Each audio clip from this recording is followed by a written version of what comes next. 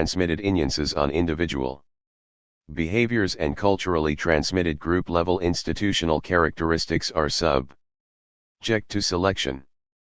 The model is thus an example of a gene culture evolutionary process introduced in Chapter 2, with institutions playing the role of culturally transmitted niches, constructed environments affecting the processes of selection acting on genetically transmitted traits, Odlingsme et al. 2003. We will show that these niches may allow a genetically transmitted altruistic predisposition to emerge when rare and then proliferate, and that the resulting altruistic behaviors contribute to the competitive survival of those groups in which these niches have been constructed. Conventions such as sharing food or information with other group members, consensus decision-making, and political practices that prevent dominant males from monopolizing reproduction are examples of reproductive leveling, a form of niche construction that, as we will see, contributes to the evolution of altruism. Individual differences in size, health, information, behavior, and other influences on access to scarce resources are typically rooted in differences in reproductive success. Among some other primates, No and Sluiger 1995, Pundit and Van Schaik 2003, and especially among humans, reproductive leveling attenuates this relationship. Because altruists receive lower payoffs than other group members, they benefit from reproductive leveling. Because this attenuates the within-group selective pressures working against them. Across a range of biological entities, from multicellular organisms to groups of ancestral humans, evolutionary processes are strongly influenced by reproductive leveling because it suppresses competition and reduces differences in behavior or other phenotypic variance within entities. In a paper studying slime mold, Dictyostelium discoideum, Stephen Frank, 1995, writes, evolutionary theory has not explained how competition among lower-level units is suppressed in the formation of higher-level evolutionary units, p. 520, adding that mutual policing and enforcement of reproductive fairness are also required for the evolution of increasing social complexity. John Maynard Smith and E. Orsathamary note that many of what they term the major transitions in evolution share a common feature: entities that were capable of independent replication before the transition can replicate as part of a larger whole after it. 1997, p. 6. As a result, the constituent entities making up the higher-level units come to share a common fate, with selection pressures working on the higher rather than the lower-level units. Christopher Boehm, 1982, was one of the RST to apply this idea to human evolution. Among ancestral foragers, he wrote, group sanction emerged as the most powerful instrument for regulation of individually assertive behaviors, particularly those which obviously disrupted cooperation or disturbed social equilibrium needed for group stability. As a result, a political revolution experienced by Paleolithic humans created the social conditions under which group selection could robustly support genes that were altruistic, Boehm 1999. Relatedly, Irenaeus E. Bluey-Besfeld, 1982, pointed to the importance of indoctrinability to identify with values, to obey authority, and ethical sharing, and thought that through these bonding patterns, groups become so tightly knit that they could act as units of selection. As a result, group institutions that regulate competition among members become themselves subject to selective pressures. For instance, food sharing beyond the family, which reduces within-group differences in material well-being, attenuates within-group selective pressures operating against individually costly but group-beneficial behaviors.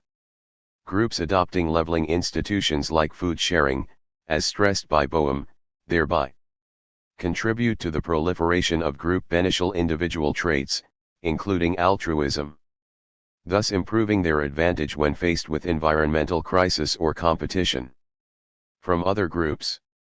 The individual traits that we consider include warning others of danger, acquiring and sharing valuable information, participation in the defense of the group or in predation of others, or the punishment of those who fail to conform to these group beneficial behaviors. Thus, the formally altruistic, individually costly but in-group beneficial traits that may proliferate under the influence of multi-level selection include behaviors that may be harmful to members of other groups. The processes modeled here might be best described, paraphrasing Lalonde et al. 2000, p. 224, as demonstrating the evolutionary success of self groups rather than generous individuals. Though our definition of altruism, A1, refers only to in-group interactions, in our model individuals interact with out-group individuals as well. The model works because altruists confer advantages on insiders, while enacting costs on outsiders. Our references to group beneficial behaviors thus refer exclusively to in-group effects. In the next chapter we will address 3 shortcomings of this simple formula. First, here the altruists act on the basis of 2 quite different proximate motives: generosity toward fellow group members and hostility toward outsiders. There is no particular reason why the suite of motives and behaviors, which we term parochial altruism, should be linked, so we will need to ask if this linkage itself could have evolved. Second, ethnographic studies of hunter-gatherers as well as archaeological evidence make it clear that intergroup relations are not exclusively warlike. Recognizing the importance of mutually beneficial intergroup relations, for example, the co-insurance and trade relations we described in the previous chapter, in the next chapter we adopt a more realistic model in which group members not only enact harm on their neighbors, but also may benefit from friendly relations with members of other groups. Finally, the frequency and intensity of mortal conflict between groups plays a central role in our explanation. The archaeological and ethnographic data on forager mortality in warfare reviewed in the previous chapter along with the other data which we will use here provide empirical support for our explanation.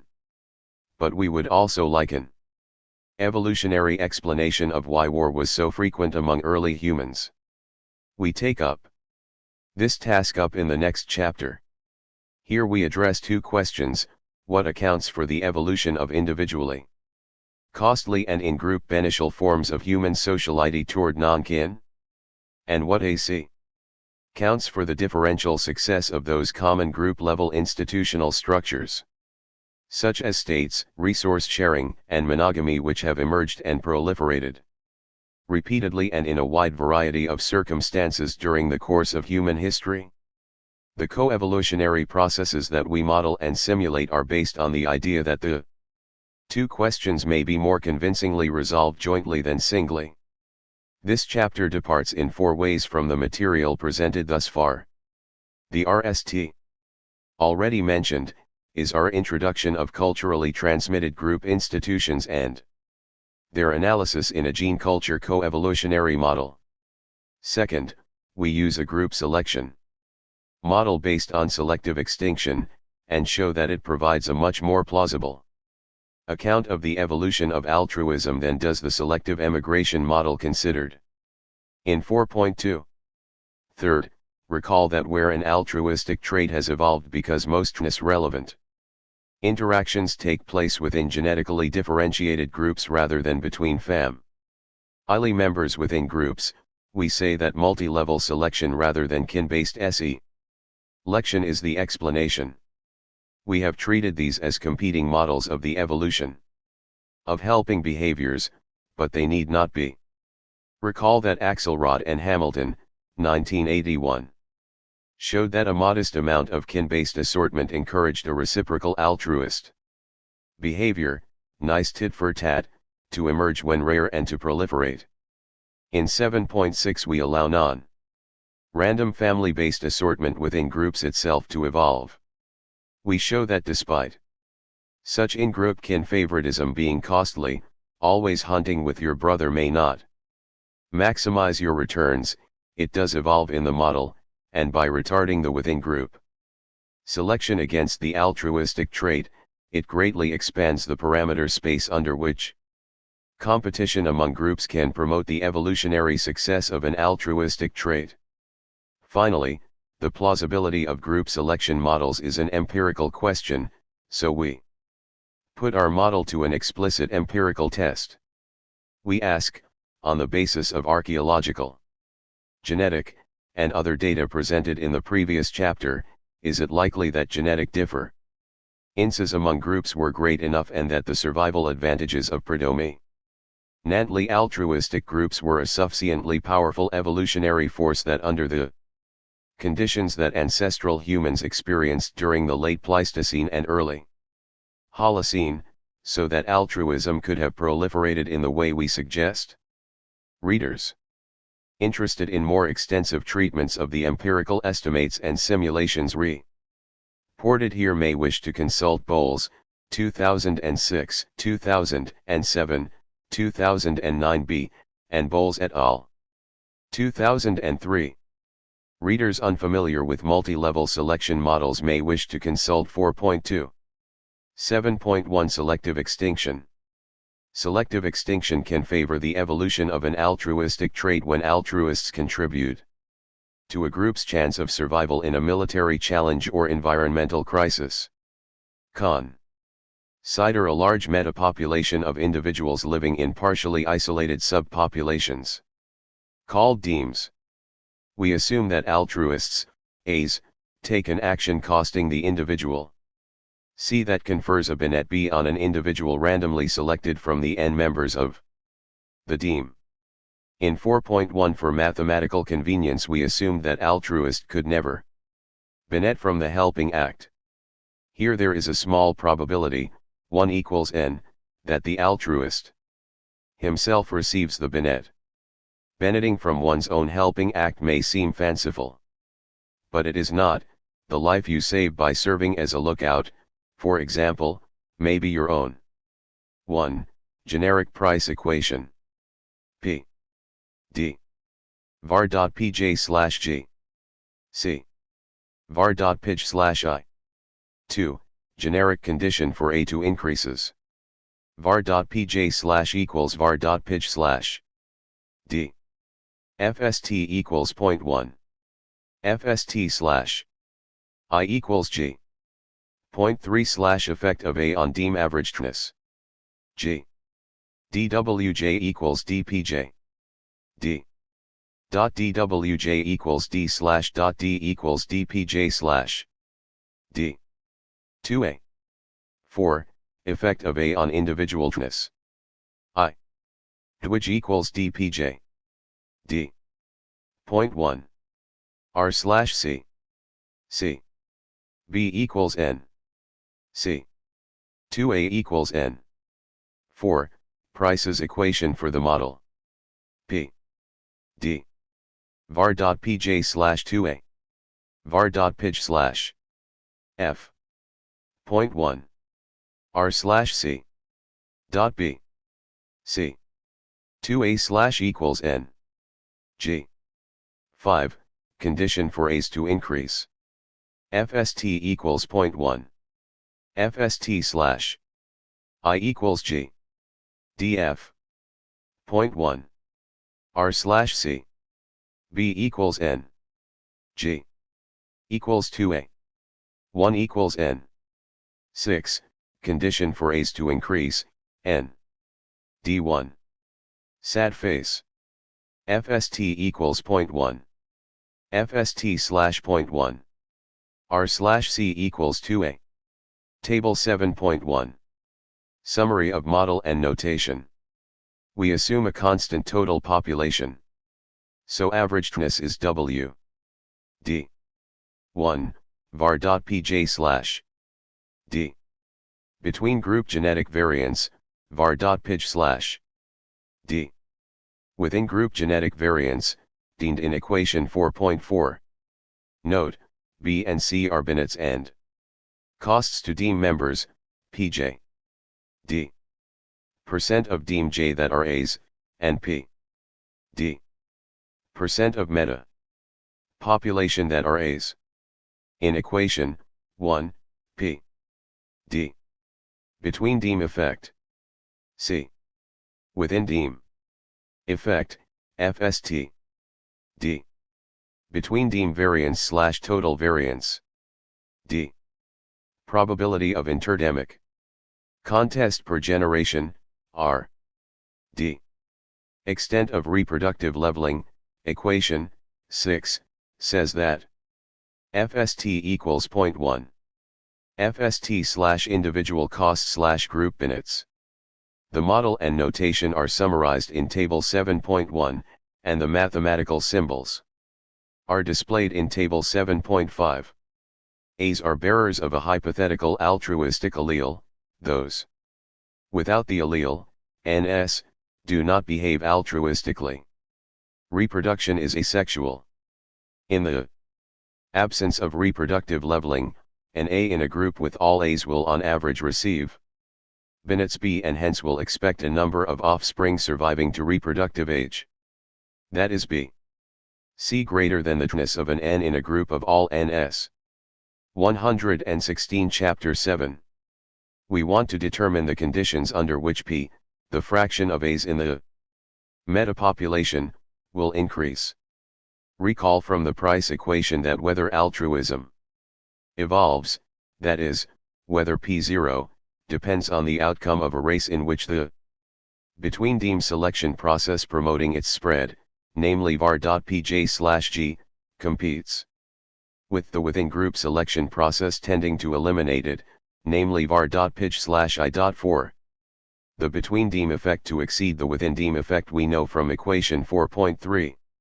It must be that var.pj/ var.pij/i g 7.1.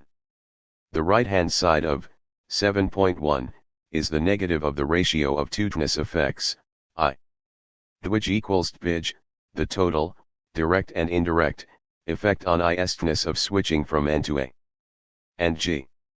dwj equals dpj, the effect on averageness of members of group J of variations.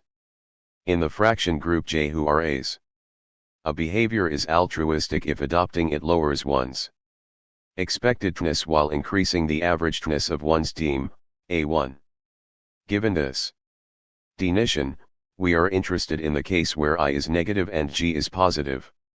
The left-hand side of 7.1 is a measure of positive assortment arising from the fact that if the fraction of A's in deems differ, i.e., var.pj/ is positive, then A's are more likely than NS to interact with A's. Because, until 7.6, the within deem binets of altruism are randomly distributed among all group members, between deem differences in the prevalence of A's, i.e. var.pj/0, is the only reason why A's are more likely than NS to binet from the helping actions of A's.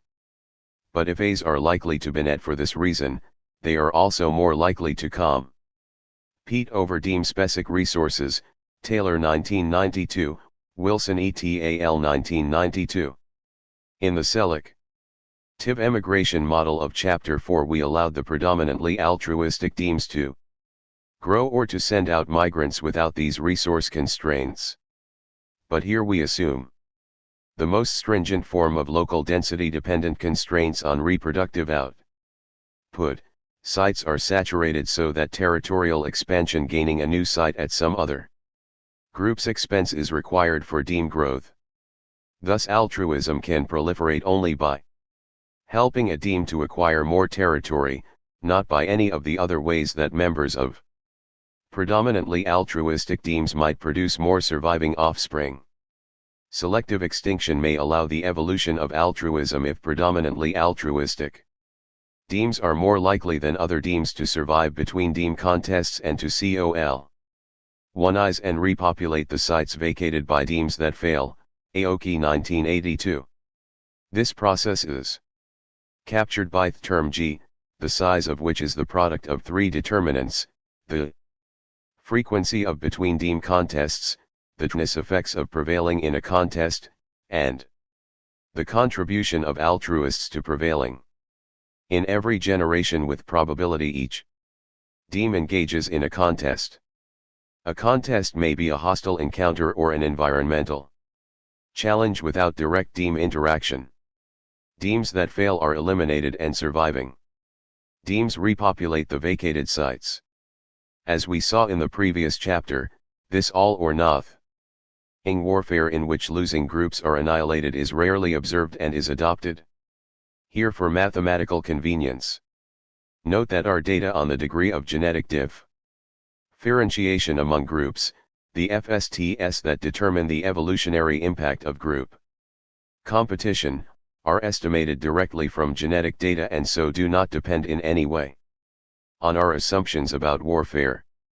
We adopt a more realistic representation of war in the next chapter. Deems are the same size, normalized to unity, except that deems that have occupied the site of an eliminated deem are momentarily of size 2, and eliminated deems are of size 0. The surviving deem then divides, forming two daughter deems of equal size. Let the probability that the deem survives a contest be.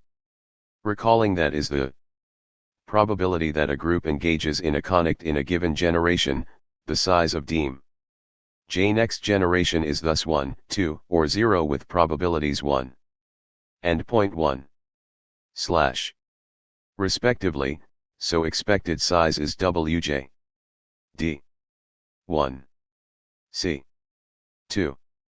The effect of the prevalence of A's on the expected size of the deem next generation, G d dwj equals dpj, is the likelihood of a contest, times the effect on deem size of surviving or not, 2, times the effect of the prevalence of A's on the probability of a deem surviving should a contest occur. A. Thus G d 2a. There is no way to estimate A empirically, so we explore two alternative values. A d 1 is derived from a model in which all A and all n deems, respectively, survive and fail with certainty should a contest occur with a deem half of whose members are A, while if A d 1 equals 2, and all A deem survives with probability 3/4 and an all n deem survives with probability 1/4. These two alternatives are shown in figure 7.1. Probability that 0.50, 1, 0.75, 0.50, 0.25, 1. Pj, fraction of group A d 1 A d 1 equals 2, 0. J that are A's. Group J prevails. Figure 7.1. Survival probability for deem J if half of the members of the paired group are A's and Pj is the fraction of members of group J who are altruists. Groups are of the same total size. 7.2 Reproductive leveling. Reproductive leveling reduces the strength of within-group selective pressures against the A's. To see how this works, suppose a particular N were instead an A.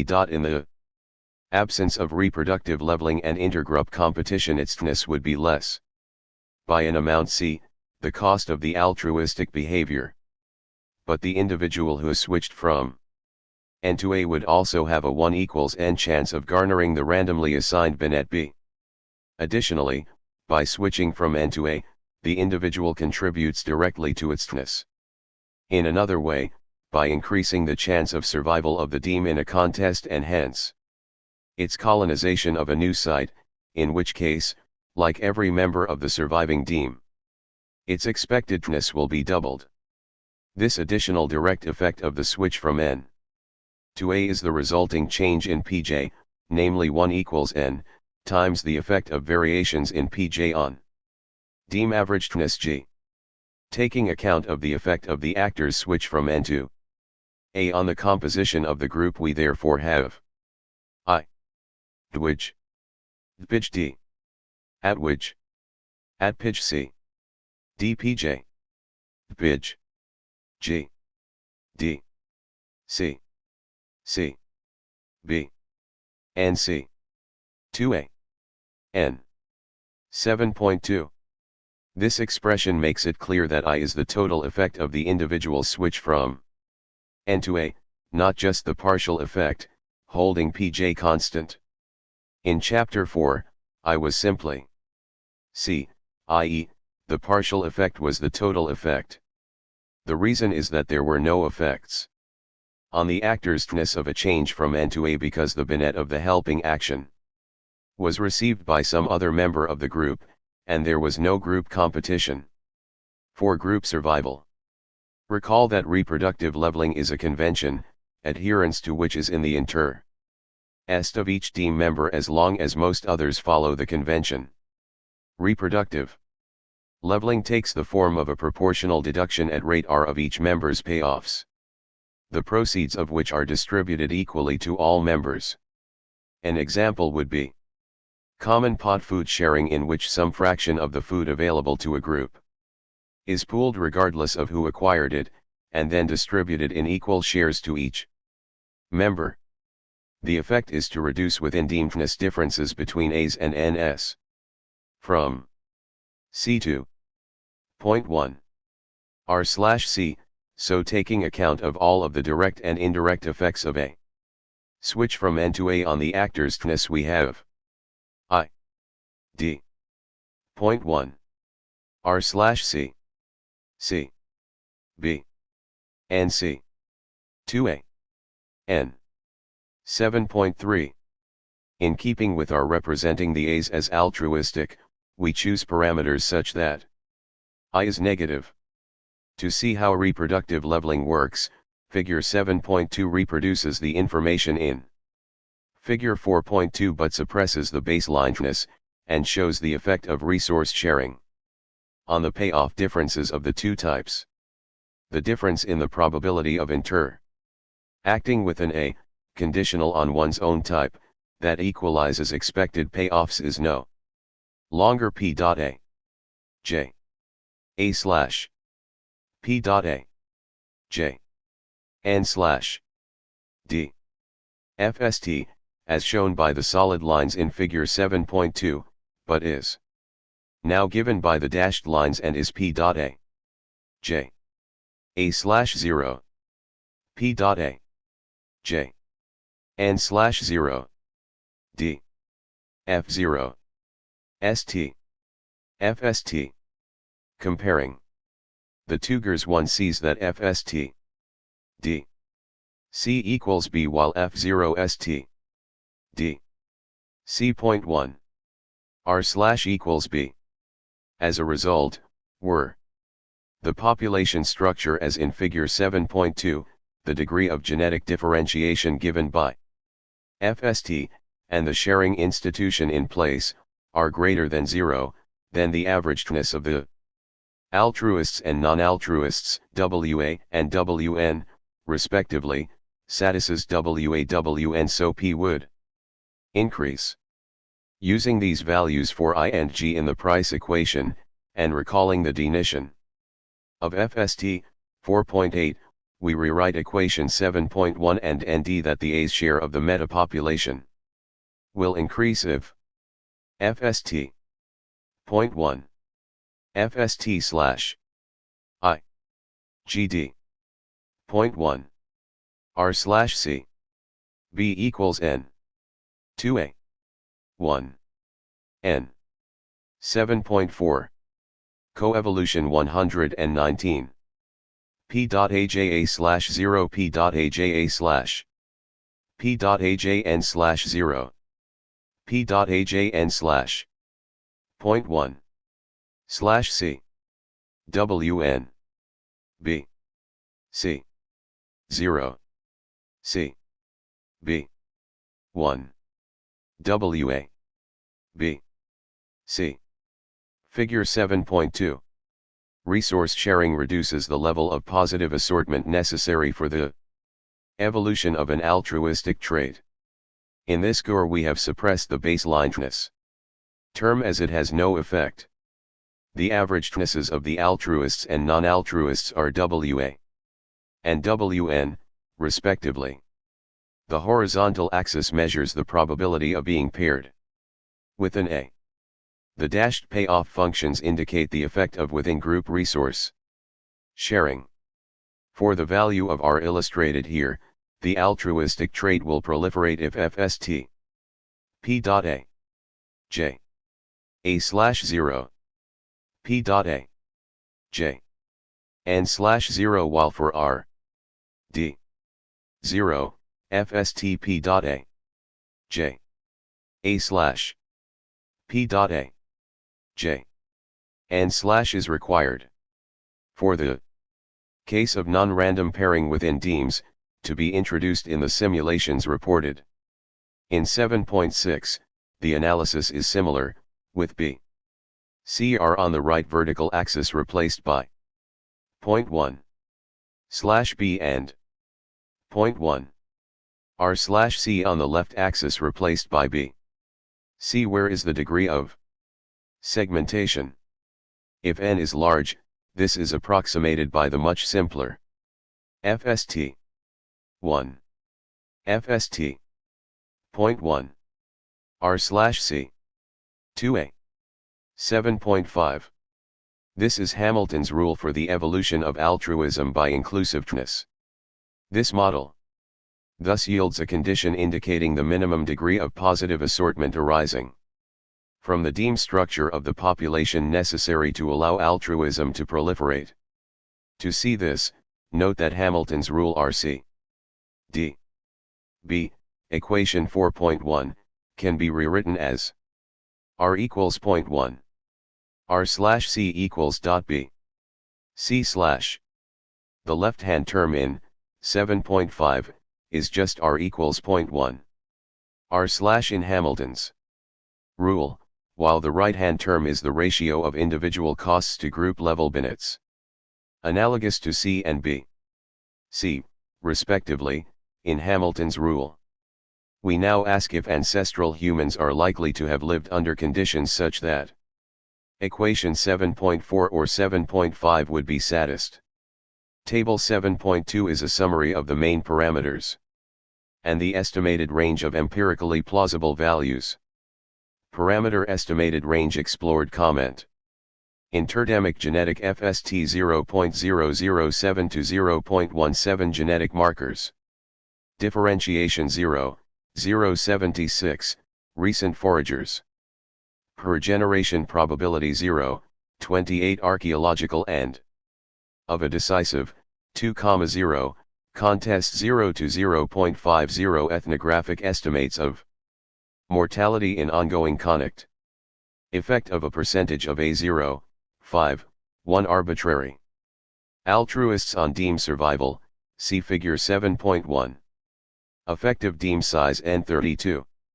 1. Genetic evidence. 1 generation, from ethnographic. 1 generation, hunter-gatherers, Chapter 7. Cost to altruists C 0.0 to 0.08 depends on behavior. Under consideration. Bonnets to DEM B 0.05 as immediately above. Without a contest, virtually no effect. Table 7.2. Parameter estimates. Note, benchmark values are in bold. Entries not in bold are alternative values. 7.3 Genetic differentiation between groups. Wright, 1950, p. 203, speculated that an equilibrium FST among human groups, namely that which would balance the offsetting effects of migration and genetic drift, might be about 0.02, a value that would preclude interdemic competition as an important evolutionary force. For example, in the selective emigration model an FST of this Magnitude would require B to exceed C by a factor of 50 in order for altruism to evolve. Equation 4.10. But as we have seen in the previous chapter, most empirical estimates of FST values are considerably larger. However, estimates of genetic differentiation at the locus of an allele that is X pressed in an altruistic behavior may differ from estimates based on neutral loci, those not under selection, such as those in Table 6.1. First, an altruistic allele would be, by definition, under directional selection. This would be expected to reduce interdemic genetic differentiation at least in the very long run, because in the absence of offsetting effects, the frequency of the A's in the population will eventually go to zero. However, this tendency may not work over time scales relevant to human demes. Simulations show that even for very strong selection against the A's and for plausible initial distributions of A's in demes, the FST rises for tens of generations before declining. Bowles 2006. For moderate selection against the A's, the FST may rise for more than 100 generations before falling. Because, as we found in the previous chapter, and extinction events that enhance interdemic variance are likely to be an order of magnitude more frequent than this, it appears that high levels of FST could persist indefinitely. Additional simulations show that exceptionally strong directional selection against the A's, C. D. 0:1, is compatible with the indefinite maintenance of high levels of FST, even with random rather than Hamilton's association of demes. Second, altruists will sometimes be able to exclude non-altruists from their demes, Wilson and Dugatkin 1997, resulting in what Eschel and Cavalli-Sforza, 1982, called selective assortment. In this case, migration might also enhance between deme variance and reduce within deme variance, Rogers and Yard 1987. Here, selective assortment is contingent on past behavior that is itself an observable expression of the altruistic allele. As a result, the only way an N could mimic the A's so as to evade their choosiness would be to adopt the altruistic behavior itself and thus to bear its costs. Thus, the instability arising in the case of assortment by Green-Beards, Ridley and Graffen 1981, does not arise. But there is nonetheless an impediment to selective assortment that is sometimes overlooked. Exclusion of NS is likely to be costly for the A's, while the associated benefits are shared by all deme members. However, it is not implausible that altruists would undertake some moderate level of N exclusion as a contribution to the public good. As we have seen, there is ample ethnographic evidence that foragers practice selective assortment when they ostracize or shun individuals who violate behavioral norms. Finally, it is readily shown that a modest amount of selective assortment generates substantial levels of between-deme differences, Bowles 2006. 7.4 Deme extinction and the evolution of altruism. Thus we think that selective assortment is among the processes generating genetic differentiation among groups. But the results, to which we now turn, do not depend in any way on this assessment. They are based on the observed, not hypothetical or assumed, levels of genetic assortment. While the effects of most forms of reproductive leveling cannot be estimated, the degree of within-deme resource sharing is known from empirical studies of the acquisition and consumption of nutrition among foragers.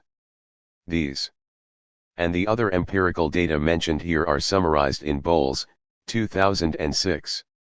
On this basis we take R D 2 equals 3 as a plausible benchmark with 1/3 as an alternative value. The appropriate value of N is the number of deme members of a breeding generation, about 1/3 of the census size. Here we take 96 census members as a benchmark. size, or n. d. 32 members of a single generation. As an alternative, we will also consider very large, strictly, inite, deems. Plausible values of C and B will depend on the particular altruistic behavior in question. For example, a warning call would have a different B and C than defending the community against hostile neighbors. To facilitate the exploration of a variety of altruistic behaviors, we present results for a given B, D, 0.05 and C varying from 0.00 to 0.08. Equations 7.4 and 7.5 make it clear that for sizable deems B is of little importance. The main contribution of altruistic behavior to THIRD-WORLDISM arises from group competition, not within group minutes. Estimates of the extent of hostile group interactions during the late Pleistocene and early Holocene surveyed in the previous chapter allow us to estimate the probability that in any given generation a group will engage in a decisive war, in which the loser is eliminated and the winner suffers no losses. Mortality results when a group loses. A conflict, occurring with probability 0.1/. If war does not occur or if the group engages in war but prevails, then all deaths are from other causes. Thus, the fraction of all deaths that are due to war is d. 0.1/. Averaging across groups. d. 0:5 so. d. 2 We use the values of I in table 6.2 to estimate. The above parameter estimates are summarized in table 7.2. They are subject to substantial error given that they are inferences about conditions occurring tens of thousands of years ago for which very little direct evidence is available. With this caveat in mind, suppose early human demographics and social practices resulted in genetic differentiation at the locus of an altruistic allele that was the magnitude of the median in table 6.1, 0.075. For the benchmark values of R, N, and A, the solid lines in figure 7.3 give the combinations of C and such that equation 7.4 is satisfied as an equality. More frequent contests or less costly forms of altruism, points above the line, allow altruism to proliferate. Dashed lines do the same for more stringent alternative parameter values. For example, if we're half of the estimated frequency of warfare based on the morality data in table 7.2 to 7.4, i.e., if d. 0.14, and if c. d. 0.05, altruism would proliferate under both survival functions and the benchmark assumptions, but not for very large deems with limited reproductive leveling. Figure 7.3. Conditions for the evolution of altruism by selective extinction and reproductive leveling. The solid lines are the benchmark values estimated in the text. N. D. 32, R. D. 0:66. Line 1, N. D1. R. D. 0:33, line 2, N. D. 32, R. D. 0:33, line 3, N. D1. R. D. 0:66. Points above the each line give combinations of C and such that altruism would proliferate according to equations 7.4 and 7.5. Panels A and B, respectively, use A. D. 0:5 and A. D. 1 for both panels, B. D. 0.05. Similar analysis for each estimate of the genetic differentiation in table 6.1 is presented in Bowles, 2006. Coevolution 123. T. Moore. C. Java C. Gulf of Carpentaria, Tiwi, Warnandiliakwe, Mernjan, Anbara, Nakara, Gawangwu, Kunjimi, and Galakan. Figure 7.4. Data sources in Arnhem Land, Australia, for ethnographic evidence on warfare, black dots, and genetic differentiation, open dots. The maximum distance between pairs of groups shown is about 600 kilometers. Source, Bowles 2009a and Walsh et al. 2007. 7.5 The Australian Laboratory.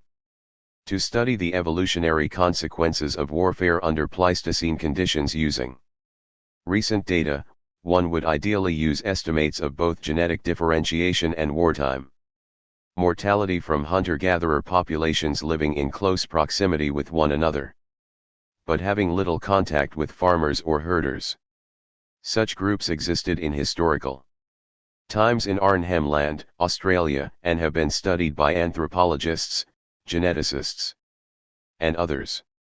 Australia is the continent thought by many to be the best laboratory of likely Pleistocene and early Holocene conditions among foragers. Laurandos 1997. Depictions of warriors and battles in the rock art of Arnhem Land populations date from as early as 10,000 years ago, Taken and Chippendale 1994. The availability of archaeological, ethnographic, and genetic data for this region makes it a remarkable laboratory for this investigation. To gauge their implications, we rearrange equation 7.4 and for simplicity set b d 0 to deem the critical value c as the maximum cost of the altruistic behavior consistent with its proliferating in the population. C d 2a FST 1 FSTC 1 N 7.6. We use data on the extent of wartime mortality in 3 nearby groups of foragers: the Anbara, Mernjan, and Tiwi, along with estimates of genetic differentiation among 7 aboriginal groups, including the Tiwi and the Mernjan, in that relatively small area, depicted in figure 7.4. To decide whether the values of C that we calculate using equation 7.6 are large or small, note that C d 003, for example, is a quite substantial cost, one that in the absence of intergroup competition would lead the fraction of altruists in a group to fall from 0.9 to 0.1 in just 150 generations. An illustration more directly related to the question of warfare is the following. Suppose that in every generation a group is engaged in a war with probability d 2i, and that an altruistic warrior will die with certainty in a lost war and with probability 0.20 in a war in which the group prevails, while non-altruistic members also die with certainty in lost wars but do not die in won wars.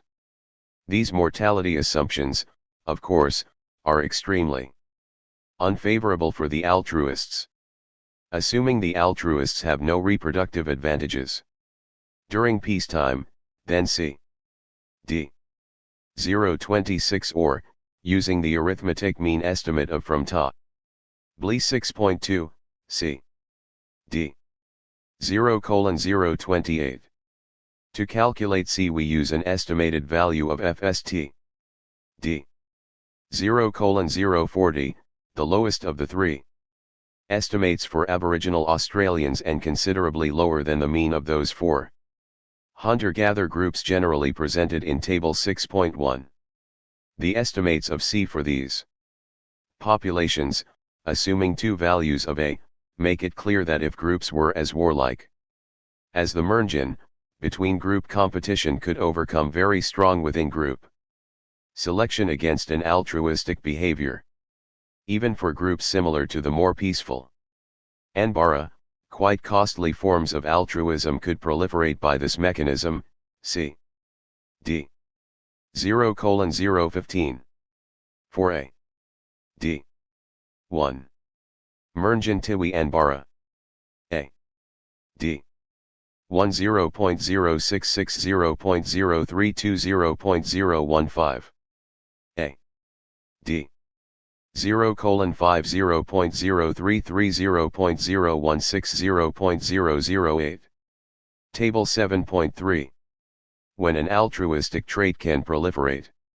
Note, entries are the largest cost. See for an altruistic trait to proliferate given genetic differentiation and mortality in intergroup hostilities, I, among 3 Arnhem hunter-gatherer populations. 4. The Mernjan, Tiwi, and Anbara, respectively, we estimate, Table 6.4, I. D. 0:21, I. D. 0:10 and I. D. 0:04. 7.6 The coevolution of institutions and altruism.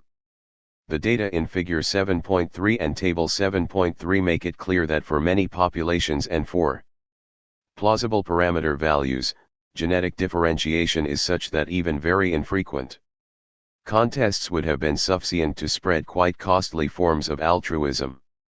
The same conclusion holds if group extinctions resulted from a failure of group members to cooperate during environmental crises. Because the initial spread of altruism among humans could have been propelled by just a few of the vast number of late Pleistocene demes, the above data and reasoning suggest that selective deme extinction may be part of the account of the evolution of altruism. Figure 7.3 shows that this is likely in the presence of significant levels of reproductive leveling, but much less so in its absence. To see this, compare lines 1 and 3, or line 2 and the solid benchmark line. This suggests an important role for culturally transmitted practices in creating a niche in which a genetic predisposition to behave altruistically might have evolved, and perhaps accounting for the distinctive aspects of human altruism not found in other species. But we have not yet modeled the dynamic of genes and group-level institutions. Thus far we have posited empirically plausible levels of warfare and reproductive leveling, rather than explain their evolution. Below and in the next chapter, we will model the coevolution of altruism with these distinctive human institutions. Because this process involves highly complex selection processes operating at 2 levels, individual and group, in which the magnitude of within group and between group selection effects are endogenously determined by the evolution of group level institutions, the dynamic is not amenable to mathematical analysis using the price equation, or indeed any other mathematical formulation capable of analytical solution. An agent-based model, A2, however, is illuminating. Our objective is to see if the culturally transmitted group-level institutions that support the evolution of the altruistic allele could themselves have evolved even if maintaining these institutions imposed costs on the groups adopting them. We will of course consider reproductive leveling. But we are to introduce an additional aspect of group social structure, the tendency of like types to interact within groups more frequently than would occur by chance. The resulting non-random pairing, sometimes called segmentation, may occur because of a tendency to share residence and thus to interact disproportionately with siblings and other kin by recent common descent, or because people sometimes are able to condition their interactions on the type of the other, based on information about past behavior. For example, suppose, then, that in addition to the institution of resource sharing, groups are also segmented, so that rather than the benefit of a given altruist's helping behavior being bestowed by an individual randomly drawn from the group, we now let altruists have a higher than chance probability of being the recipient of the help provided by a particular altruist. To see how this works, suppose groups are large. Let J greater than 0. B. The degree of segmentation in group J, that is, the difference in the conditional probability of an A and an N, in the same group, receiving the binet of an A's help. Thus the probability of an A in group J getting the binet is J. C. Point 1. J/PJ. And the analogous probability for an N is 0.1. J/PJ. So the expected binet of the presence of altruists in the group enjoyed by an altruist is no longer PJB but rather F. J. C. Point 1. J/PJ. G. B, and the expected binet of the non-altruist is only 0.1. J/PJB. Then, abstracting from reproductive leveling, the expected difference in payoffs between NS and A's in the same group is no longer C but C. JB. Segmentation thus reduces the THIRD disadvantage of altruists because they are disproportionately likely to binet from the help of other altruists, while NS are disproportionately likely to not binet. If JC equals B, A's will on average do better than NS in group J, and as a result the A's will not suffer any reproductive disadvantage. To pose the classical, strong, group selection problem, we therefore assume JC equals B. Like resource sharing, segmentation is a convention and is passed on culturally. Taking account of both segmentation and resource sharing, the difference in the expected payoffs received by NS and A's within a group will now be 0.1. R/.C. JB/, from which it is clear that both institutions retard the within-group selection against the A's. The institutions represented by NR differ among groups and they also evolve under the selective pressure resulting from the differential survival of groups. In R simulations, when a connect occurs, the group with the higher total payoff wins. As in the model presented above, the losing group's members die and the winning group populates the site occupied by the losers with replicas of a random selection of themselves. The new inhabitants of the site adopt the institutions of the winning group from which they descended. Institutions are also subject to stochastic variation, increasing or lowering R and by chance each period. Both segmentation and resource sharing impose costs on the groups adopting them. More segmented groups may fail to capture the benefits of diversity or of economies of scale, and resource sharing may reduce incentives to acquire the resources to be shared. Neither of these costs is modeled formally. But to capture their impact, group average benefits are reduced when larger values of and R are implemented. See the legend of Table 7.4. With Astrid Hopfensitz and Jung Kyochoi, we simulated an artificial population living in 20 groups, Bowles et al. 2003. We selected an extraordinarily high cost of altruism, C. D. 0:1 and did not allow A's to binet from their own processual actions, that is, B. D. 0:2 is conferred on some other randomly selected group member. Thus within a group, when D. R. D.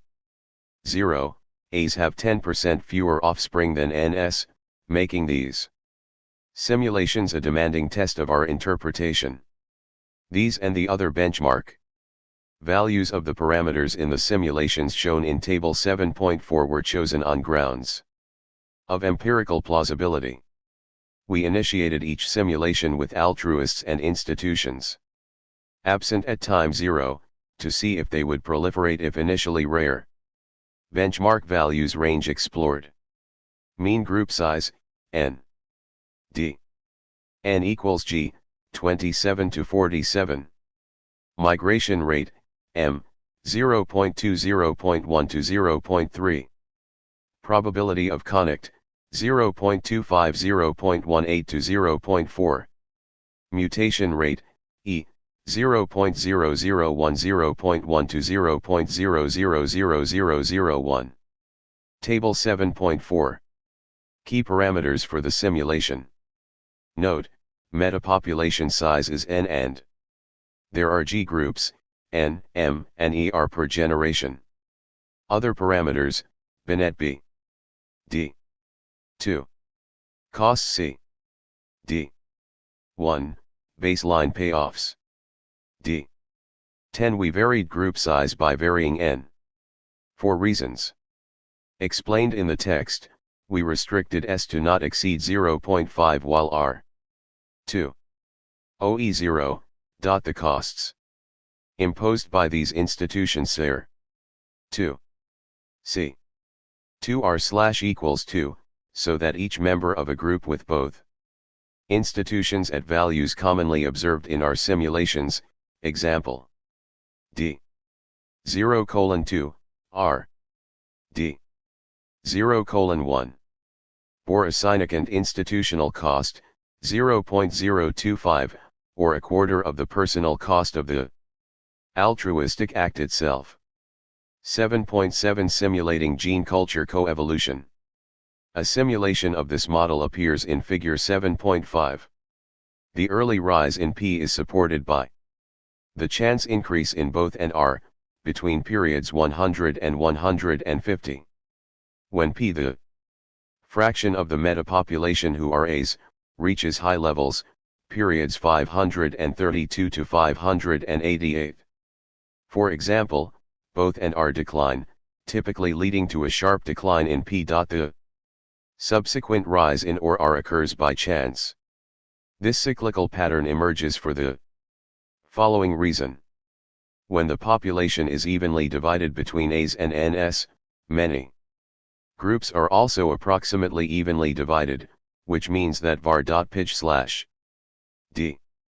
pj.1 pj/ takes its maximum value, so the within-group selection term in the price equation 4.3 is also at its greatest. As a result, the beneficial effects of retarded within-group selection gained by higher levels of R or are maximized when the population is approximately evenly divided between A's and NS. By like reasoning, when P is well above 0.5, the benefits of the protection of A's offered by the institutions are of less value. But the institutions are costly to bear, so when P is high, groups with substantial levels of segmentation or resource sharing are likely to lose connects with other groups. And the sites they had occupied are then peopled by the descendants of winners, who typically bear lower levels of these institutional variables. As a result, both N and R fall. Figure 7.5. The coevolution of leveling within group segmentation and altruism. The GUR represents a 1,000 generation history of a simulated ethno-linguistic group of about 1,200 individuals, census size, using the benchmark parameters from Table 7.2. The population average frequency of altruists is P. Also shown are the average across the 20 groups of the level of reproductive leveling, that is, resource sharing R, and segmentation. Altruism and both group level institutions are initially rare, set equal to 0. The particular time frame shown was selected because it clearly reveals a dynamic that is observed over long periods in many runs. We checked to see if the proliferation of the A's could have been the result of the directness benefits to an individual of switching from N to A, offsetting the costs in these simulations. This seems possible given the reductions in the effective costs associated with the co-evolving levels of resource sharing and segmentation. We found that when these institutions are absent, R, D, 0, D, the direct benefits of switching from N to A, associated with increased likelihood of group survival should a connect occur, were about 1/8 of the costs, while when R and R the levels they assumed on average in these simulations, the direct benefits rose to 1/3 of the costs. Thus, the A behavior remained altruistic even under the cost-reducing effects of resource sharing and segmentation. Could individual-level altruism have evolved if group-level institutions had not evolved with it? To answer this question we constrained and are to be zero in all periods. Altruism failed to evolve over a large number of implementations of the street meant. We also investigated whether the institutions would evolve if P, the fraction of altruists in the population, is constrained to zero. They do not, because institutions are costly, and where there are no altruists in the population the institutions perform no group beneficial function, thus leading groups that by chance adopt a high level of sharing or segmentation to lose connects in which they are involved. Finally, we wanted to know how sensitive our simulations are to variations in the key parameters. To do this, we varied group size from 7 to 47, and for each size ran 10 simulations of 50,000 generations, with the other parameters at their baseline values. We did this with both institutions constrained to not evolve, with each singly constrained to not evolve, and with neither constrained. We performed the same operation for variations in the migration rate from 0.1 to 0.3, and in the probability of connect from 0.18 to 0.51. The results appear in figure 7.6.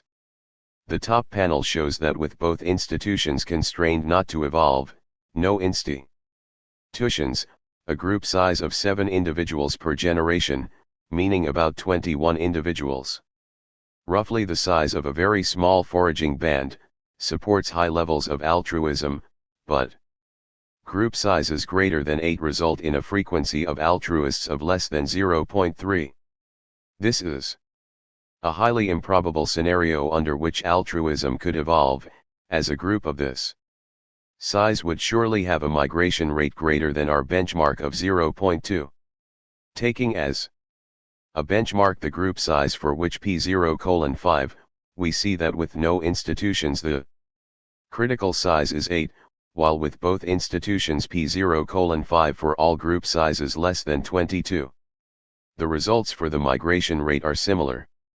With no institutions, sustaining P0:5 requires a, per generation, migration rate of not greater than 0.13, but with both institutions free to evolve, the critical migration rate is 0.21. The bottom panel shows that institutions also allow the evolution of high levels of altruism with significantly fewer between group connects. A vertical reading of the GUR is also illuminating. For example, the bottom panel shows that for D 0:3, P is less than 0.2 without institutions, but is greater than 0.8 with both institutions free to evolve. Figure 7.6. Group-level institutions increase the size of the parameter space for which altruistic behaviors are common. Each data point is the population average frequency of altruists over 10 runs of 50,000 periods each for the parameter value indicated on the horizontal axis. Each run began with P D R D D 0. The curve labeled no institutions gives the results for runs in which R and were constrained to 0.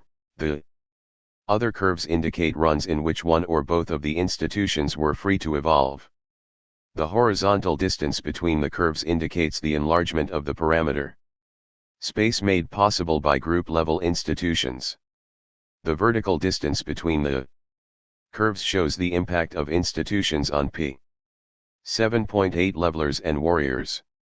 We have shown that the between-group genetic differentiation, patterns of group conduct and other conditions under which our model of selective extinction with reproductive leveling could have worked to proliferate altruism are very likely to have existed, at least for some early human groups.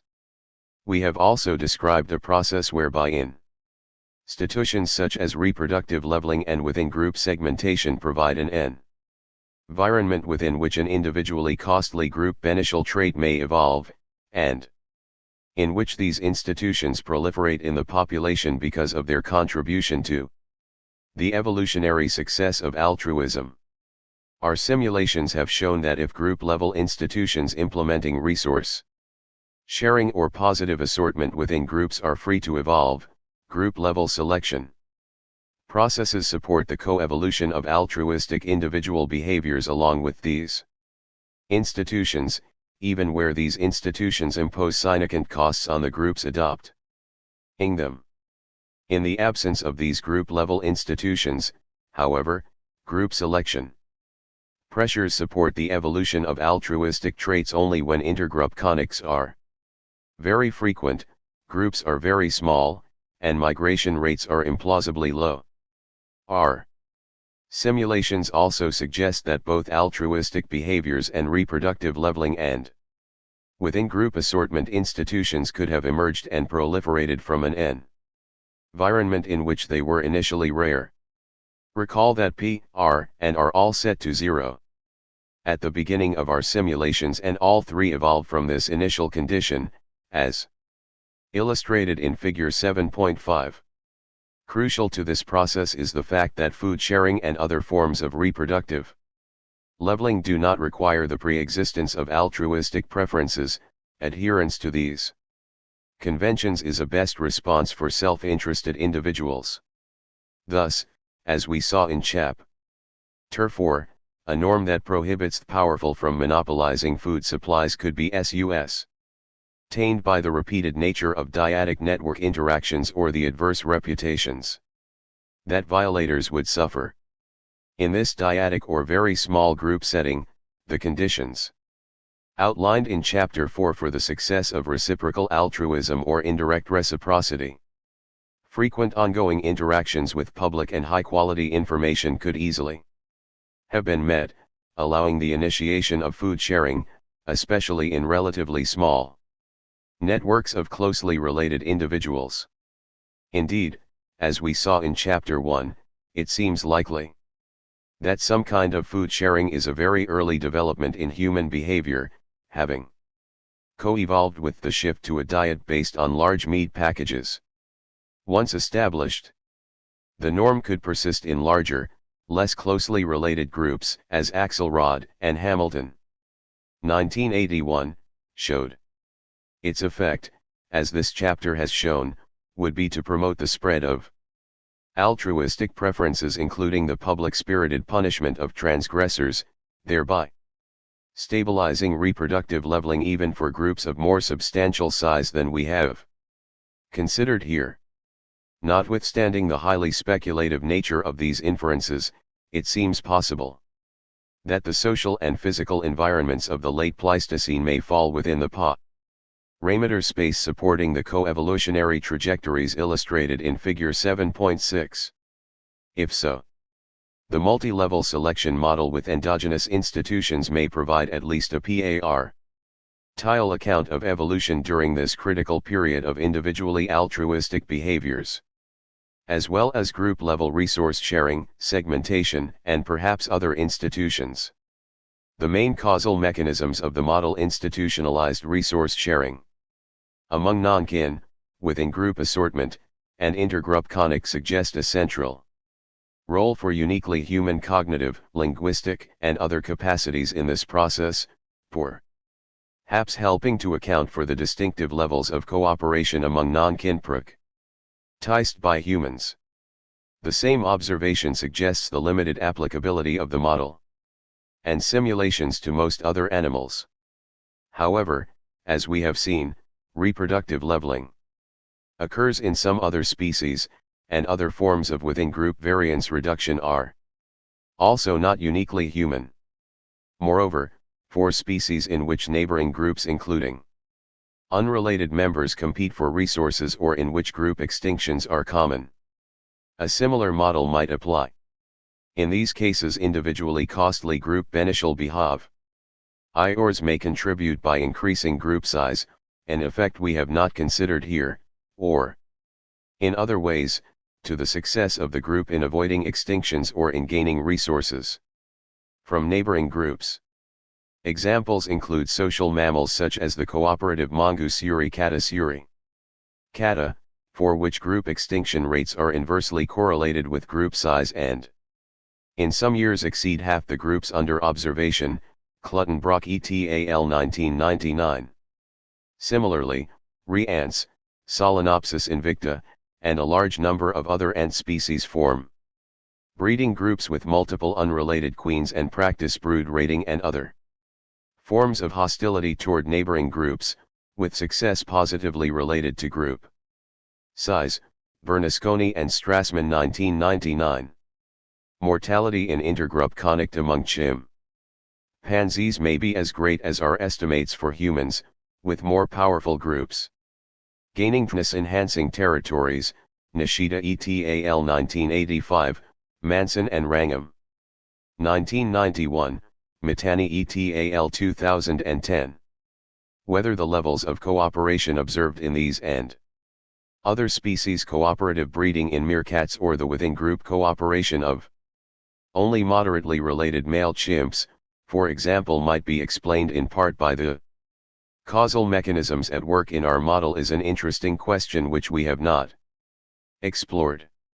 Our simulations show that two aspects of the constructed niches that supported the evolution of altruistic individuals, reproductive leveling and within-group segmentation, could have co-evolved with altruism.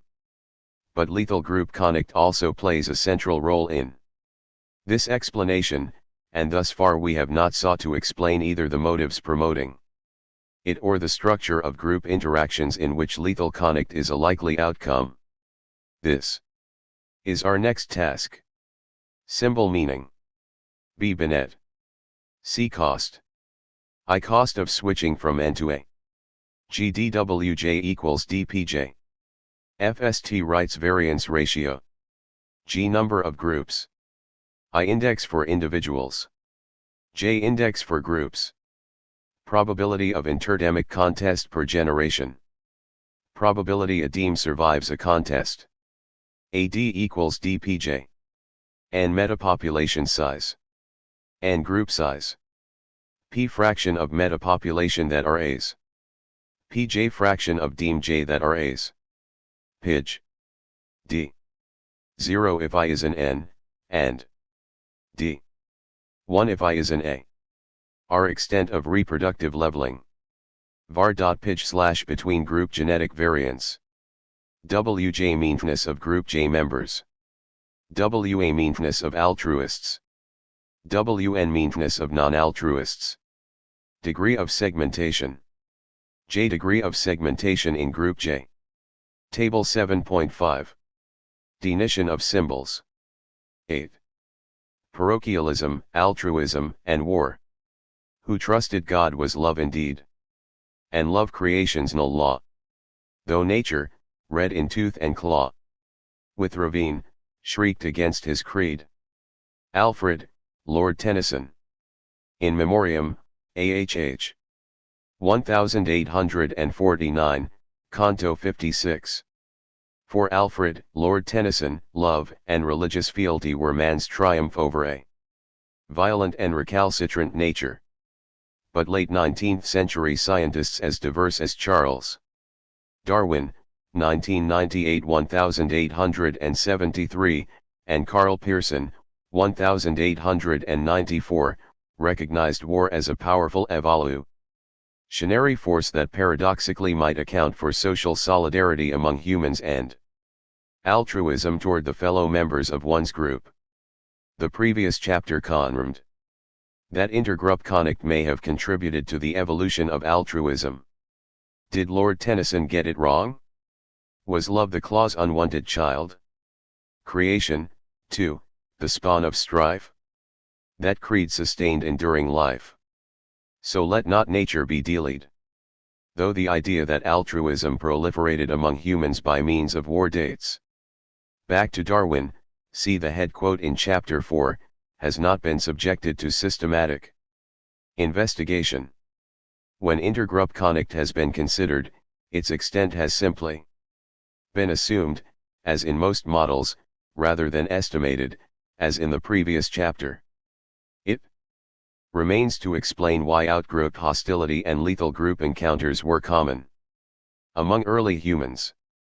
Recent contributions have shown that insider favoritism could evolve if it facilitates generalized exchange, Yamagishi et al. 1999, or supports the higher payoffs that occur when people with similar norms interact, McElrath et al. 2003, or coordinates the Ifsian selection of particular ways of interacting, Axtell et al. 2001, or improves communication among group members so as to facilitate informal enforcement of processual norms, Bowles and Gintis 2004.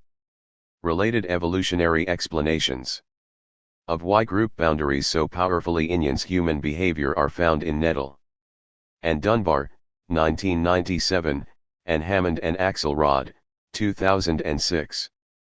But the evolution of hostility toward outsiders and other conditions that might account for the distinctly lethal and common nature of human warfare has received little attention. The importance of insider favoritism in human behavior is well established in experiments, as we saw in Chapter 3. Other evidence demonstrates that individuals often favor fellow group members over outsiders in the choice of friends, exchange partners and other associates, and in the allocation of valued resources, Brewer and Kramer. 1986, McPherson et al. 2001. We take as emblematic of this evidence a third-party punishment experiment with subjects drawn from two nearby, but not recently hostile, linguistic groups in the Mousley bellicose highlands of Papua New Guinea, Bernhard et al. 2006.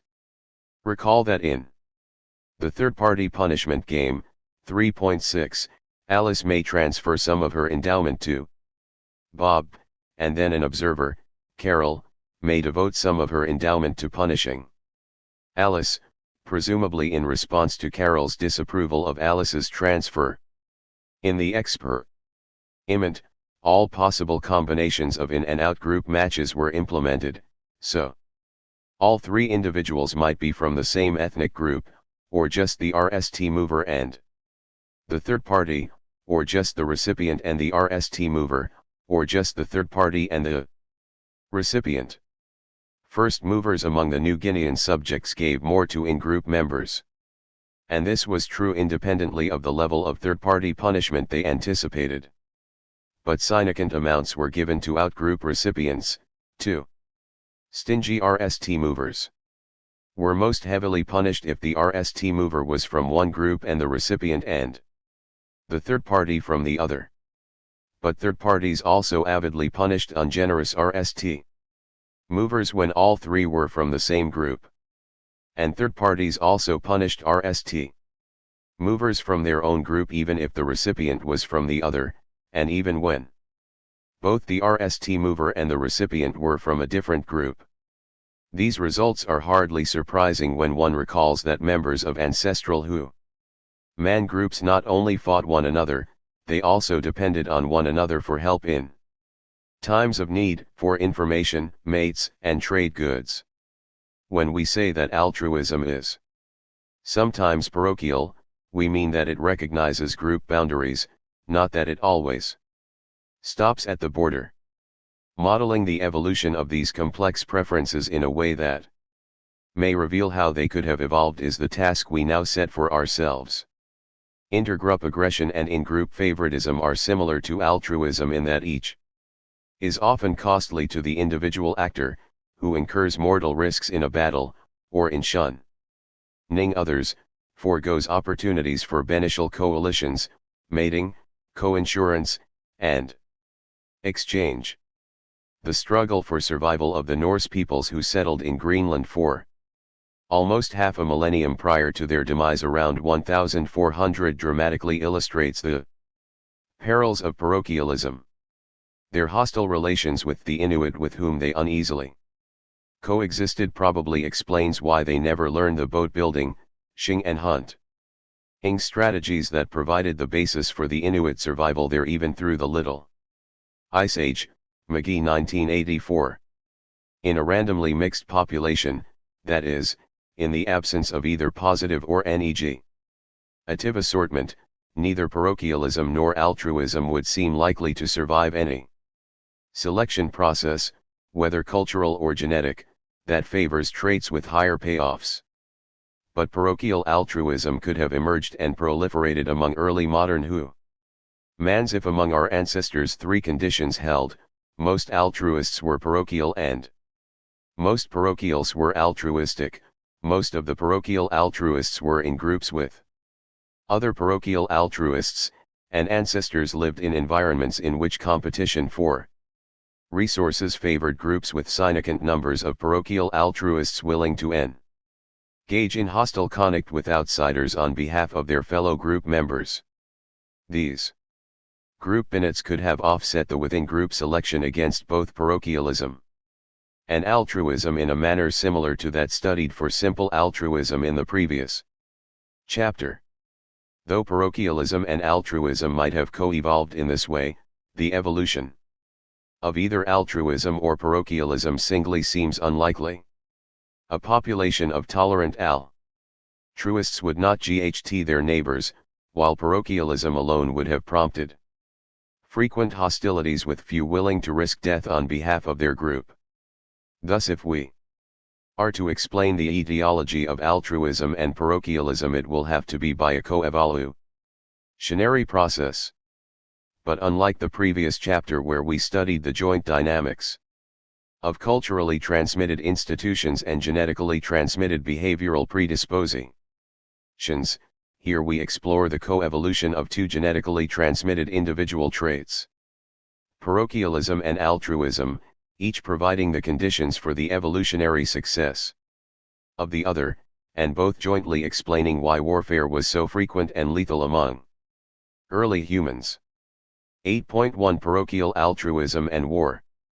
With Yunkaiochoi we modeled a population of foragers who engage in both within and between group interactions in which individuals may adopt two types of behavior: altruism and parochialism, Choi and Bowles 2007.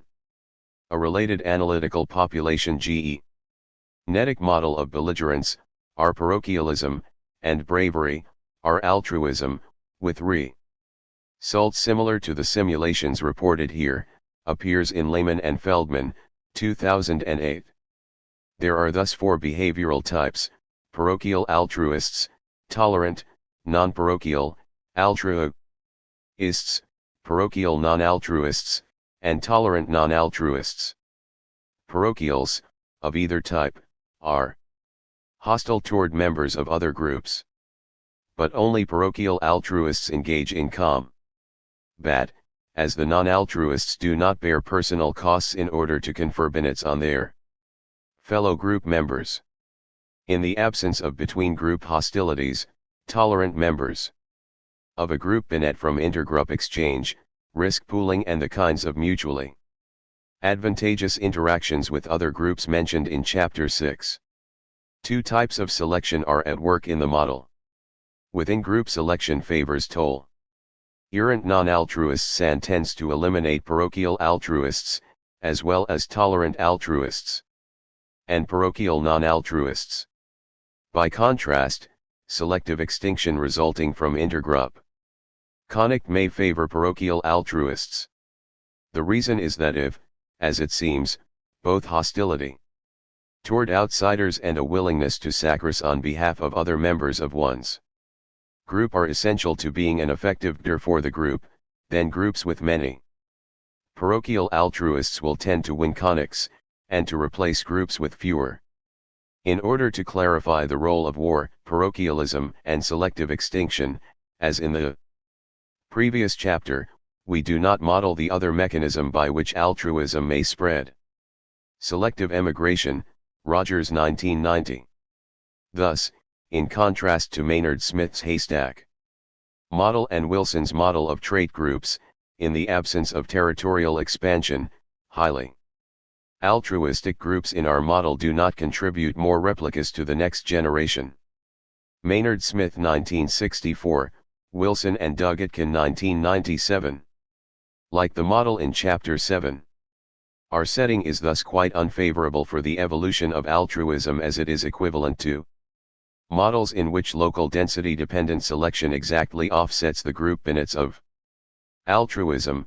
Taylor 1992, Wilson et al. 1992. Parochial altruists do receive a direct benefit if a war occurs, as they share in their group's increased probability of surviving a hostile encounter that results from their status as actor, relative to the group's likely survival had the individual been of another type. For plausible group sizes and frequencies of conflict, however, this direct benefit is an order of magnitude smaller than the costs.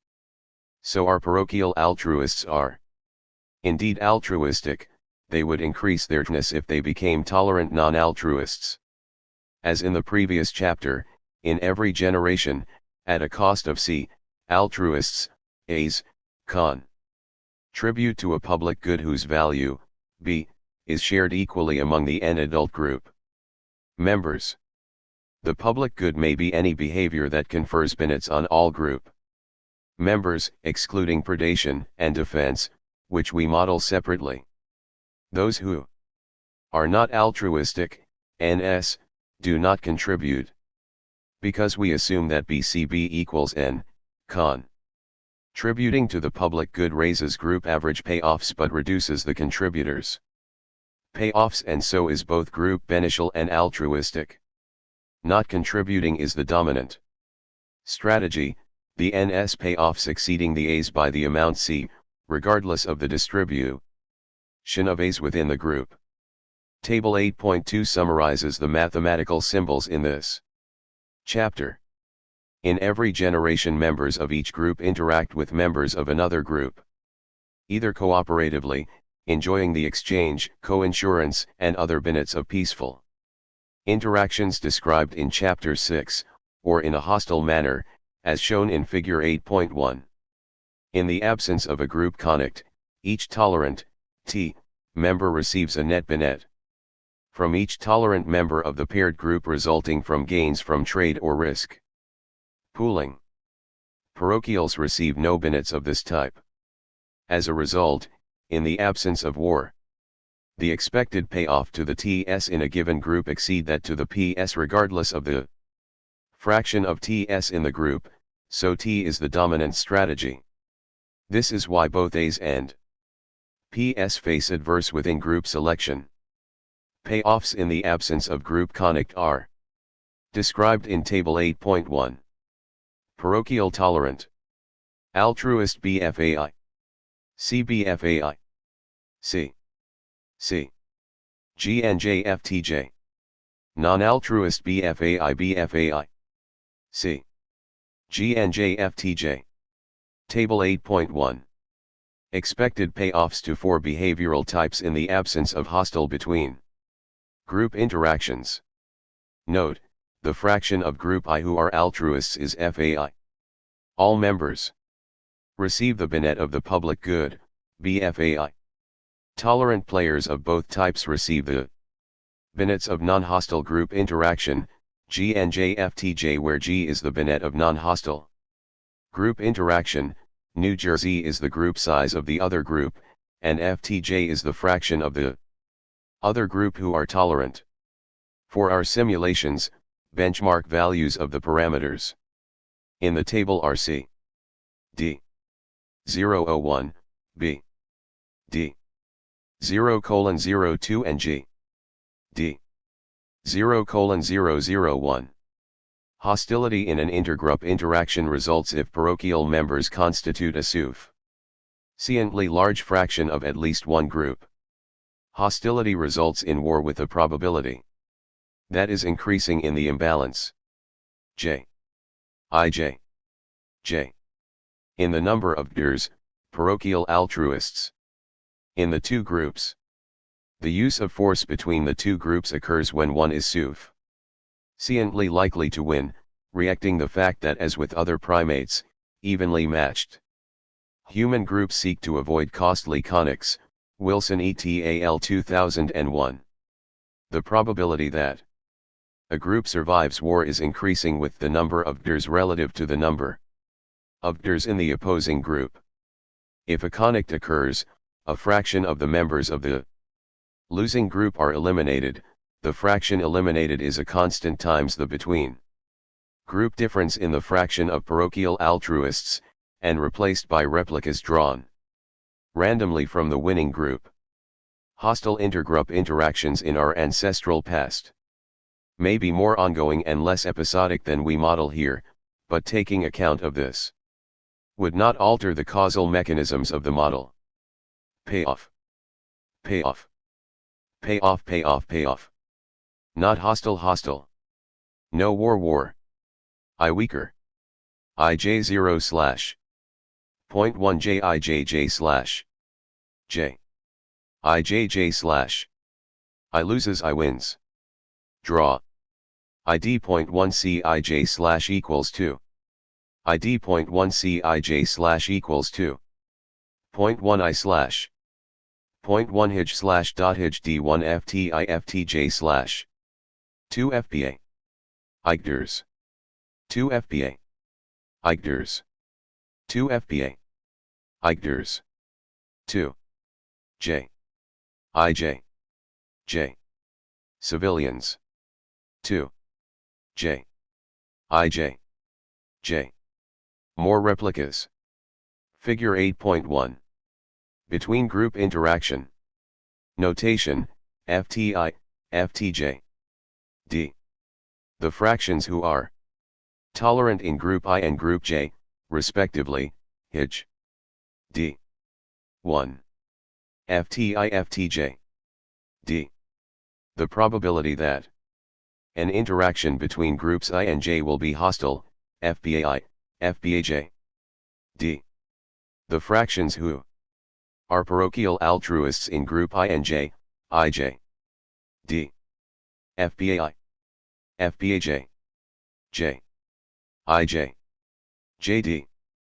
Probability that a hostile interaction will result in a war, IF. D. The fraction of THIRDs, PAs, who die. IF. D. 0.14 in our benchmark simulations, and IC. J. IJ. JD. Fraction of civilian mortality. In the losing group, IC. D. 2:5 in our benchmark simulations.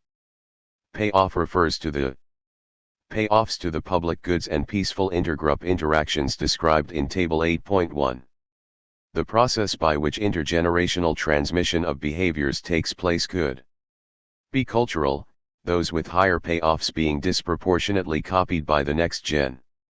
Irration, or genetic, payoffs measuring reproductive success. In every generation, MEM. Pairs of each group are paired randomly to produce offspring, whose expected number is proportional to the parental couple's share of the group's payoffs. So as not to favor the hypothesized coevolution of parochialism and altruism, which depends on the two behaviors being statistically associated, we assume an intergenerational transmission process with a strong tendency for the behaviors to be separated. Thus we assume no assortment in mating, so a parochial altruist is no more likely to mate with another parochial altruist than would occur by chance, and we also allow complete recombination, so that a parental couple composed of a PA and a TN will have offspring of all four behavioral types with equal probability. Additionally, this process is moded by mutation, with some probability. Each member's offspring inherits a strategy randomly from the four possible types independently of the parental types. With probability 1. The non-mutational replication described just above takes place. In each generation, with some probability, M, each member migrates to a randomly selected group. This replication process wreaks the assumption that all sites are saturated so that a group's population can grow only if it increases its carrying capacity by territorial aggrandizement. 8.2 The emergence of parochial altruism and war. We used an agent-based computer simulation to explore properties of this model under a range of parameters calibrated to resemble the environment of late Pleistocene and early Holocene humans. As in the simulation in the previous chapter, because of the chance elements in the model, which groups meet, who migrates where, whether contests are hostile or not, and if so, who wins the composition of the simulated population among the four behavioral types is constantly changing. In the simulation, history definitely matters. The distribution of the population in any period is strongly influenced by its distribution in the recent past. But in simulations of the model over a very long period, and very many times, the population spends much more of its time at some compositions than at others, and this is independent of the population composition with which we began the simulation. Technically the model is ergodic. Figure 8.2 summarizes this stationary distribution. The height of the bars gives the fraction of a very long period in which we observe the indicated pair of population level frequencies of altruists and parochials in the population. We show the fraction of parochial altruists in figure 8.4. Over a very long period, the simulated population spends most of the time in states with many parochials and many altruists, the upper right cluster of bars, or in states with many tolerants and many non-tolerants, the lower left cluster.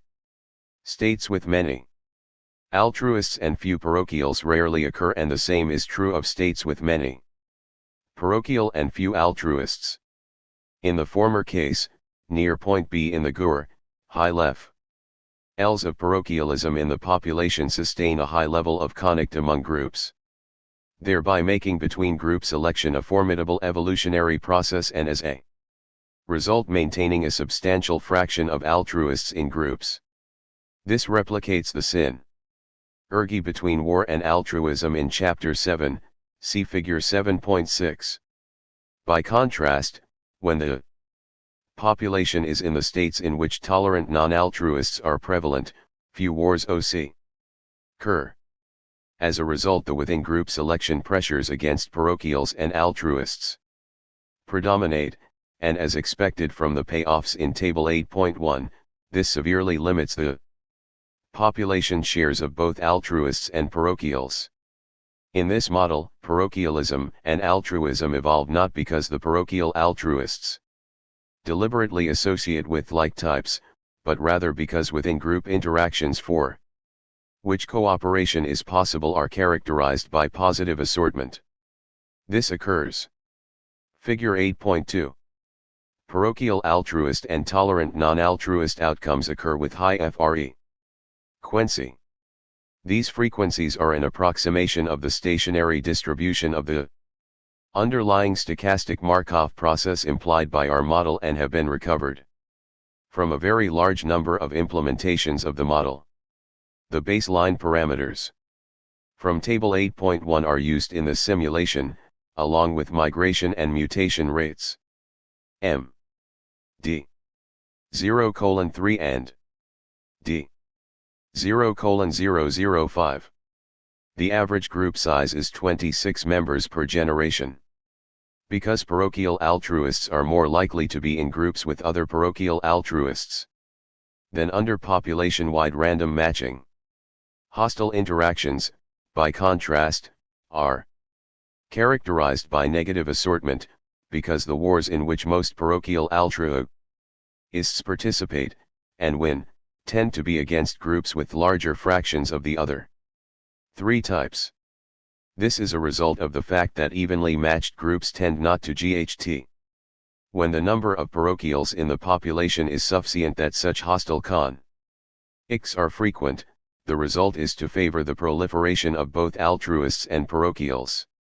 Similarly, when tolerant individuals are prevalent in the population, they benefit from positive assortment in cooperative interactions because most are in groups that reap benefits from peaceful intergroup relations. The arrows in Figure 8.3 give the direction of expected movement for a population. whose composition is indicated by the root of the arrow. The longer arrows indicate strong selection against parochials in the absence of significant frequencies of altruists, and against altruists in the absence of significant frequencies of parochials. The extent and nature of intergroup relationships are produced endogenously by the model. Thus a comparison of fatalities in war and other aspects of intergroup interactions with available empirical information provides a check on the plausibility of the model and parameters chosen. Tolerant individuals, TS, on average receive benefits from non-hostile interactions with all tolerant members of other groups amounting to 0.016 for all states. These values may be compared to the benet of 0.02 that each altruist confers on the members of his own group by contributing to the public good. There are few benets to TS near B in figures 8.2 and 8.3 because at this state most interactions are hostile, and even in the peaceful interactions there are few TS in the other group. Near B, a group may expect to be engaged in a war every 7.1 generations. The probability of war in each generation being 0.14, if it loses the war, to suffer fatalities equal to about 40% of its population, and if it wins, to suffer fatalities of about 10%. Who are all pause, only Gders die in victorious wars. Thus in the neighborhood of B, about 3.6% of the entire population dies in warfare per generation. This statistic provides the reality check we were looking for. Both altruism and parochialism are sustained by levels of intergroup conflict and deaths in warfare considerably below the estimates from archaeological and ethnographic data presented in Chapter 6. We are therefore quite content that our results do not require implausibly high levels of between-group hostility. Figure 8.4 illustrates the transition process between states close to A and those close to B. The fact that neither the fraction who are parochials nor the fraction who are altruists greatly exceeds the fraction who are parochial altruists, they could not, of course, be less than the parochial altruist fraction, shows that the parochial and altruist alleles, though not linked genetically in any way, nonetheless come to be highly correlated as a result of the selection pressures in the model. The two left panels in figure 8.4 cover the same span of generations in a single simulation and illustrate a transition from a state close to A to a state close to B in figures 8.2 and 8.3. Low population frequencies of altruists, A, parochials, P, and parochial altruists, PA, the darker line in the top panel, for the RST 300 generations. Top panel, mean that a group's likelihood of engaging in a war is about 5% per generation. Bottom panel. A consequence of the infrequency of war is that the within-group peacetime payoffs given in Table 8.1, for which tolerant non-altruism is the dominant strategy, are the main ingredient on the population dynamic, keeping the fraction of altruists, parochials and parochial altruists at a low level. Then at about generation 33,800. A chance upturn in the fraction of parochial altruists results in a sharp increase in the likelihood of war, bottom panel, which in turn sustains and extends the increase in the population frequency of parochial altruists, propelling the population from the tolerant, non-altruistic peaceful outcome to the parochial altruist warring outcome.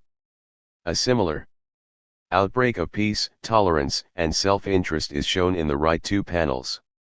Figure 8.5 shows the relationship between the population fraction of parochial altruists and the frequency of war. The left panel shows that wars are most frequent when 30% to 80% of the population are parochial altruists.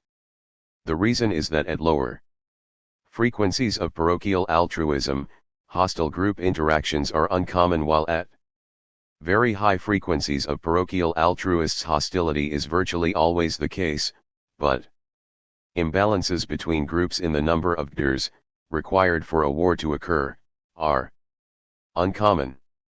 The right panel shows that the more frequent are wars, the higher is the fraction of population that are parochial altruists. B. A. C. 0.00, 0.20, 0.40, 0.60, 0.8, 0.0, 0.2, 0.4, 0.6, 0.8. Fraction altruists. Fraction. Parochials. Figure 8.3. Probabilistic transition dynamics. The parameter values are as before. Each arrow represents the expected change at each state, based on a transition matrix. Recovered from the underlying Markov process using VE million simulations of the model with an initial distribution of types at every state in the state space. The length of the arrows indicates the strength of the selective pressure operating at that point in the state space.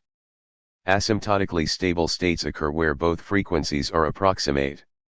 Immediately 15%, point A, and in the neighborhood of the frequencies of A and P equal to 0.95, 0.75, point B. Point C is a saddle, unstable critical point. In Choi and Bowles, 2007, we explored the sensitivity of these results to variations in the parameters. We found that the frequency of parochial altruists and of war varies inversely with group size and the migration rate. This is expected from the price equation, 4.3, because increasing these population structure parameters diminishes the between group differences in the distribution of types, thereby weakening the effects of selective extinction. The parameters affecting within group and between group selection also have the expected effect. War and parochial altruism vary positively with the extent of losses enacted on losers and inversely with both the Binet from non-hostile interactions, G, and the cost of altruism, C. Figure 8.4. Outbreaks of war and peace. In the top two panels, the lowest of the three lines is the critical fraction of the population who are parochial altruists. The two panels on the left show an outbreak of warfare, namely a transition from a state near point A in figure 8.2 and 8.3 to a state near point B. The two panels on the right show the reverse transition from a warring to a peaceful state.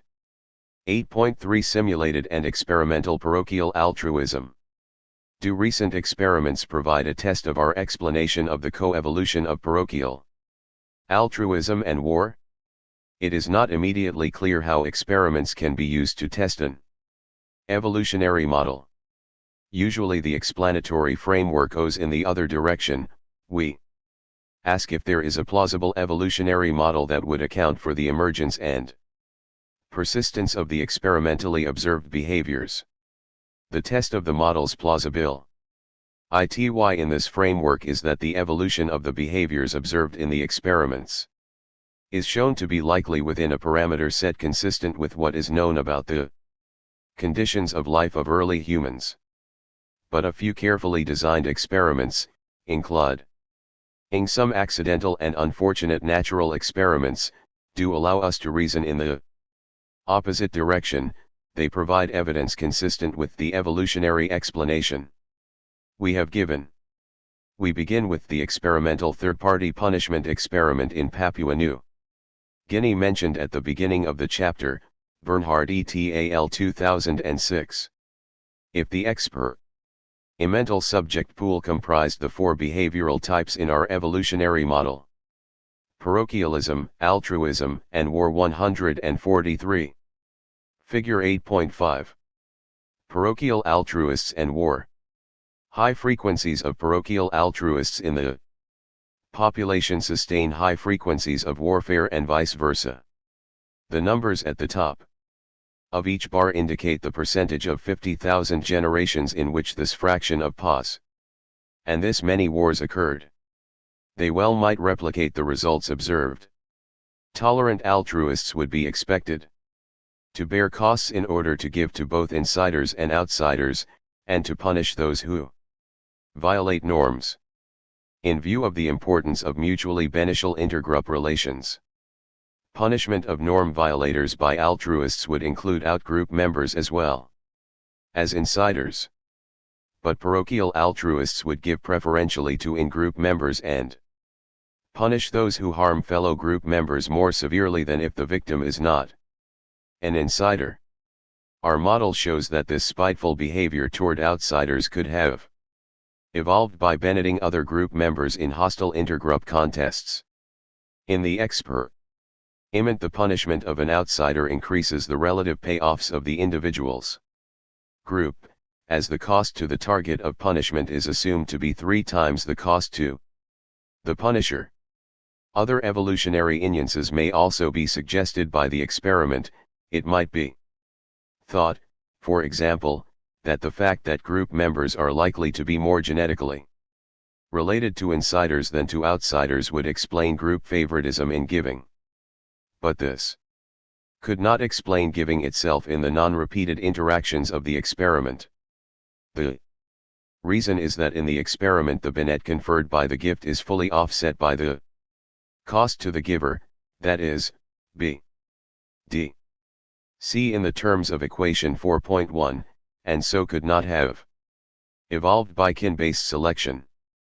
The reason is that Hamilton's rule in this case would require that for giving not to be inclusiveness reducing the giver and receiver would have to be genetically identical, r. d. 1, and even then the giving would be simply selectively neutral. Moreover, directness benefits cannot explain the punishment of norm violators, or the more severe punishment of outsiders, assuming the ancestors of these experimental subjects lived in groups of the size typical of our foraging forebears. Residential groups. The Bernhard et al. 2006 experiment shows, then, that the behavioral types OB served in the experiment could have been the result of the selective extinction coevolutionary processes we described above, and would be unlikely to have emerged and proliferated if the sole evolutionary process at work had been generosity toward close family members. Among the inclusiveness-based models, then, it suggests the plausibility of the multi-level selection account. An alternative account, seemingly more plausible than kin-based altruism, is based on the reciprocal altruism and reputational explanations. It holds that while the game was anonymous, the subjects nonetheless mapped the game onto common experiences in their daily lives and adopted experimental behavior that, in those situations, impact reputational benefits, consistent with self-regarding preferences. Another experiment from Papua New Guinea, Efferson et al. 2011, inspired by the model of parochial altruism described above, and initially presented in Choi and Bowles 2007. Allows us to test predictions based on this reputation-based explanation against predictions consistent with the group extinction multi-level selection model presented here. Efferson and his co-authors implemented a one-shot anonymous trust game among members of 2 distinct ethnic groups, the Njenica and Parepka, in which investors and trustees were of either the same or different ethnicities, p. 3.9. Recall that in the trust game an investor Alice is given an endowment M, any part M0 of which she can transfer to a trustee Bob. The experimenter then doubles M0 and gives this amount to Bob. Bob can then transfer back any fraction of 2M0 to Alice. Alice is said to trust Bob. If she sends him her whole endowment M, Bob will get 2M, and if he is trustworthy, he will send back a substantial amount, perhaps half, in which case each will end up with a payoff of M. If Alice does not trust Bob and sends nothing, however, she will still have payoff M, but Bob will have nothing. Finally, if Alice trusts Bob, but Bob is amoral and self-regarding, and hence untrustworthy, then he will keep the whole 2M. and Alice will have zero payoff. The experimenters also asked each Alice to indicate the amount of the back transfer from her Bob that she expected based on various hypothetical levels of Alice's initial transfer. As in other experimental trust games, the results contradicted predictions made on the basis of the self-interest axiom. Both Alice's and Bob's were substantially more generous than would have been the case were the axiom true. Note that we can eliminate kin-based altruism as an explanation because even had both players imagined that they were siblings or parents and children, r. d. 0:5, Hamilton's rule would not predict a transfer by Alice. Alice could infer that the back transfer would in any case be zero, since Bob is just giving away money, so the cost to Bob is exactly equal to the net to Alice. So the only incentive for Alice to transfer any amount to Bob would be to enhance Bob's trust. But because the net to Bob is only double the cost to the investor, because M0 is doubled, RB cannot exceed C, assuming Bob and Alice are not identical twins. Of greater interest, however, are the predictions based on the reputation-based explanation and the parochial altruism explanation. Consider Alice's choice. A parochial altruist Alice would act amorally and self-regardingly toward outsiders but not towards insiders. A self-interested and reputation-minded Alice would do exactly the opposite. Thus when playing with cooperative, were the players self-regarding and reputation conscious, their transfers would have varied with their expected payback response of the Bobs, avoiding large transfers that would not be requited so as to not acquire a reputation as one who is easily exploited. By contrast, when playing with cooperative, a parochial altruist Alice's transfers would be independent of the expected payback. When playing with the outsider, the pattern would be exactly reversed. A parochial altruist Alice's transfers would depend on the expected payback, while the self-interested reputation-oriented Alice's transfers would not, because in dealings with outsiders, the value of a reputation for generosity would be absent or at least less than with insiders. In the experiment, the expectations of the parochial altruist Alice model were RMED, and those of the self-interested reputational Alice model contradicted. Similar results hold for the Bobs. For example, if they were self-interested and reputation conscious, Bob should not make a back transfer that results in his getting a lower pay off than Alice, while if Bob is a parochial altruist, he would sometimes make such a disadvantageous back transfer. In these and other tests, Bob's behavior also conformed to the predictions of the parochial altruist Bob model and contradicted that of the self-interested reputation-based Bob model. Quite different evidence concerns the linkage of parochialism and altruism. If, as we think, parochialism and altruism co-evolved, each being unviable singly, then we would expect that some proximal causes would be common to both parochialism and altruism. This is exactly what was found from experiments with brain oxytocin, a neuropeptide that has been shown to promote trust and cooperativeness in experiments, and to deter subjects taking advantage of the cooperation of others. DeDrew et al. 2010-2011. In a series of 8 experiments, Karsten and his co-authors, DeDrew et al. 2011, found that, by comparison with a placebo, nasally administered oxytocin also heightens in-group bias and in some but not all cases outgroup derogation. Finally, a set of experiments show that both experimental and naturally occurring processual behaviors are heightened by warfare or group conduct. While consistent with expectations of our account of the evolution of parochial altruism, this evidence is not a test of our model and simulations, for what we have shown in the model and simulations is not that parochial altruism is heightened during group conics, but rather that group conics explain its evolutionary success. However, because the evolutionary success of altruism is explained by the behaviors it promotes during times of conic, we think it likely that group conics would stimulate greater altruism. Evidence to this effect is provided in a study by Nisi and Fessler, 2011. The authors implemented a trust and ultimatum game to a group of adult Israeli citizens not involved in military service before, during, and after the 2006 Israel-Hezbollah war.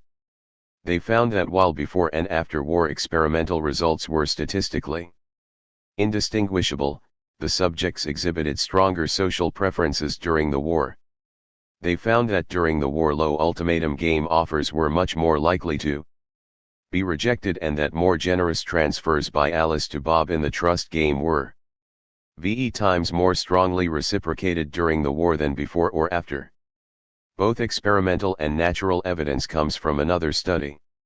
Martin Vorse and his co-authors, 2011, studied the massive indiscriminate killing that took place during the genocidal violence in Burundi and the effects that it had on individuals.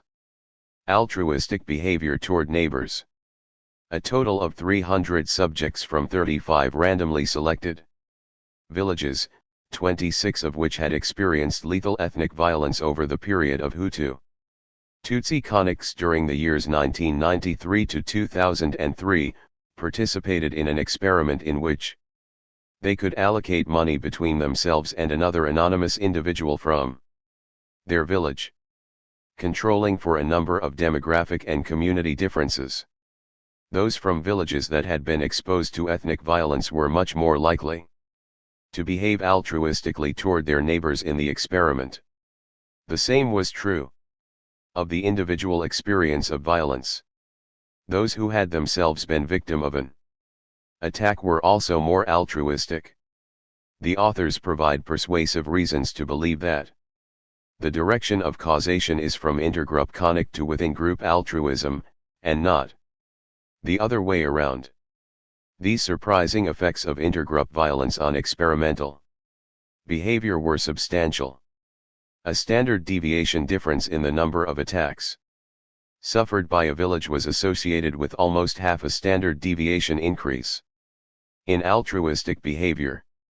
Exposure to violence was also significantly related to greater participation in community organizations. Anal experiment provides a possible link between group conic and the evolution of cooperation based not on the fact that altruists, if parochial, are willing GHT-ERS but that group conic stimulates altruistic punishment of free-riding fellow group members. Saxweir, Puritanen, and their co-authors, 2011, implemented a series of 8-person public goods games with and without a punishment option and in which the payoffs of members of the groups playing these games either depended on the outcome of group competition or were independent of the performance of any other group.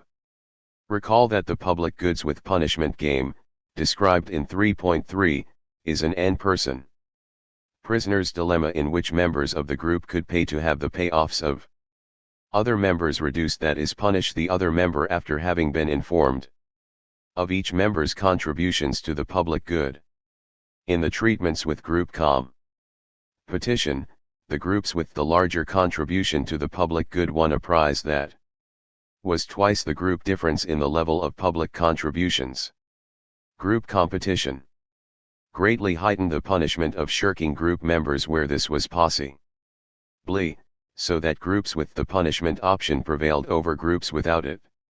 A fascinating secondary result is that the punishment option greatly reduced the within-group variance of payoffs, and hence might be counted among the reproductive leveling mechanisms studied in the previous chapter. The authors conclude, these results support the importance of intergroup competition in the emergence of costly punishment and human cooperation. 8.4 The legacy of a past red in tooth and claw. Our approach thus explains Homo sapiens as a sometimes warlike species and the status of parochial altruism as a common suite of human behaviors. It also shows that warfare itself may have contributed to the spread of human altruism. We initially recoiled at this unpleasant and surprising conclusion. But the simulations and the data on prehistoric warfare tell a convincing story. But was warfare necessary in the evolution of human altruism? Could altruism not have evolved in the absence of lethal group conflict, and perhaps taken a tolerant rather than parochial form? The key element in the explanation offered here and in Chapter 7 is that groups with more altruists survive challenges, encroaching on less cooperative groups or even eliminating them. The differential survival of more cooperative groups need not have been the result of warfare. The tumultuous climate of the late Pleistocene. Figure 6.1 presented groups with extraordinary challenges quite apart from direct confrontations with other groups. If groups with a greater number of altruists were more likely than less cooperative groups to surmount these environmental challenges, they would have had opportunities to occupy the vacated sites of the defunct groups of less altruistic and less cooperative individuals, replicating the process modeled here as the result of warfare. Thus, returning to Darwin and rewriting the head quote of Chapter 4, the social and moral qualities could have advanced and diffused throughout the world entirely without any tribe being victorious over other tribes. While altruism might have evolved in the absence of group conflict by this mechanism, we do not think that it did. The evidence for frequent lethal encounters and the plausibility of the assumption that more cooperative groups would survive these challenges suggests that warfare, no doubt in conjunction with environmental challenges, played a critical role in the evolution of this particular cooperative species. And this evidence that lethal group encounters were a part of the early human condition is compelling. Although a form of altruism circumscribed by parochialism is in our legacy, it need not be our destiny. The fact that altruism and parochialism may have a common evolutionary origin, whether cultural or genetic, does not mean that the two are inseparable. Examples of tolerant, even anti-parochial, altruism include subjects in some intergroup behavioral experiments, the electoral support in many countries for tax-supported economic aid to the people of poor nations, and the participation of people of all ancestral groups in political movements against racism, including the three young men to whom we have dedicated this book. Symbol meaning. B. Binet. C. Cost. IF fraction of Ders who die. IC fraction of civilian mortality in losing group. IJ. D. FBAI. FBAJ. FAI fraction of group I that are altruists. FTJ fraction of group J who are tolerant. FBAI fractions who are parochial altruists in group I. G. Binet of non-hostile group interaction. Hij probability a group interaction will be hostile. I. J index for groups. M probability of migration. Mutation rate. N group size. New Jersey size of group J. Table 8.2. Definition of symbols. 9. The evolution of strong reciprocity. My motive for doing what I am going to do is simply personal revenge. I do not expect to accomplish anything by it. Of course, I would like to get revenge on the whole scientific and bureaucratic establishment, but that being impossible, I have to content myself with just a little revenge. Theodore Kaczynski, excerpts from the Unabomber's Journal, 1998. The previous two chapters showed that an unconditional form of altruistic cooperation among members of a group could have evolved under conditions likely to have been experienced by our late Pleistocene and early Holocene ancestors. But we also know that in experiments and everyday life, altruism is rarely unconditional. In the Repeated public goods game, for example, when no other recourse is available, altruistic cooperators react to free riding by others by withdrawing their contributions. But a cognitively advanced animal can do a lot better than to just walk away. He and his fellow group members can gang up on the defector. And, as we have seen in Chapter 6, this is widely observed in decentralized, non-state, social orders. Together, a predisposition to cooperate and a willingness to punish defectors is what we have termed strong reciprocity, and it is the combination of the two that is essential to the large-scale cooperation exhibited by our species. Here we show how a willingness to punish those who violate social norms even at personal cost could have evolved. Punishment reduces the gain to free riding, and may induce even entirely self-interested individuals to cooperate. Thus groups with more punishers can sustain more cooperation. Such punishment is altruistic so long as a single punisher would have higher payoff by refraining from punishing. Punishment is costly to the punisher and the target alike, but unlike unconditional altruism, the costs to punishers are greatly reduced when they are common. The reason is when punishers are common, the threat of punishment is sufficient to deter free riding, so punishers rarely bear the costs of punishing. As a result, a modest advantage of groups in which cooperation is sustained by the presence of punishers is sufficient to offset the individual cost of punishment. Thus once strong reciprocators are common in a group, the higher average payoffs of the more cooperative groups in which most strong reciprocators and themselves can readily offset their occasional direct costs of punishing the occasional defection. In the price equation, 4.3, this means that the cost to the individual strong reciprocator, I, is small, so that neither the group level benefits of cooperation nor the between group differences that make up the between group selection term gvar.pj/ need to be very large in order to stabilize the fraction of strong reciprocators in a population. This is 148. Evolution of strong reciprocity 149. Roughly the explanation of the evolution that we, along with Robert Boyd and Peter Richardson, offered for the evolution of cooperation, Boyd et al. 2003. But there are two important problems with this explanation. First, even if punishment sustains high levels of cooperation, it may nonetheless reduce average payoffs to group members if its costs to both the punisher and the target exceed the resulting gains from cooperation. Fair and G. Actor 2000a, Bachath et al. 2006, Sinyabugama et al. 2006, Herman et al. 2008.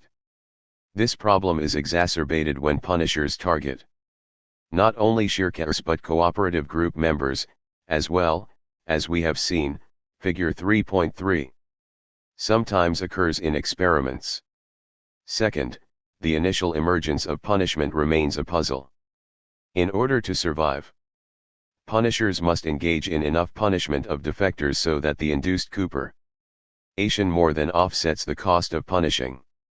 Rare punishers do not have the benefit of outnumbering their targets, so the cost of punishing a free rider is substantial. Moreover, they usually bear this cost alone rather than sharing it with other punishers. Boyd and Richardson 1988, 1992, Punchanathan and Boyd 2003, Boyd et al. 2003. Both problems, however, are artifacts of the unrealistic way that punishment is implemented in existing models, including our own earlier models, and in most experiments. In these models, punishment is an unconditional and uncoordinated individual action automatically triggered by defection. Similarly, in experiments, with few exceptions, Ostrom et al. 1992, individuals cannot coordinate their punishment. But as we Saw in Chapter 6, the ethnographic evidence indicates that solitary individuals rarely attempt to punish those who violate social norms. When punishment occurs, it is usually collective, and partly for this reason conveys a message of peer condemnation. Consistent with the anthropological evidence, in behavioral experiments with communication, or with a choice of a collective punishment strategy by subjects, punishment is often effective in raising group average payoffs and is rarely aimed at cooperative members. Herbert et al. 2009. Here, we take account of two empirically grounded features that resolve the above difficulties. First, punishment is coordinated among group members so that it is contingent on the number of others predisposed to participate in the punishment. This is an example of what biologists call quorum sensing, practiced by bacteria and other organisms, Miller and Bassler 2001, Diggle et al. 2007, in which the bacteria do not turn on, active until there are enough of them to overwhelm the organism's immune responses. Our punishers, when they are rare, demur and so bear only the minor cost of signaling their willingness to punish. They thus avoid the cost of punishing when they do not sufficiently outnumber their targets. Second, consistent with the strength in numbers and divide and rule maxims, punishment is characterized by increasing returns to scale, so the total cost of punishing a particular target declines as the number of punishers increases. Adding these two novel features solves the problems with previous models. Our model, adapted from Boyd, Gintis, and Bowles, 2010, shows that for levels of relatedness consistent with recent genetic data from hunter-gatherer populations, Table 6.1, punishment can proliferate when rare. And when it is common, it increases group averagedness, but reduces the -ness of the punishers by comparison to their -ness were they not to punish, and hence is altruistic. Our agent-based model of the process further illustrates the causal processes accounting for the evolutionary success of contingent punishment motivated by strong reciprocity. 9.1 Coordinated punishment. Consider a large population in which individuals interact repeatedly in groups of size n. Groups are randomly formed so there is no genetic assortment. Later, we will introduce an empirically plausible degree of genetic assortment among groups. The initial period in the life of a group has three stages. First is a signaling stage in which, at cost Q, punishers can signal their intent to punish any defector. We describe the strategies below. The cost of signaling is high enough that it does not pay to signal, and then not to punish. There follows a cooperation stage, during which individuals can choose to cooperate or defect. Cooperation costs the cooperator C n minutes. Each member of the group B equals n. As usual, we assume BCB equals n. Were there no punishment option, the interaction would be a public goods game, n-person prisoners dilemma, in which the dominant strategy would be to not cooperate. Table 9.2 Presents the mathematical symbols used in this chapter. Finally, there is a punishment stage in which individuals can coordinate with other punishers to administer punishment. To model the expected cost of punishment for those engaging in punishment against a target, we use a probabilistic version of Lanchester's law on the relationship between numbers on opposing sides of a conic and success in contests, Lanchester 1916, Engel 1954, Wang 2009. The expected cost of punishing depends on the likely outcome of the encounter with the target. We take account of this aspect of punishment in the following way. Suppose the cost of punishing K is borne by a randomly selected member of the party of punishers if and only If the punishing episode is a standoff, a situation in which neither the punishers nor the target wins so that both target and punishers bear costs. Suppose further that a standoff occurs with probability 1 equals NP, where NP is the number of punishers against a lone target. Thus, for instance, a single punisher against a single target always results in a standoff. The expected cost of joining a party of NP punishers is thus the probability of a standoff, 1 equals NP, times the expected cost that a member of the punishing party will bear in the case of a standoff, K equals NP, giving expected cost K equals N2P. During subsequent periods, there is no signaling stage, as players already know the number of punishers in the group. The cooperation and punishment stages, however, remain, after which the interaction continues to another period with probability I, so the expected duration of a group is 1 equals 0.1 I/periods. When the interaction ends, the group disbands. When all groups have disbanded, new groups are drawn from the population, and the process is repeated.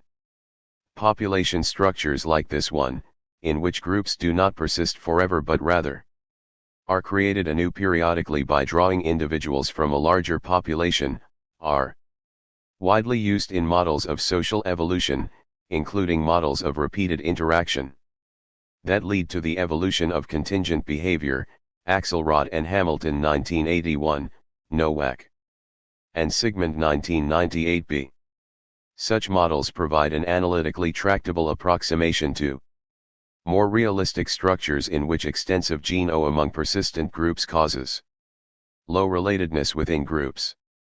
In the RST period of such models, individuals have no common history, as they would if we modeled persistent groups, and hence cannot know anything about strategies of other group members. To address this information problem, it is standard to introduce a RST information gathering period in which individuals may behave differently than in subsequent periods.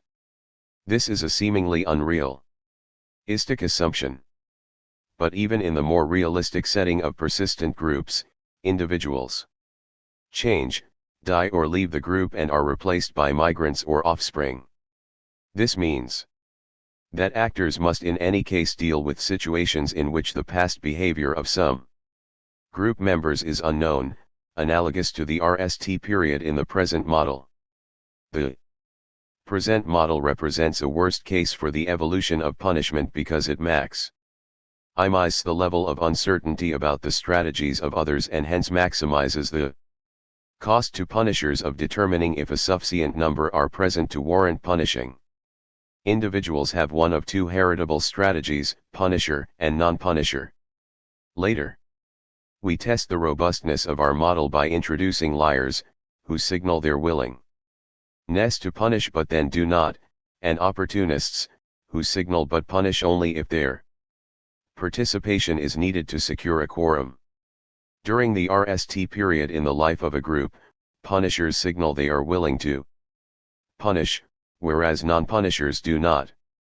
Next, if at least 0n1 other group members signal, punishers cooperate with probability 1 and defect with probability, and then punish any individual who did not cooperate. We refer to punishers with a threshold of as punishers. If fewer than other individuals signaled during the RST stage, punishers defect and do not punish. Non-punishers do not signal or defect, and do not punish. As a result, they are punished if there are at least c1 punishers in the group. We assume that the cost to the target of being punished, P, is greater than the net cost of cooperating, C. B equals N, so, on average, cooperation is the payoff maximizing action if punishment is anticipated. A fraction of individuals nonetheless defects, either due to error or because cooperation is more costly for some individuals, and so It does pay them to cooperate, even if they expect to be punished. If defectors were punished the last time a defection occurred, both types cooperate with probability 1. And defect with probability. Punishers punish defectors if at least other individuals punished the last time a defection occurred. Non-punishers are a plausible ancestral state for the evolution of punishment. They do not cooperate or punish, nor do they respond to unverified threats of punishment. However, once they have been punished, they cooperate in subsequent periods in order to avoid more punishment. Note that cooperation is a facultative choice, not an inherited behavior. One might worry that punishment can evolve only when it is linked pleiotropically or in some other way to cooperation. But in our model, after the RSTPE, Ryad, punishers and non-punishers cooperate under exactly the same conditions, namely, the expectation that not doing so will be punished, so the linkage between cooperation and punishment is extremely weak. In Boyd, Gintis, and Bowles, 2010, we show that even this weak linkage is not necessary for the evolution of punishment. After the social interaction just described, individuals reproduce at a rate that is proportional to their payoff compared to the population average payoff, leading to the equations that describe how natural selection changes the frequencies of the two types through time. Before presenting results based on groups formed for plausible levels of between group genetic differences, we consider the case of randomly formed groups, i.e., the degree of relatedness of group members is R d 0. For most parameter sets, there are Figure 9.1 equilibrium frequencies of punishers for two values of B. For each value of the solid dots give locally stable equilibrium frequencies of the punishing type. And the open dots give interior unstable equilibrium frequencies. For panel A, with 3, the only stable equilibrium is a population without punishers. For larger, there are two stable equilibrium frequencies, 0 and a mixed strategy at which punishers and non-punishers coexist. The arrows indicate the effect of natural selection at points above and below the solid and open dots. In these cases, the unstable equilibrium marks the frequency that punishers must achieve before they are favored by selection.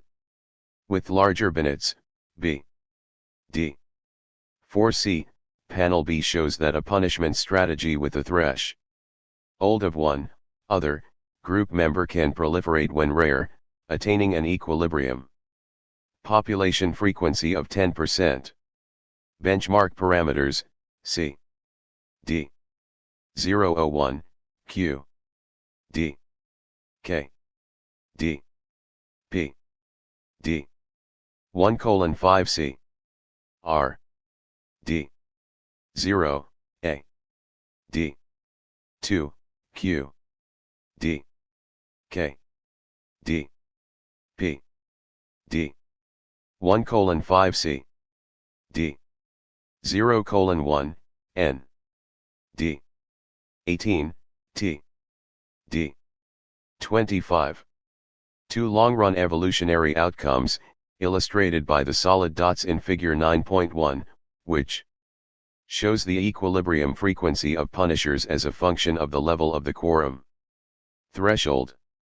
For example, panel A shows that if the threshold is 8, then populations with no punishers or with 60% punishers are stable equilibria, the solid dots, and that in populations with fewer than 24% punishers, the open dot, selection will eliminate the punishers, while in populations with more than 24% punishers, their numbers will expand to 60% of the population. Technically, the open dot gives the boundary of the basin of attraction of the two stable equilibria, much like point C in Figure 8.3. The black dots on the horizontal axis in Figure 9.1 show that if B, D, 2C for any threshold level, universal non-punishment is stable. When punishers are rare, they will almost always be alone in a group and thus pay the cost of signaling but do not reap the benefits of cooperation, and thus will have lower toughness than non-punishers.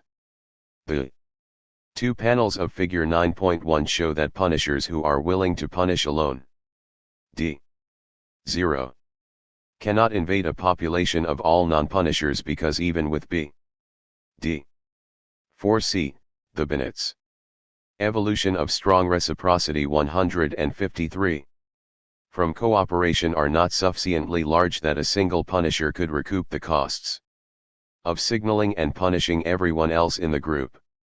Here, we assume that this lone ranger condition is not satisfied so that only punishment by two or more punishers pays. However, the open dot on the horizontal axis of panel B shows that with larger benefits, D4C, a punishment strategy with a threshold of one other group member can proliferate when rare, and the black dot shows that the population will then attain an equilibrium frequency of 10%. We will see that with an empirically estimated degree of genetic assortment, punishers proliferate when rare for threshold levels between 0 and 4, figure 9.2. Thus for many thresholds mixtures of punishers and non-punishers are also evolutionarily stable. Punishers have a toughness advantage over non-punishers only in groups in which there are exactly C1 punishers. The reason is that in such threshold groups, each punisher is necessary to sustain punishment and therefore cooperation. In groups with fewer than C1 punishers pay the cost of signaling, but because they do not punish they, like all group members, enjoy no cooperative benefits. In groups with more than the critical number of punishers, a punisher who switched to non-punishing would enjoy the same payoff from cooperation as other group members without paying the costs of signaling and punishment. This means that in a randomly mixed population, selection cannot favor punishers unless they are in groups in which there are exactly C1 punishers and the benefits from cooperation are enough to compensate punishers for the costs of signaling and punishment. Moreover, the advantage enjoyed by punishers in these critical groups must be large enough to offset the payoff disadvantages suffered by punishers in groups with fewer or more than the critical numbers of punishers. The existence of a stable mixture of punishers and non-punishers depends on the value of the punishment threshold. When the threshold is too low, punishment does not pay even at the threshold, and non-punishment is the only evolutionarily stable strat. E.g. y. At higher thresholds, punishment does pay in threshold groups, and this means that punishment may be favored if such groups are sufficiently common. Thus, as the frequency of punishers in the metapopulation increases from 0, the fraction of groups with the threshold number of punishers increases, and so does the expectedness of punishers, figure 9.2. Once the fraction of threshold groups is high enough, the punisher's advantage in these groups offsets their disadvantage in all other groups. Then, natural selection will increase the frequency of punishers. This marks the unstable equilibria, open dots, shown in figure 9.1 and the leftmost zero-intercept point C on the horizontal axis, for each of the functions in figure 9.2. Further increases in the metapopulation frequency of punishers eventually decrease the fraction of threshold groups. When, as a result, the toughness of punishers and non-punishers is equalized, there is a stable polymorphic, mixed, equilibrium, figure 9.1. Solid dots, and figure 9.2, rightmost horizontal axis intersection, point B for example. As increases, the frequency of punishers at this polymorphic equilibrium also increases, but the minimum initial frequency of punishers required for selection to move a population to this equilibrium also increases, making the equilibrium less accessible. If punishers are initially rare, at the stable polymorphic equilibrium, punishment is not altruistic. The punisher that switched to non-punisher would on average experience no change in payoff. When 154 Chapter 9. Figure 9.2. The difference in toughness of punishers, WP, and non-punishers, WN, as a function of the frequency of punishers when B, D, 2C.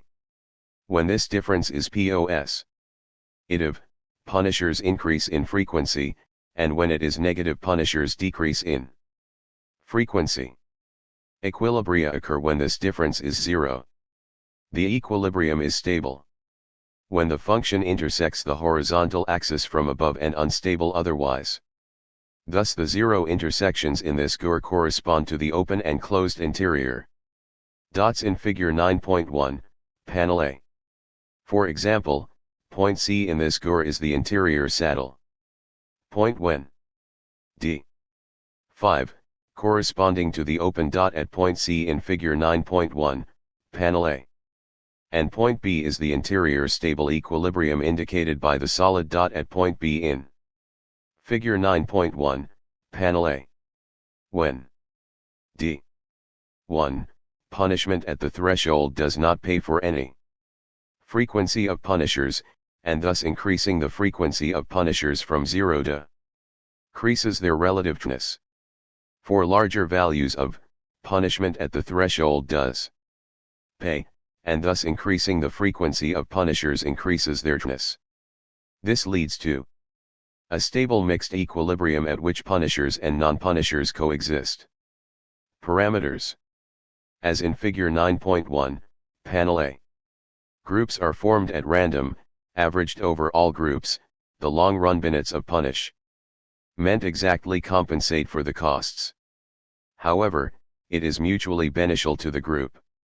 Figure 9.3, in that populations with the equilibrium frequency of punishers have higher average toughness than populations without punishers. The results presented so far depend critically on two parameters: the extent of economies of scale in punishment, A, and the cost punishers have to pay to signal their willingness to punish, Q.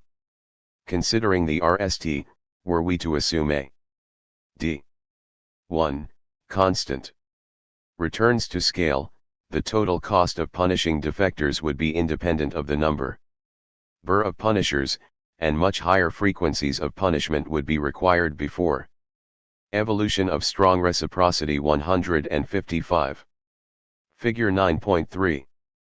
Average toughness differences. The difference in average toughness between the mixed equilibrium at which punishers are present and the monomorphic non-punishing equilibrium.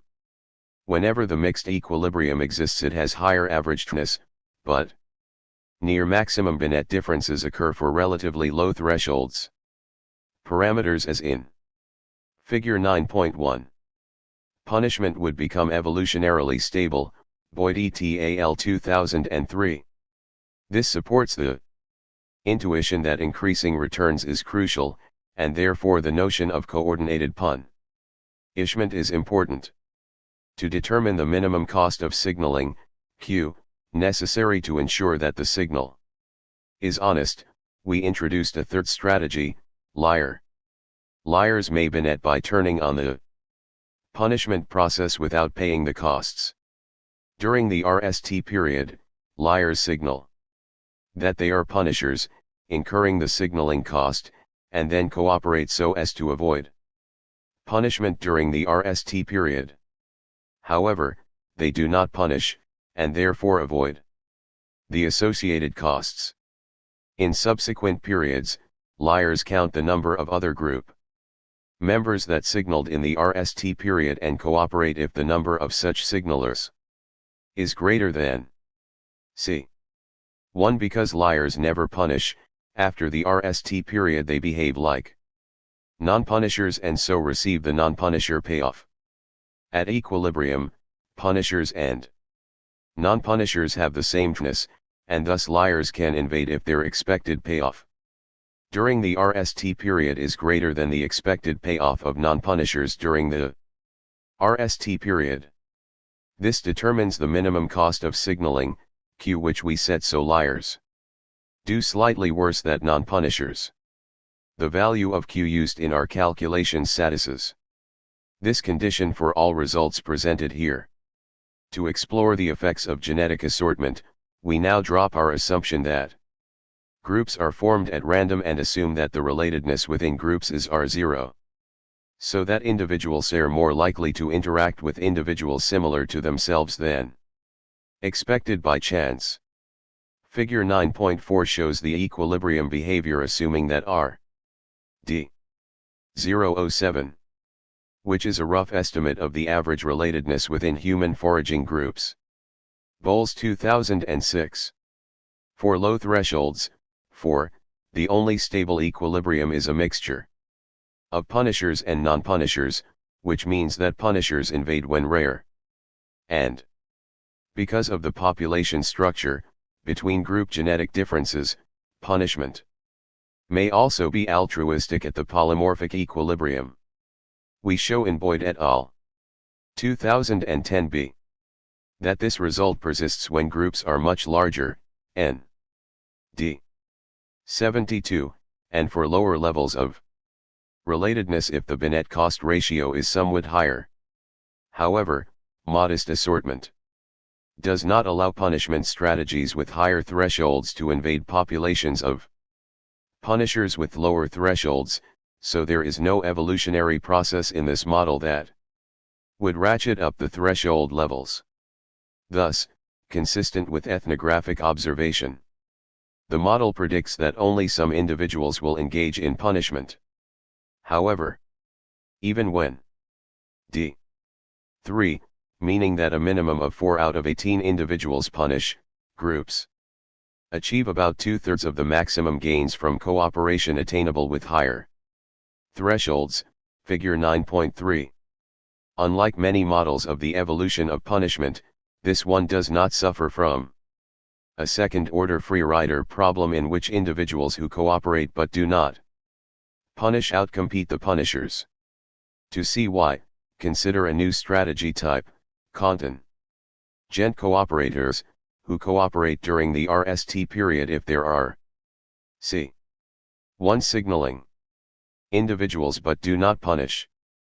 Contingent cooperators avoid punishment during the RST period and otherwise behave like non-punishers, and thus have higher fitness than non-punishers.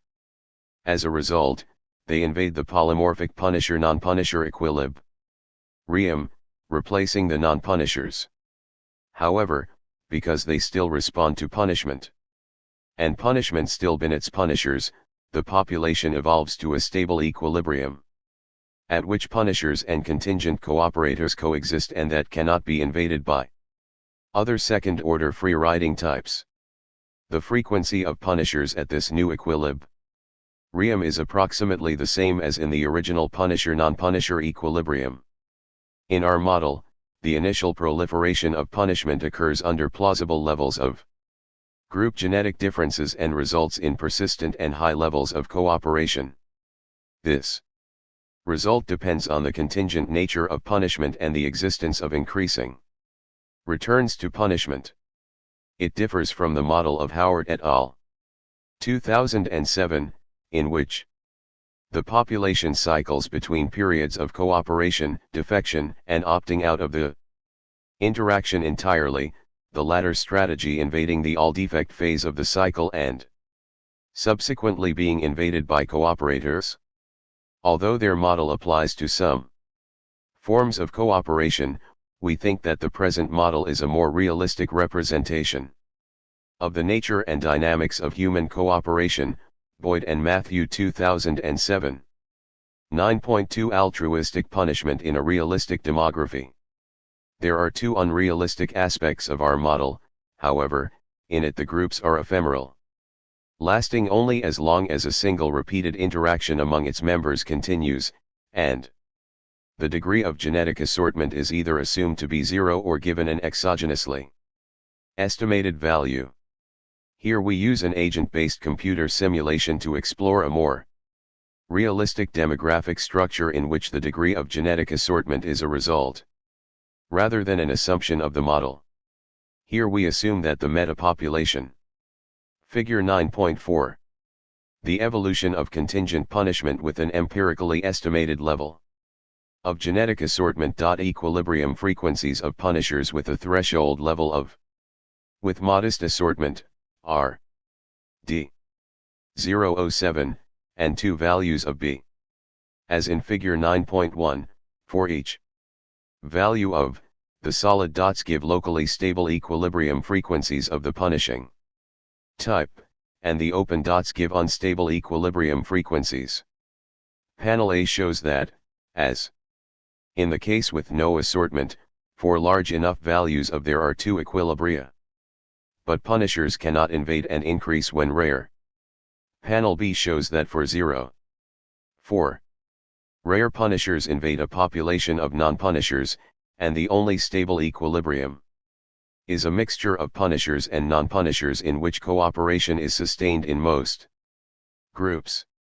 For larger thresholds, there are 2 stable equilibrium frequencies, 0 and a mixed strategy at which punishers and non-punishers coexist. In these cases, the unstable equilibria, open dots, mark the frequency that punishers must achieve before they are favored by selection. Parameters are as in the previous GERS.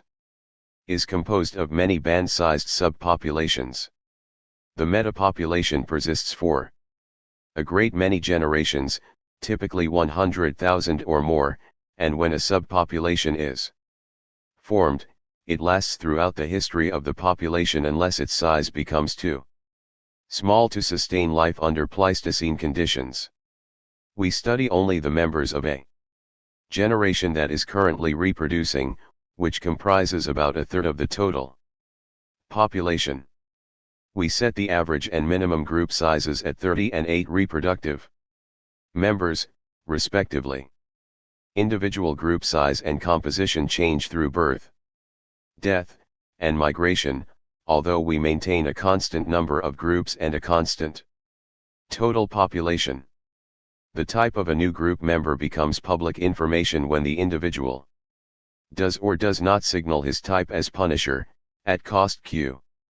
We assume behavior is the expression of genetic inheritance and individuals are haploid. An individual has one copy of each gene, but reproduction is diploid. An individual inherits each gene with equal probability from one of 2 parents. Finally, we assume D6, although, as is clear from figures 9.1, 9.2, and 9.4, a smaller value would have led punishers to invade a non-punisher population more rapidly. We assume that in the RST period following the group's formation, all punishers sig. NAL their type to all other group members, at a cost Q. In succeeding periods, migration, birth, and death will lead to the disappearance of some punishers and the appearance of other individuals, immigrants and newborns, who we assume are of unknown type.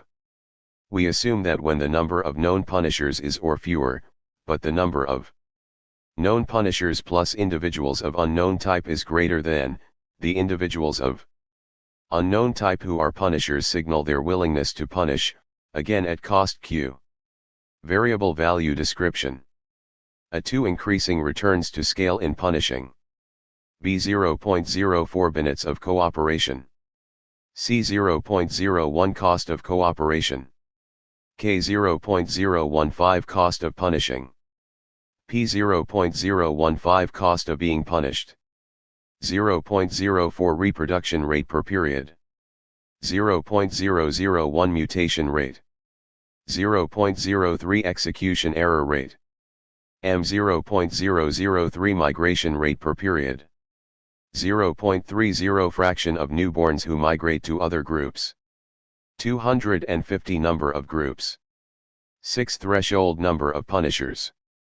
and 30 average group size, members of a reproducing generation. 8 minimum sustainable group size. WO 0.95 baselineNess. Table 9.1. Baseline parameters. Note, these parameters are used in all simulations. Unless otherwise noted. Note that n represents the number of members of a reproducing generation. There are 25 periods per generation. We assume 25 periods occur per generation, so the periods are roughly years.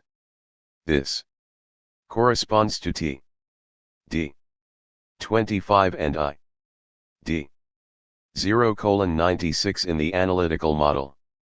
Each individual mates and reproduces on average twice per generation, so the per period reproduction rate is D, 0.04.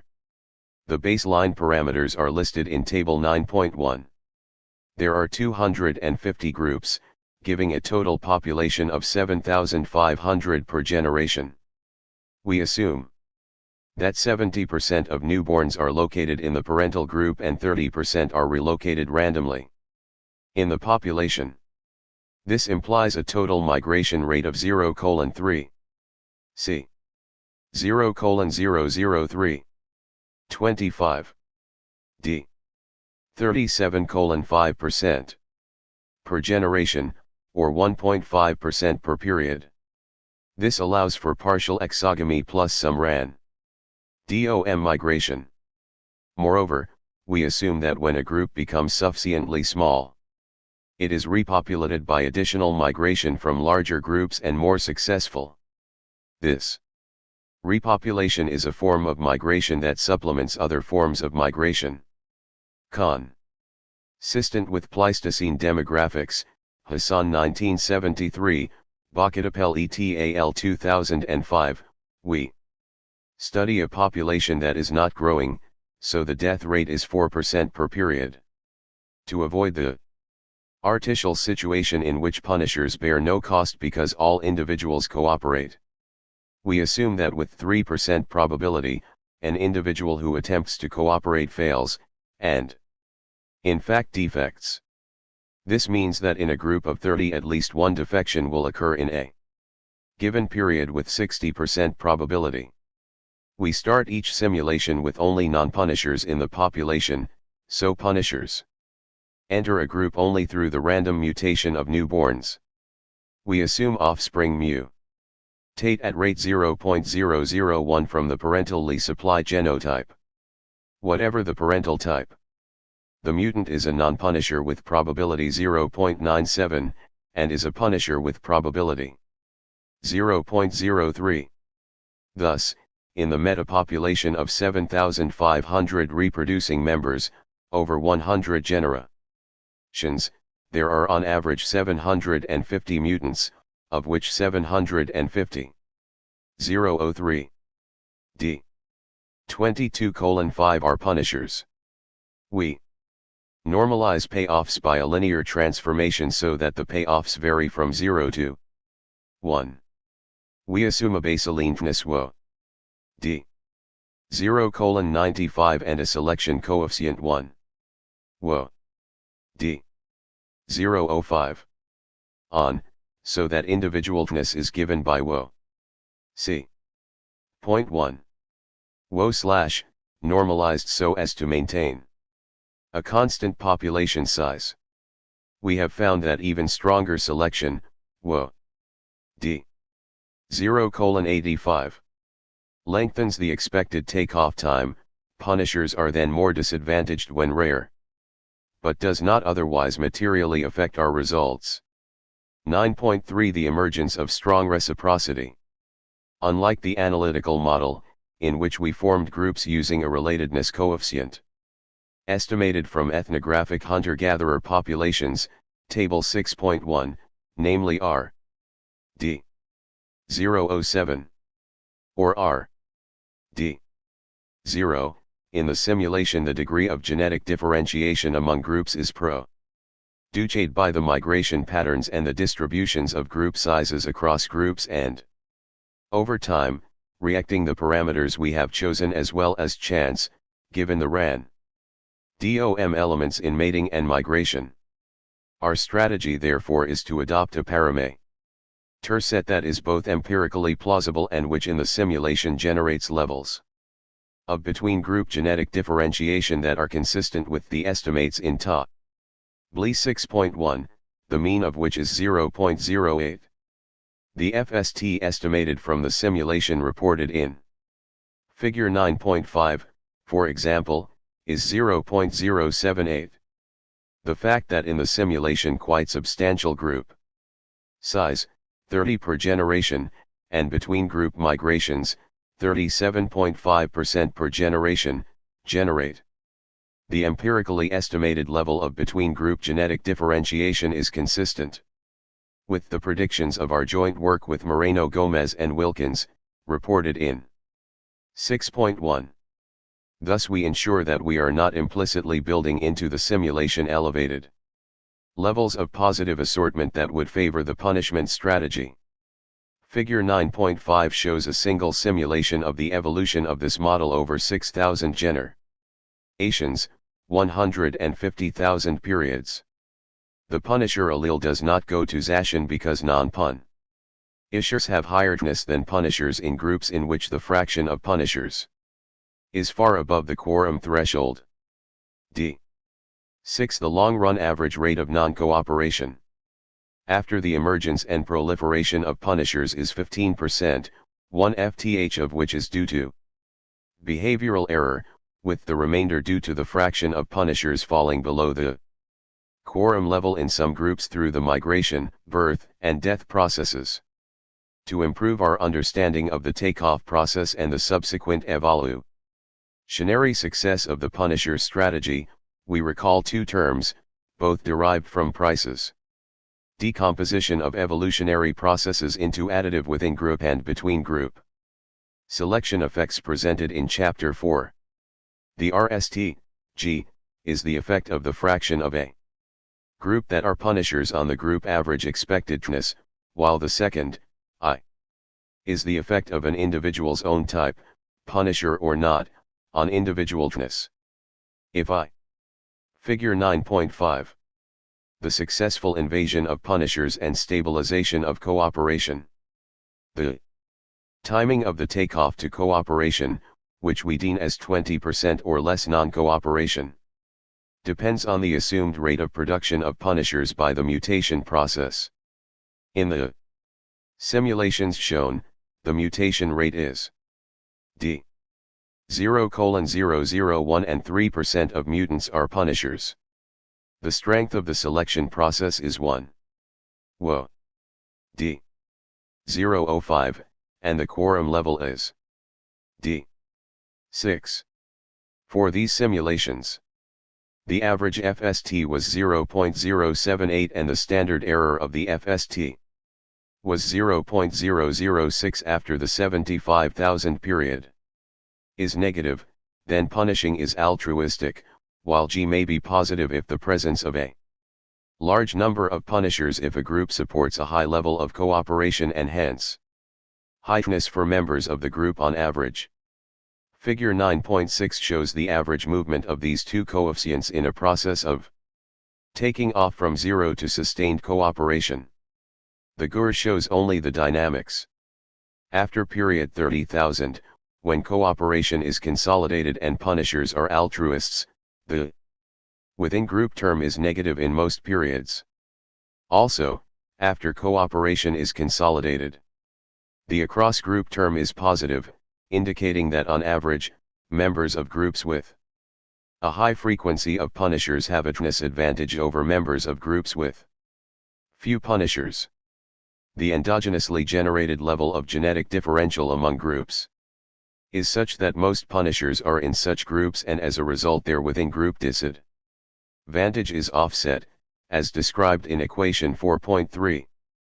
The takeoff of punishers occurs precisely when most punishers, by the luck of the draw, are located in tipping group, which are groups with just 7 punishers, so that if any one of them were to switch to non-punisher, the threshold would not be met.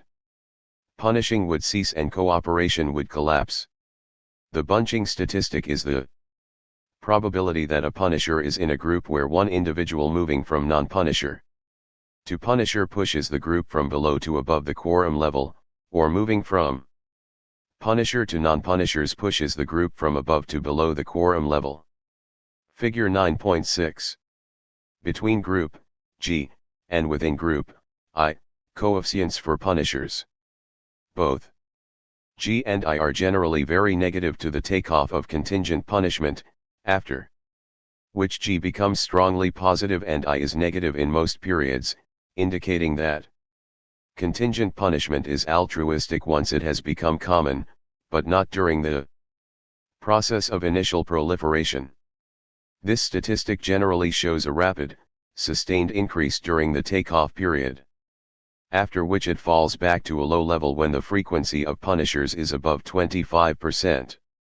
It is worth mentioning that if we assume there is no quorum, so punishers always punish, but leave the baseline parameters the same, and even if we favor punishers by starting the model with a very high level of punishers, 75%, punishers are driven out by the invasion of non-punishers. After about 50,000 periods, the rate of cooperation is invariably close to zero. We have found that the punisher type is not altruistic until cooperation is established. The reason for this is that when punishers are rare, most successful punishing takes place in tipping groups, where a single punisher defection leads to the collapse of cooperation. When punishers are well established in the population, by contrast, most punishers are in groups above the quorum threshold, where they are clearly altruists. Any single punisher would gain by switching to non-punisher. Note that the same is true if the group is below the quorum, a punisher would gain from switching to the non-punishing strategy, although he cannot know that beforehand. When the quorum is more than minimally met, a single punisher would save both the signaling cost and the cost of participating in punishment by switching to the non-punishment strategy. It might therefore be thought that a new type would outcompete the punishers, in the person of an opportunist, who acts exactly like a punisher except that he defects in groups that exceed the quorum. However, the strategy of not punishing if the quorum is exceeded, which we call the opportunist strategy, cannot displace punishers in a cooperative equilibrium. The reason is that when the ratio of opportunists to punishers in the population is high, and if cooperation is widespread, then most cooperative groups will exceed the quorum and will have a high ratio of opportunists to punishers. When the opportunists switch to the non-punishing strategy, the quorum will no longer be met, and there will be no cooperation. Thus, when opportunists are plentiful, they will be predominantly in non-cooperating groups and their fitness will be low. We show in figure 9.7 that opportunists cannot in fact become established in a population of non-punishers and punishers.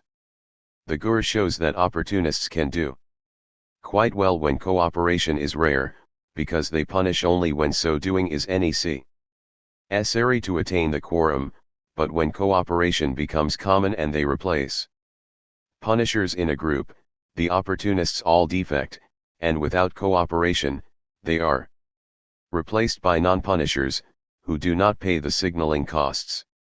It is this that occurs at about period 40,000 in the simulation. Figure 9.7. The dynamics of opportunists in a population of punishers and non-punishers. Note that opportunists do very well in a population of non-punishers, but even eventually punishers become established and opportunists are driven from the population. The values shown represent a single run of the model with the baseline parameters as in Table 9.1. One could imagine a complex opportunist type strategy in which when some but not all opportunists are needed to support a quorum, they choose equitably among themselves who gets to defect and who remains cooperating with the punishers. However, Such a strategy would need reinforcement against preemptive opportunists who simply refuse to punish, forcing the sophisticated opportunists to share all the costs of punishing. This presents a serious second-order free rider problem that cannot be handled using a quorum-type strategy or any other we have been able to think of. Perhaps nature has evolved a strategy of this sort in some creature, but it apparently does not exist in humans. Additional details on the performance of the model are given in Boyd et al. 2010a. and A12. 9.4 Why coordinated punishment succeeds. The key positive assortment that allows the stabilization of altruistic punishment at high levels in this model is not that the punisher genotypes are more likely to be in groups with like genotypes. The success of punishers is due to the fact that quorum sensing results in a genotype-phenotype correlation. When punisher genotypes are common, they are more likely to receive the benefits of cooperative actions by others, whether they are punisher genotypes or not. As we saw in Chapter 4, such a correlation is necessary for natural selection to favor an altruistic genotype, Keller 1992, Fletcher and Zwick 2006. Our simulations show that this situation is indeed the case. When a state of high-level cooperation is attained, the correlation among groups between the phenotypic trait fraction cooperated and the genetic trait fraction punisher becomes strongly positive, taking values between 0.5 and 0.55. In our simulation with much larger groups, averagedness is much higher in groups with substantial fractions of punishers than in groups where the frequency of punishers is just above the threshold or below it. The critical genotype-phenotype correlation is enhanced by that fact that punishers coordinate their activities. Punishers do not punish unless their frequency in the group is sufficiently high to be cost-effective. This requires truthful communication among group members as to which members have shirked and which have not, as well as how many punishers will share the costs of punishing. Thus, our model does not solve the problem of sustaining cooperation when information is private, but instead depends on a pre-existing norm of truthful communication. We have modeled a process of genetic transmission. But were the altruistic punishment trait subject to cultural transmission, as it certainly is in humans, then additional reasons for human exceptionality arise. The process of decay of a state in which virtue ally all group members are punishers leading to a takeover of the group by non-punishers, one often observed in our simulations, could be slowed or even halted if cultural updating responded not only to payoff differences but also to the frequency of types in the group, so that more common behaviors were preferentially copied. Guzman et al. 2007, demonstrate that conformist cultural transmission of this type supports the evolution of altruistic punishment even for groups of enormous size, over 1,000 persons. They also demonstrate that a genetic predisposition to engage conformist updating could co-evolve with altruistic punishment in this environment. 164 Chapter 9. 9.5 A Decentralized Social Order. As we have seen, a complete account of the evolution of cooperation must explain how Shirker punishing strategies can increase when rare. We saw in Chapter 4 that in their classic work on pairwise reciprocity, Axelrod and Hamilton, 1981, showed that with dyadic interactions, a small amount of non-random assortment, such as an interaction between weakly related group members, destabilizes non-cooperative equilibria but not cooperative equilibria. Here we have proposed that coordination among would-be punishers might accomplish a similar result, allowing the emergence when rare and subsequent proliferation of punishment of shirkers. Our model thus provides an explanation of the emergence and eventual stabilization of environments that may have supported high levels of cooperation among our ancestors living in mobile foraging bands during the late Pleistocene. We do not know that a human predisposition to strong reciprocity evolved as we have described. But our model and simulation suggest that it could have. If cooperation did evolve by this route, it is not surprising that, as COSMIDES and Tooby, 1992, and others have shown, cheater detection is an advanced cognitive capac.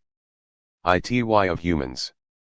First, humans are capable of enacting punishment upon transgressors at very low cost to the punishers, while size, strength, and vigor generally determine the outcome of animal disputes, victory often involving great cost even to the winner. In human societies, through the use of coordination, stealth and deadly weapons, even a small number of attackers can defeat the most formidable single enemy at very low cost to the attackers.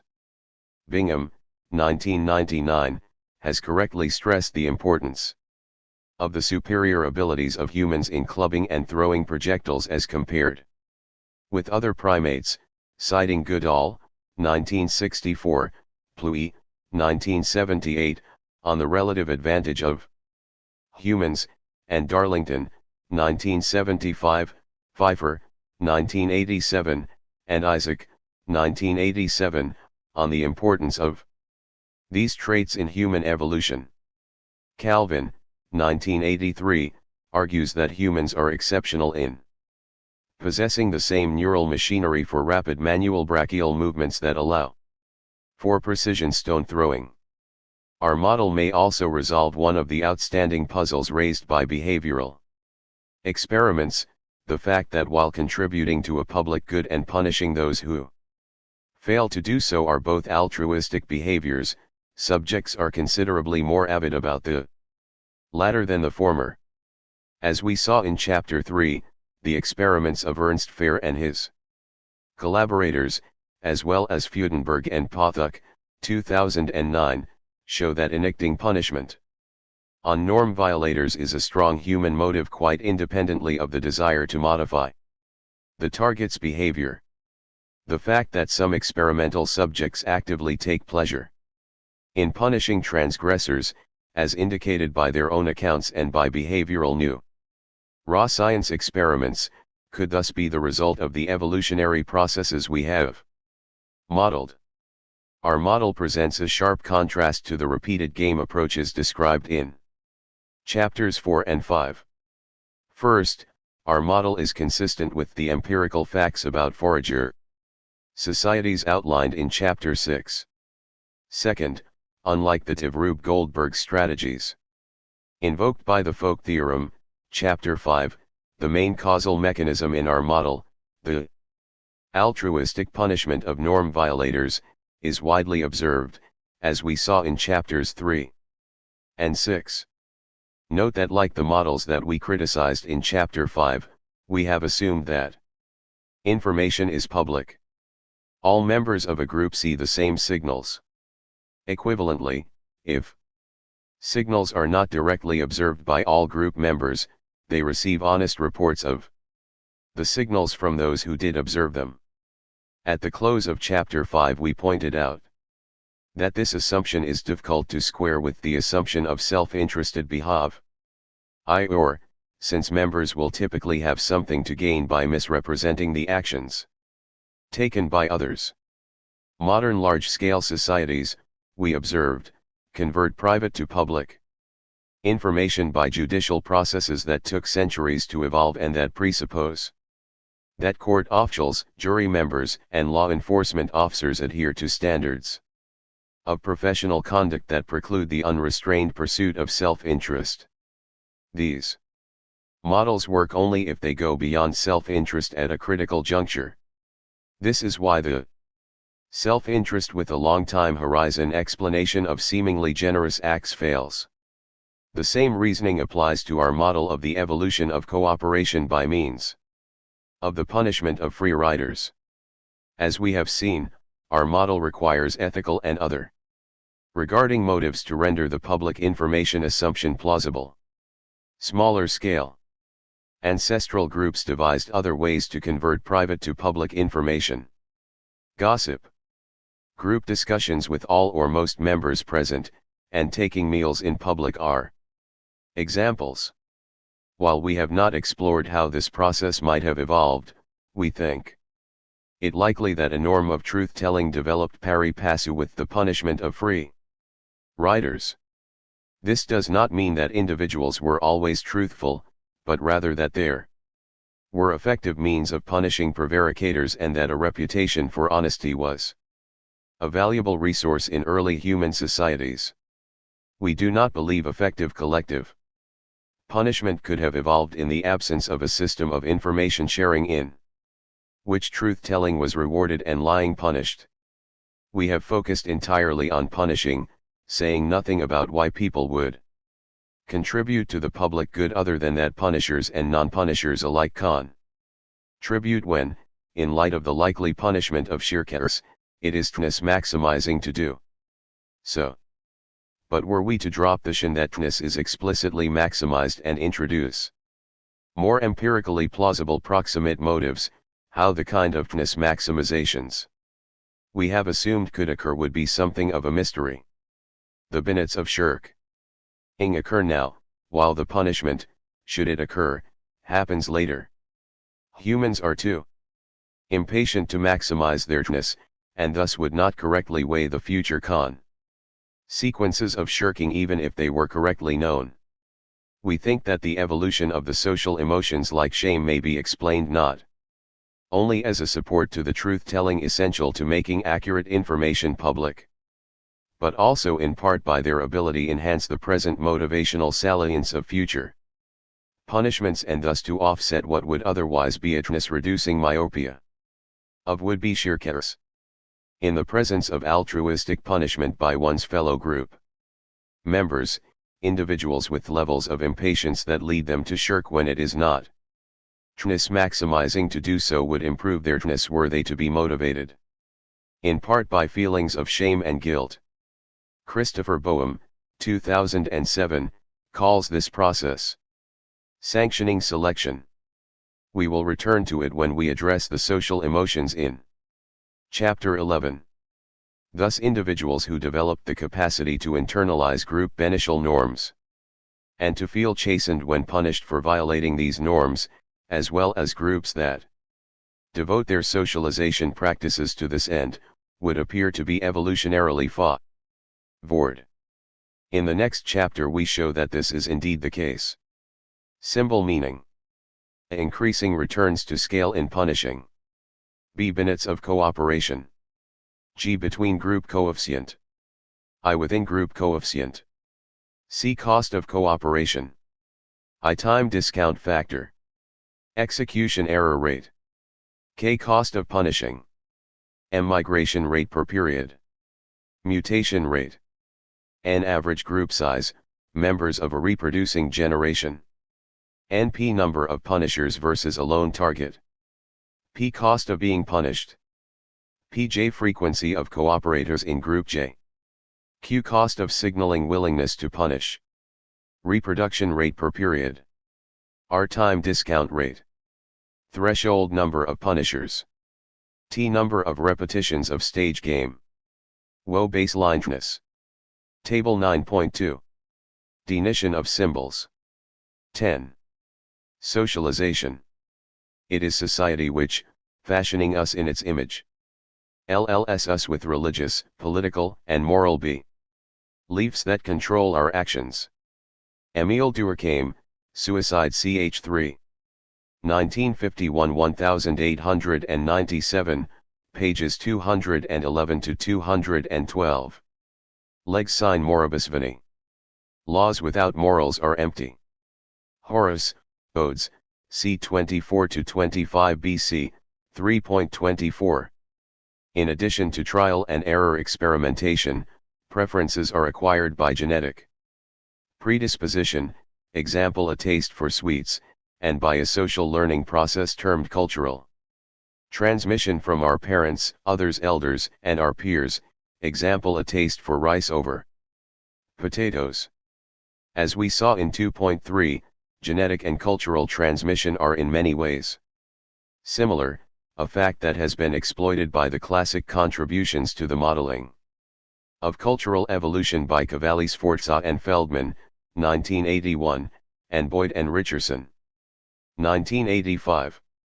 The main similarity between the genetic and cultural processes that is exploited by these models is the fact that both social learning and genetic inheritance from parents can be represented as the replication of traits over time.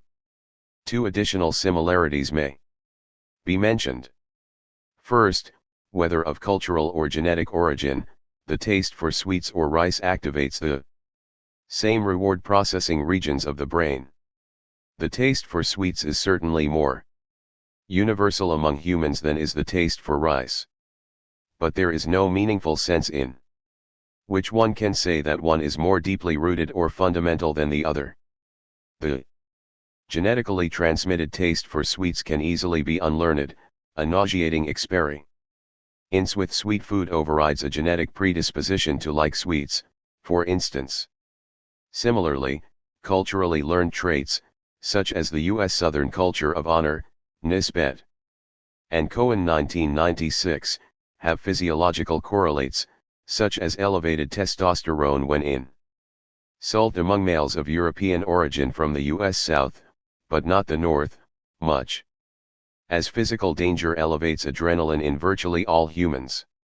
Second, those who are relatively successful in acquiring material resources tend to produce more copies of their traits in the next generation, whether the process works through their differential success in producing offspring who survive to reproductive age or because of their greater command of resources, more elevated social status, or other reasons for their greater likelihood of being copied as cultural models. In the previous chapters we have specified evolutionary processes in which the frequency of a behavioral type in the population increases if its expected payoff exceeds the average. These so-called payoff monotone models provide a challenging, if highly simplified, way of posing the puzzle we are addressing, namely, the evolution of preferences that induce people to act in ways that reduce their payoffs by comparison to what they would get if they acted in some other manner. In the models proposed in chapters 7, 8, and 9, altruistic traits may overcome their within-group payoff disadvantages RST, b. cause of the superior payoffs enjoyed by members of groups in which there are many altruists and, second, because groups devise and culturally transmit over generations. The institutions that mitigate the within-group selection pressures tending to eliminate altruists. Cultural transmission provides an additional way that the disadvantages of particular preferences might be overcome. In his book Six Societies, Robert Edgerton, 1992, catalogs dozens of examples of culture overriding all, as the title suggests, with unpleasant consequences. Pre-industrial cities provide an example, Noft, 1989. Prior to modern medicine, the city was a cultural success, recruiting steady streams of migrants to forsake the countryside for urban living. But it was a biological failure, typically not reproducing its own population even among the urban social elites. A second example is the demographic transition whereby the culturally transmitted preference for smaller families proliferated in many populations despite having apparently reducedness. Zay and Cavalli-Sforza 1977, Kaplan et al. 1995, Ihara and Feldman 2004. But if cultural transmission can induce people to limit their by having small families, or to choose a lethal residential environment, it certainly might also overcome the payoff disadvantages associated with altruistic social preferences. It is this possibility that we explore here. The puzzle, of course, is to explain why humans or any other animal would ever develop the capacity to override THNS concerns, for that capacity itself would seem to be doomed by natural selection. 10.1 Cultural transmission. Cultural transmission overrides THNS when it causes people to want or feel obliged to do things that result in their having fewer surviving offspring or to reduce their inclusiveness in other ways. Thus our explanation will involve the proximate causes of behavior, that is to say, preferences. Here, and in the next chapter as well, we depart from the framework of the previous 3 chapters, which focused entirely on THNS and behavior without exploring the question of motivation. It is not difficult, of course, to associate proximate motives with the kinds of behaviors that we have shown may evolve. Ethically motivated outrage, what Robert Trivers called moralistic aggression, is a plausible motivation for the strong reciprocators' punishment of defectors in Chapter 9, and group loyalty and out-group hostility could provide the psychological basis for the behaviors studied in Chapters 7 and 8. Our models show that these and other preferences motivating the behaviors in question could have evolved by a THNS-based evolutionary process. Here we seek to understand how altruistic preferences might evolve under the influence of cultural transmission. We will take account of 2 facts. First, the phenotypic expression of an individual's genetic inheritance depends on a developmental process that is plastic and open-ended. One expression of this fact is that while human ancestral groups are similar genetically, Feldman et al. 2003, they differ in important ways in behaviors. We surveyed some of our experimental evidence for this behavioral variability in Chapter 3. This developmental plasticity explains why humans are among the most ubiquitous of species, capable of making a living and surviving in virtually all of the world's environments. Second, this developmental process is deliberately structured by elders, teachers, political leaders, and religious gurus to foster certain kinds of development and to thwart others. In many of Edgerton's 6 societies, the socialization processes affecting development result in proximate motives leading people to engage in such lethal practices as cigarette smoking or, in the highlands of New Guinea, consuming the brains of deceased relatives, Cavalli Sforza and Feldman 1981, Durham 1991, Edgerton 1992. In both cases individuals contract a terminal illness with high probability. But in most societies, socialization stresses not only the desirability of behaviors that contribute to one's own well-being, such as moderation, planning ahead, and personal hygiene, but also those that benet others, such as the altruistic social preferences and character virtues we have identified as common among humans. In this chapter we analyze the process by which social norms become internalized. That is, taken on as preferences to be sought in their own right rather than constraints on behavior or instrumental means to other ends. Internalization is thus an aspect of cultural transmission that affects preferences rather than beliefs and capacities. The idea of internalized norms is captured in a passage attributed to Abraham Lincoln: "When I do good, I feel good. When I do bad, I feel bad. That is my religion." Much of the content of cultural transmission can be modeled as information transfer. Members of a group, most often as children, are taught how to accomplish particular ends such as acquiring and preparing food or performing music, as in the study of the Central African aka by Barry Hewlett, 1986. We focus instead on the process by which a society's oughts become its members' wants, thereby narrowing the hiatus between what Jeremy Bentham famously termed people's duties and their interests. As a result, we draw upon studies of how values, rather than factual information, are transmitted, such as generosity among the Inuit, Gwempel 1988, Social solidarity among children on Israeli kibbutzim, Brenner 1969, and the control of hostility among children in cross-cultural perspective, Whiting and Whiting 1975. We refer to these rules of behavior as norms and, when they are internalized, as preferences. Though drawing on a somewhat different mix of social institutions for its accomplishment, the internalization of norms has enough in common with other aspects of cultural transmission that we can draw upon the models of Boyd and Richardson and of Cavalli, Sforza and Feldman.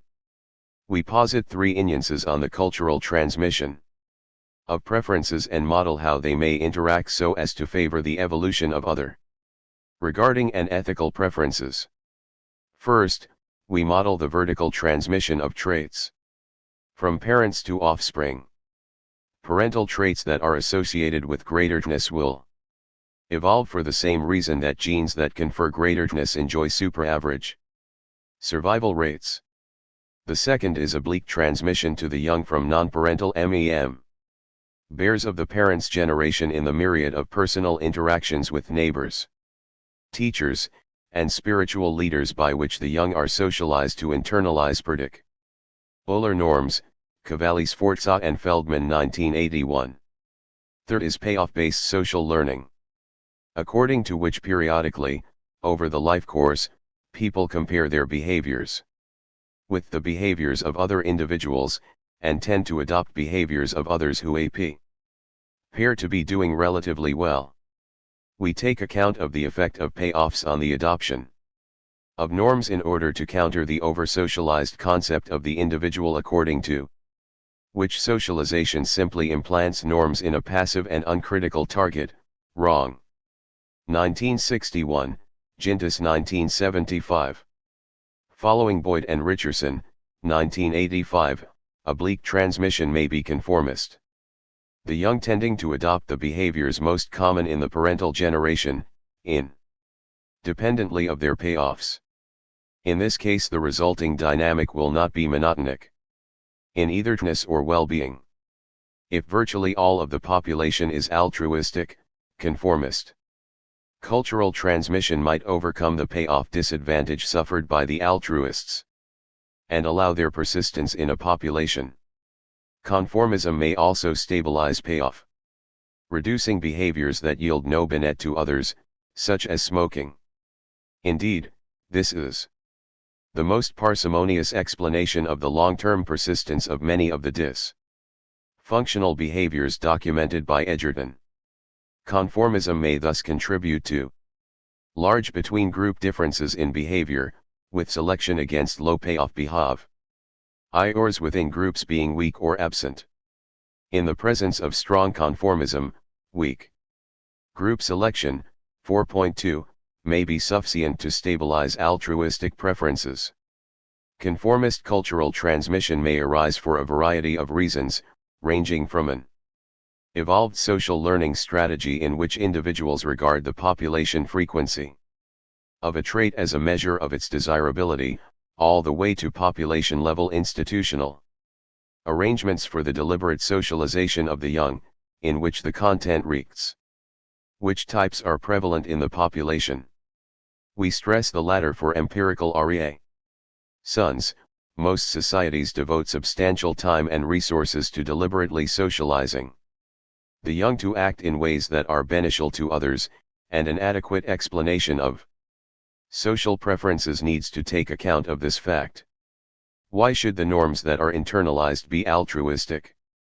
Linda Caporeal and her co-authors, Caporeal et al. 1989, and Herbert Simon, 1990, proposed that altruism might proliferate in a population because it is an inseparable part of an ensemble of culturally transmitted norms that is, on balance, individually advantageous. Simon termed the capacity to internalize such an ensemble of social norms docility, literally, teachability, and explained the evolution of altruistic behaviors as a consequence of the fact that the norms motivating them are linked to other norms that benefit the individual. sufficiently to offset the individual costs of altruism. Altruism in this case proliferates.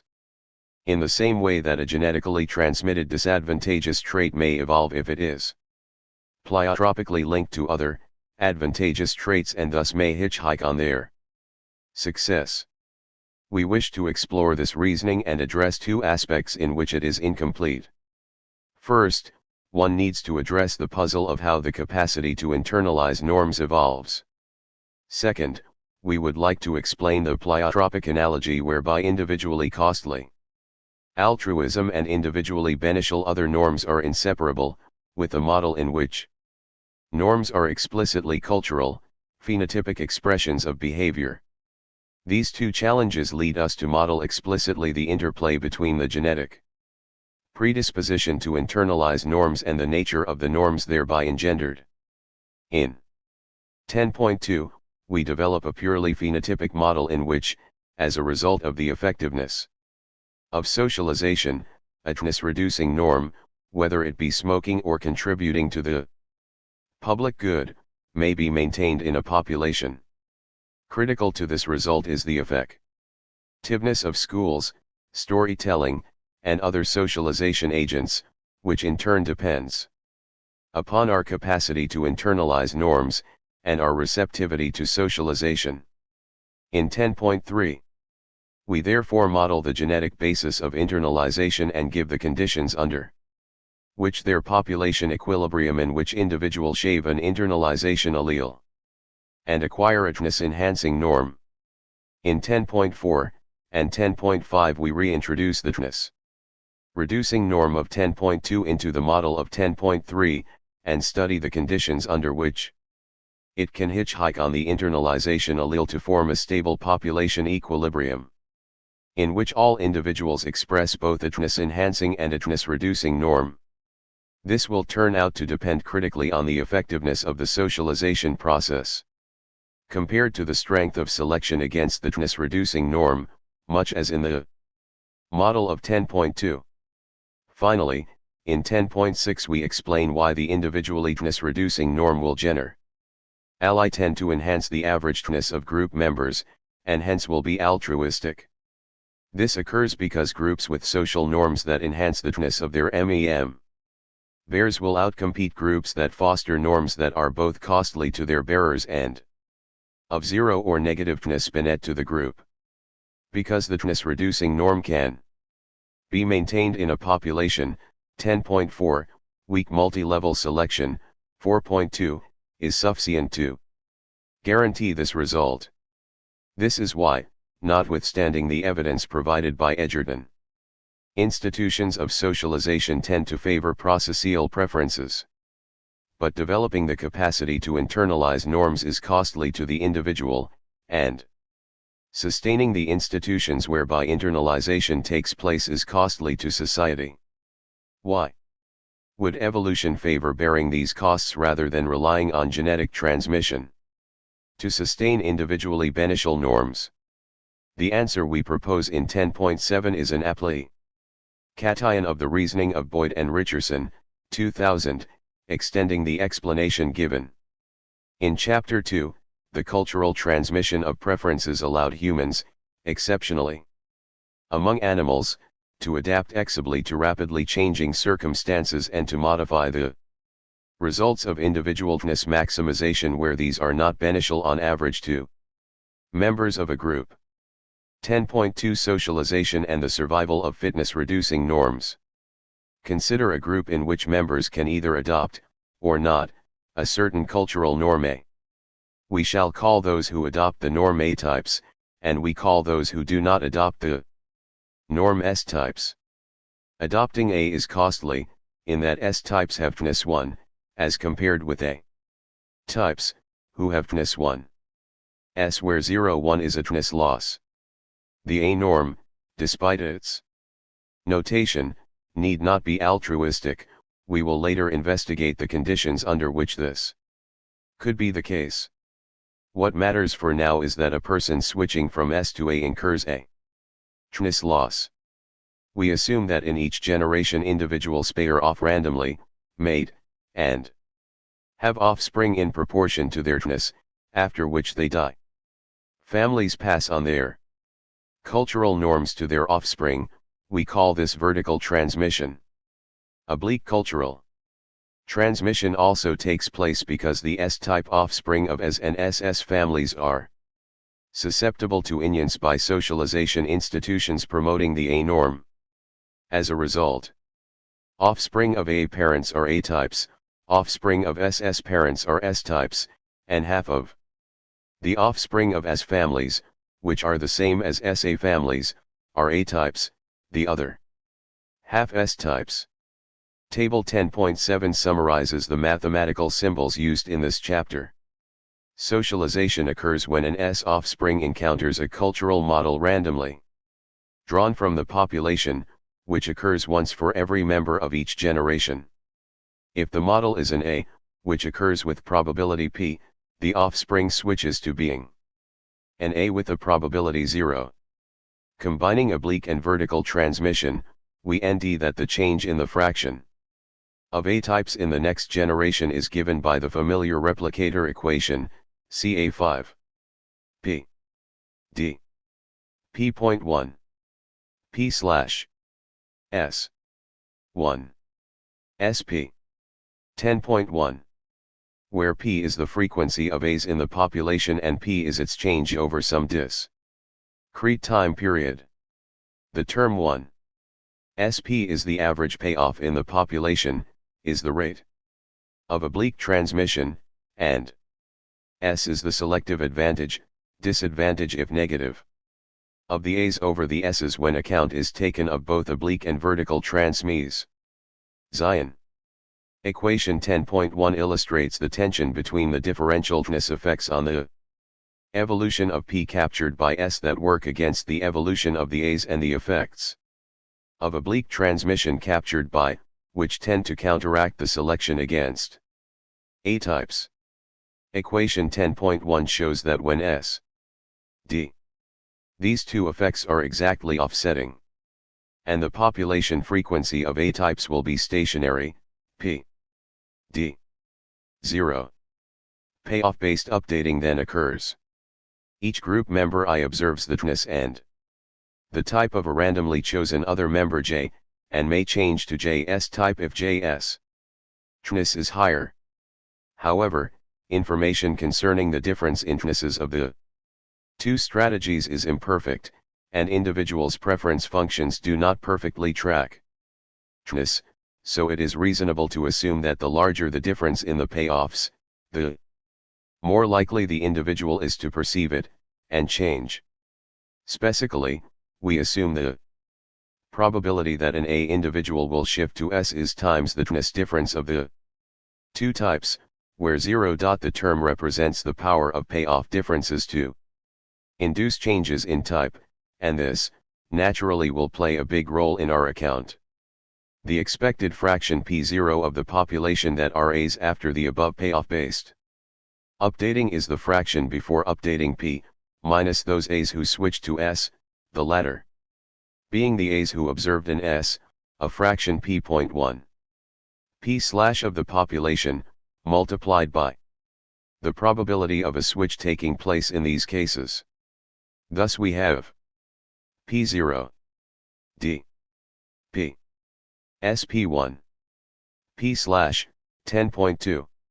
We now combine these three sources of change in the fraction of A types, adding the changes described in equation 10.2 to those already shown in 10.1, giving P, D, P.1, P slash, S, 1, SP, P.1, P slash S, 10.3.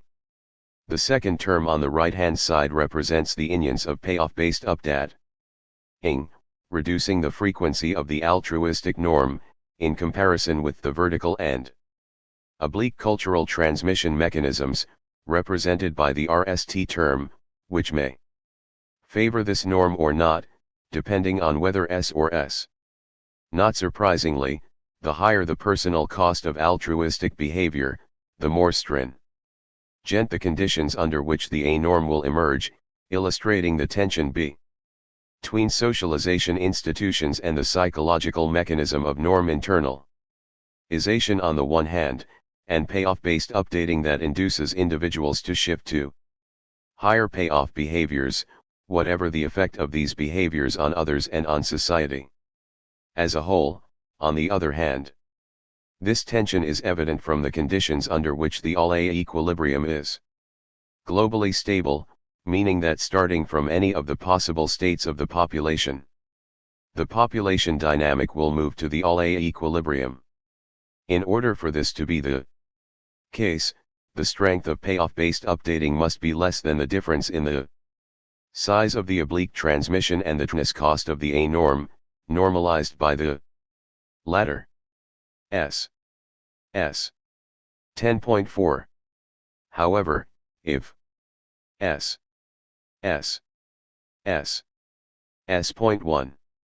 S/10.5 both the all S-type equilibrium and the A-type equilibria are locally stable, meaning that there exists a neighborhood of states around these two equilibrium states such that if the equilibrium state is displaced to some state in this neighborhood, the population dynamic will return to the equilibrium. The basin of attraction of the A-type equilibrium, that is, the neighborhood of states from which the dynamic will converge to the all-A equilibrium, shrinks as increases. Finally, if S.1 S/10.6 the all-S equilibrium is globally stable.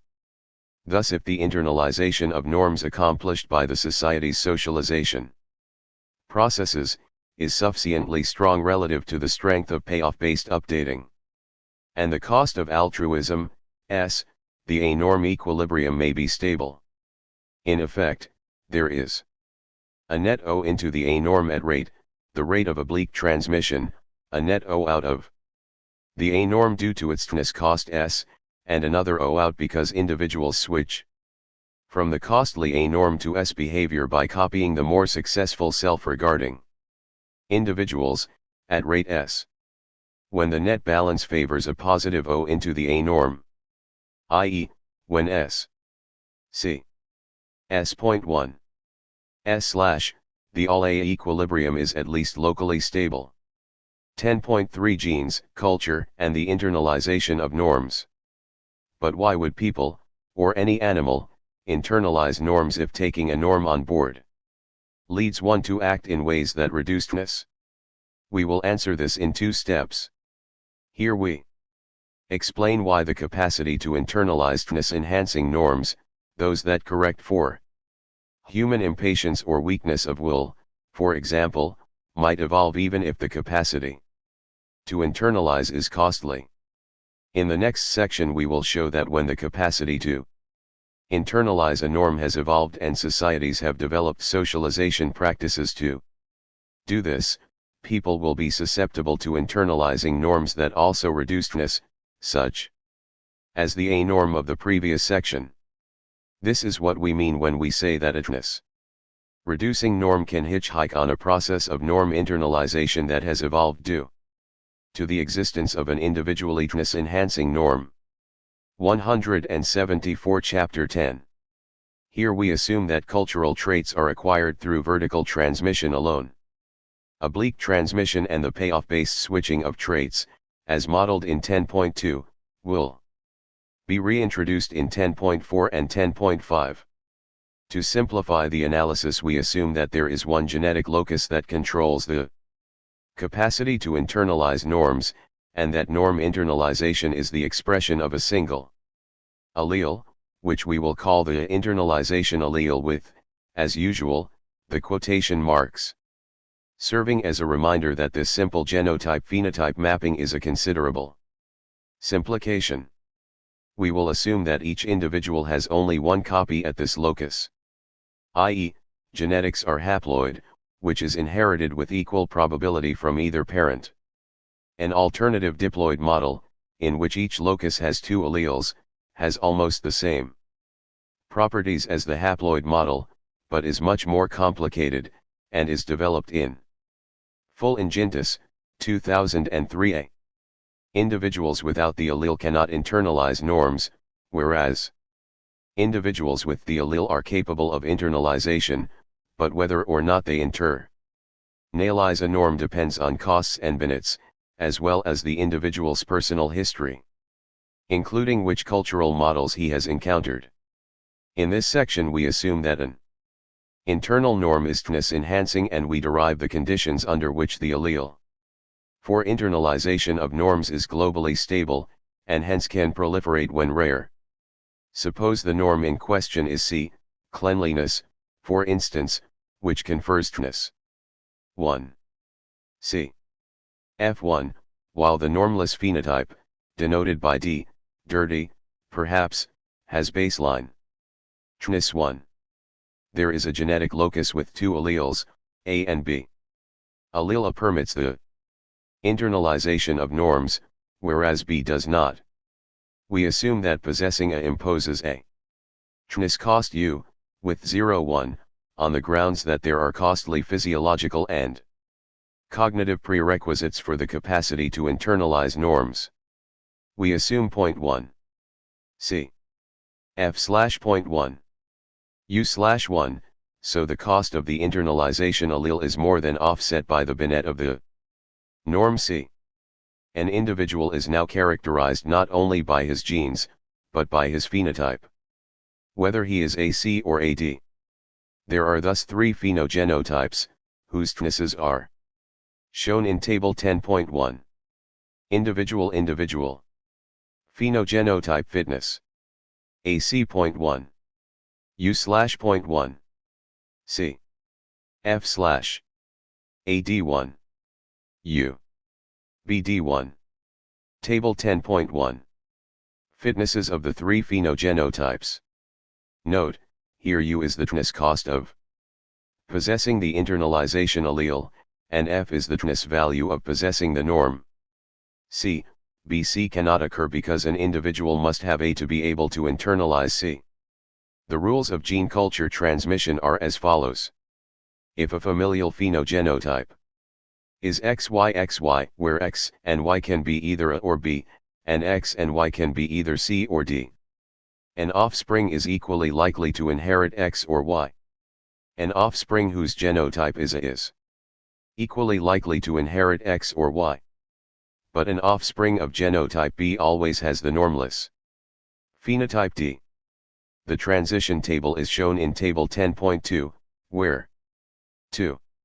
OE0 measures the strength of the cultural transmission of C.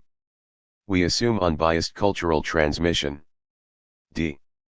1 equals 2, unless otherwise stated. Socialization 175. Offspring phenogenetypic frequency. Familial type ACADBD. AACC1. AACD1. AADD1.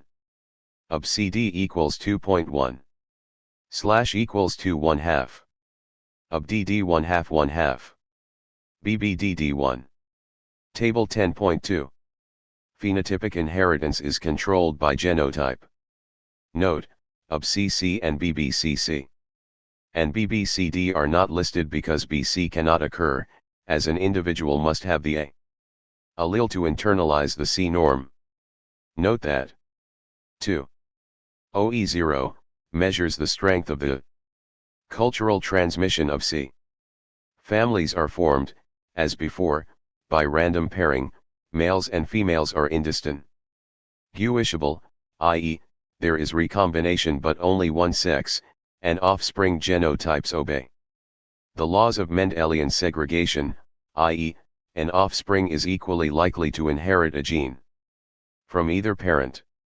A family is characterized by its familial genotype, which is the pattern of genes of the two members, and its familial phenotype, which is the pattern of norms of the two members.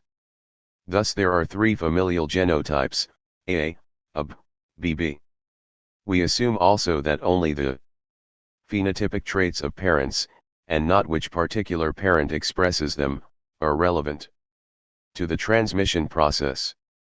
Therefore, There are 3 familial phenotypes, CC, CD, and DD, and 9 familial phenogenotypes, of which only 6 can occur, because a parent of genotype B must have the D phenotype. The frequencies of the offspring of different familial phenogenotypes are as shown in Table 10.3, where P.I/ represents the frequency of parental phenogenotype I, D, AC, AD, BD. For example, the ACD phenogenotype can occur in 2 ways, father AC and mother AD, or vice versa. The probability of each occurrence is P.AC/P.AD/. The THIRD-WORLDism of this phenogenotype is 0.1 U/2.1 C. F/ because both parents have the A allele at THIRD-WORLDism cost U, and one has the C trait, at THIRD-WORLDism gain F. The share of the next generation total population constituted by the offspring of this phenogenotype is thus as given in the second row of Table 10.3. Phenogenotype frequency AACCP.AC/2.1 U/2.1 C. F/220 AACD2P.AC/P.AD/0.1 U/2.1 C. F/20 AADDP.AD/2.1 U/220 UBCD2P.AC/P.BD/0.1 U/0.1 C. F/20 UBDD2P.AD/P.BD/0.1 U/20 BBDDP.BD/220. Table 10.3. Frequencies of phenogenotypes. Note, O is baselineness, chosen so the sum of the frequencies is unity. BCC and BCD are not listed, because BC cannot occur. 176 Chapter 10. Equilibrium occurs when the frequency of each phenogenotype is constant from generation to generation. In this case, we need consider only 2 of the phenotypes, say AC and AD, because BC cannot occur, and since the probabilities must add up to unity, we have P.BD/D 1 P.AC/P.AD/. This system has 3 equilibria, in which the whole population bears a single phenogenotype. These are AC, in which all individuals internalize the THIRD-WORLDism-enhancing norm, AD, in which internalization allele is present but the phenotype C is absent, and BD, in which neither the internalization allele nor the norm is present. Elsewhere, Gintis 2003b, we have proven the following assertions concerning the stability of the various equilibria of this system.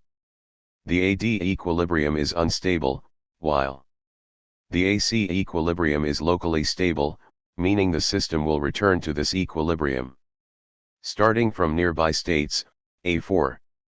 The unnormed equilibrium BD is locally stable if 0.1 U/0.1 C. F/2 and unstable when the opposite inequality holds. Either of 2 conditions renders the BD equilibrium unstable, in which case AC, in which all individuals internalize the THIRD-WORLDism-enhancing norm, will be globally stable, which means the system moves to this equilibrium from any starting point. The RST is that 0.1 U/0.1 C. F/2.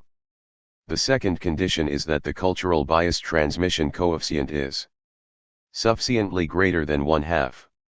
We consider the former condition implausible because it requires that F1, whereas positive THIRD-WORLDism coefficients are rarely so large. However, the latter condition is quite plausible, because it may take only one parent to instill a norm in all offspring with high probability. Mom taught me to be clean. Dad was always a slob. Note that biased vertical transmission, 1 = 2, produces the same Effect as oblique transmission, 0, in the previous section. 10.4 The internalized norm as hitchhiker. We now add a second phenotypic trait with two variants.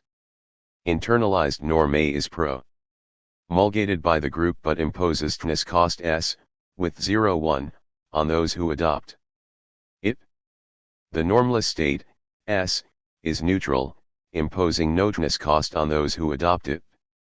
An individual phenotype is then one of SD, internalizes neither norm, SC, internalizes only the THNS enhancing norm, AD, internalizes only the THNS reducing norm A.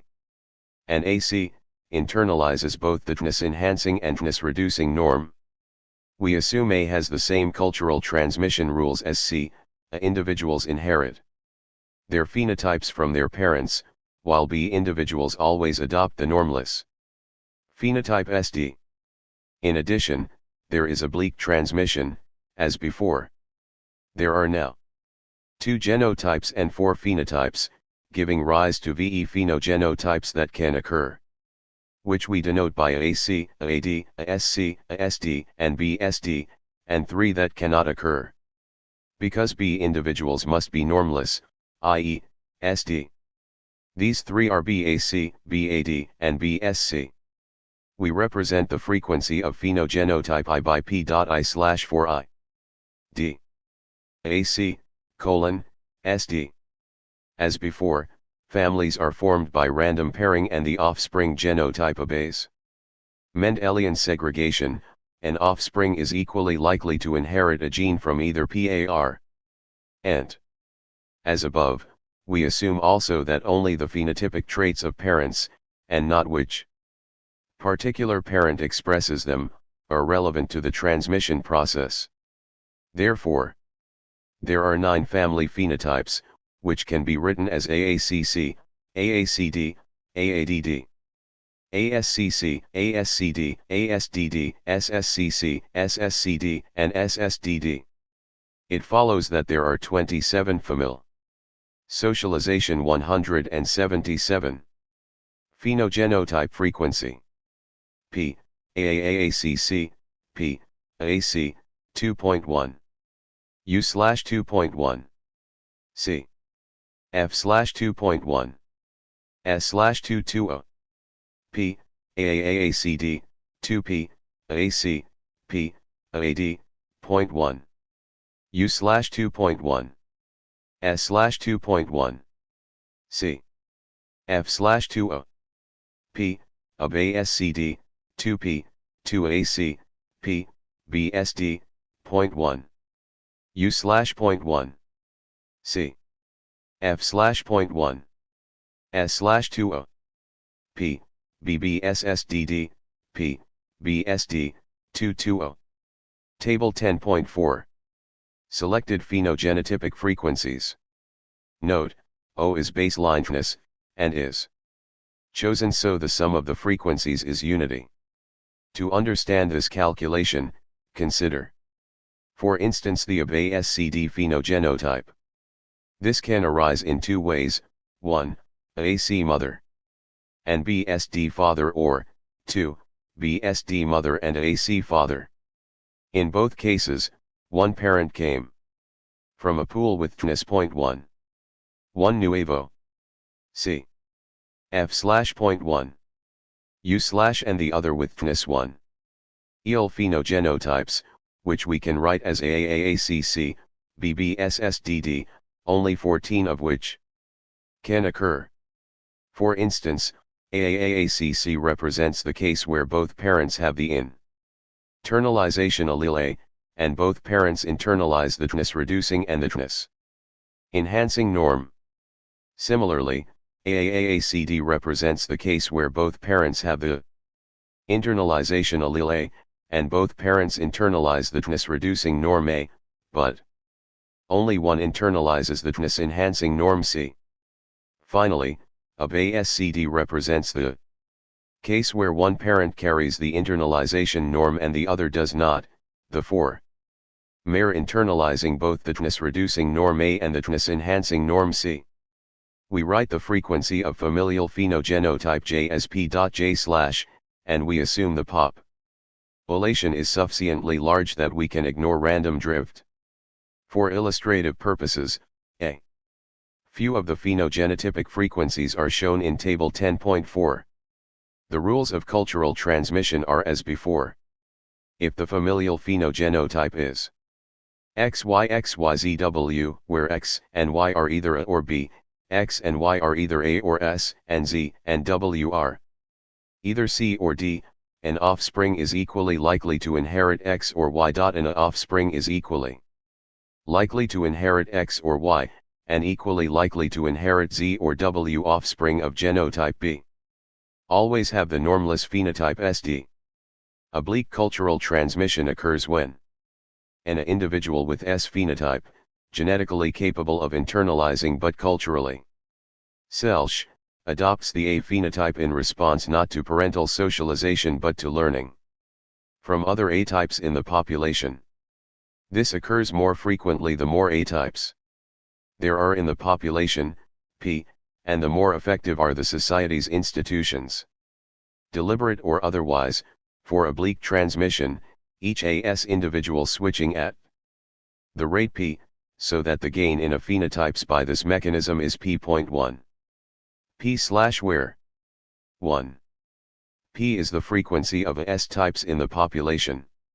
Note that oblique transmission in this model is asymmetric. If there are A types in the population, S types may learn to become A types, not the other way around, even if the population is predominantly of the S type. We assume both genotypic and phenotypicness, as well as their interactions, are multiplicative. Thus, for instance, an AC individual incurs a tness cost U from the capacity to internalize, a tness gain of F from holding norm C, and a tness loss S from holding the A norm. The individual's resulting tness is then 0.1 U/0.1 C F/0.1 S/in.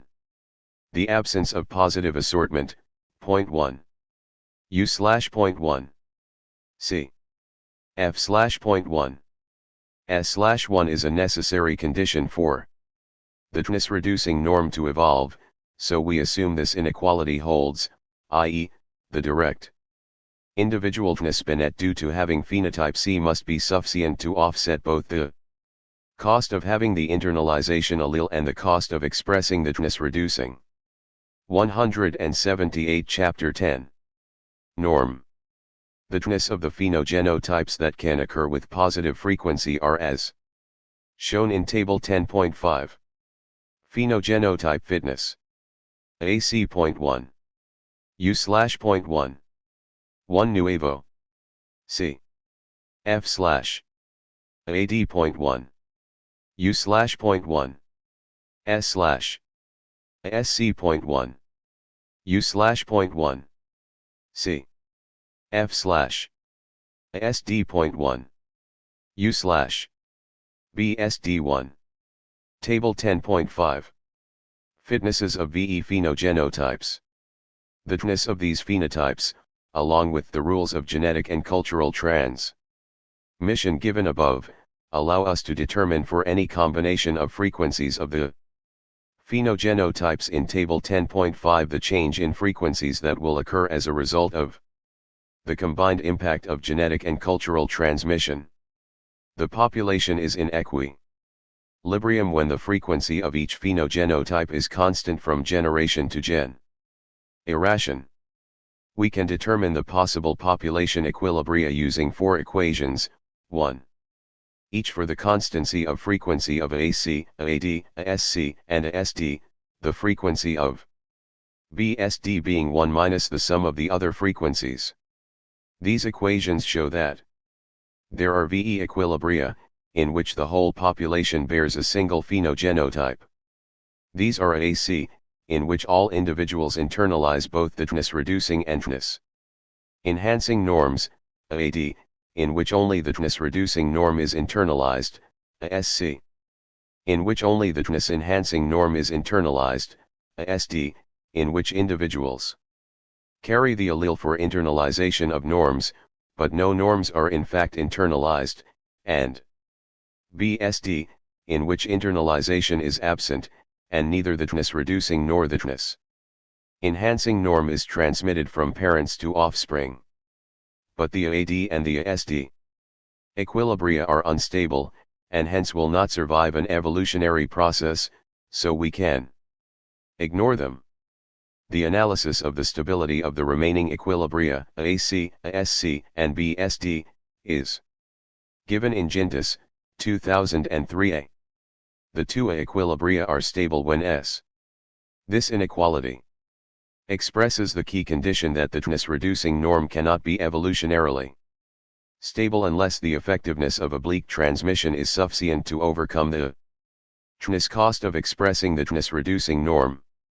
Groups with high levels of THNIS-reducing norm expression solve the problem of rendering the THNIS-reducing norm stable by increasing the effectiveness of oblique transmission so that the new converts to THNIS-reducing norms compensate for the lower THNIS of A-types. It is no surprise, therefore, that the ASC equilibrium, in which internalization is possible but the THNIS-reducing norm is not internalized, is stable when S and unstable when the opposite inequality holds. This reinforces the interpretation presented in the previous paragraph. Moreover, as in the single phenotype case, BSD is unstable if 0.1 U/0.1 C F/2, which is highly unlikely, as we explained above. There are two reasons why the equilibria SC, AC, and BSD, all homogeneous populations with a single type, are stable. First, there are positive feedbacks in the oblique transmission process by which individuals are socialized, such that it is inoperative when the internalization gene is absent from the population, and may be powerful enough to offset socialization. 179. The THNIS disadvantages of the A-types when the internalization gene is universally expressed. This explains why a stable equilibrium population is either all S or all A. Second, the BSD, no internalization, no norms, equilibrium is stable in that A and C are complements, meaning that in the absence of C, A cannot proliferate when rare, and conversely. We have not determined if stable mixed strategy equilibria exist, but for the above reasons we doubt that they could.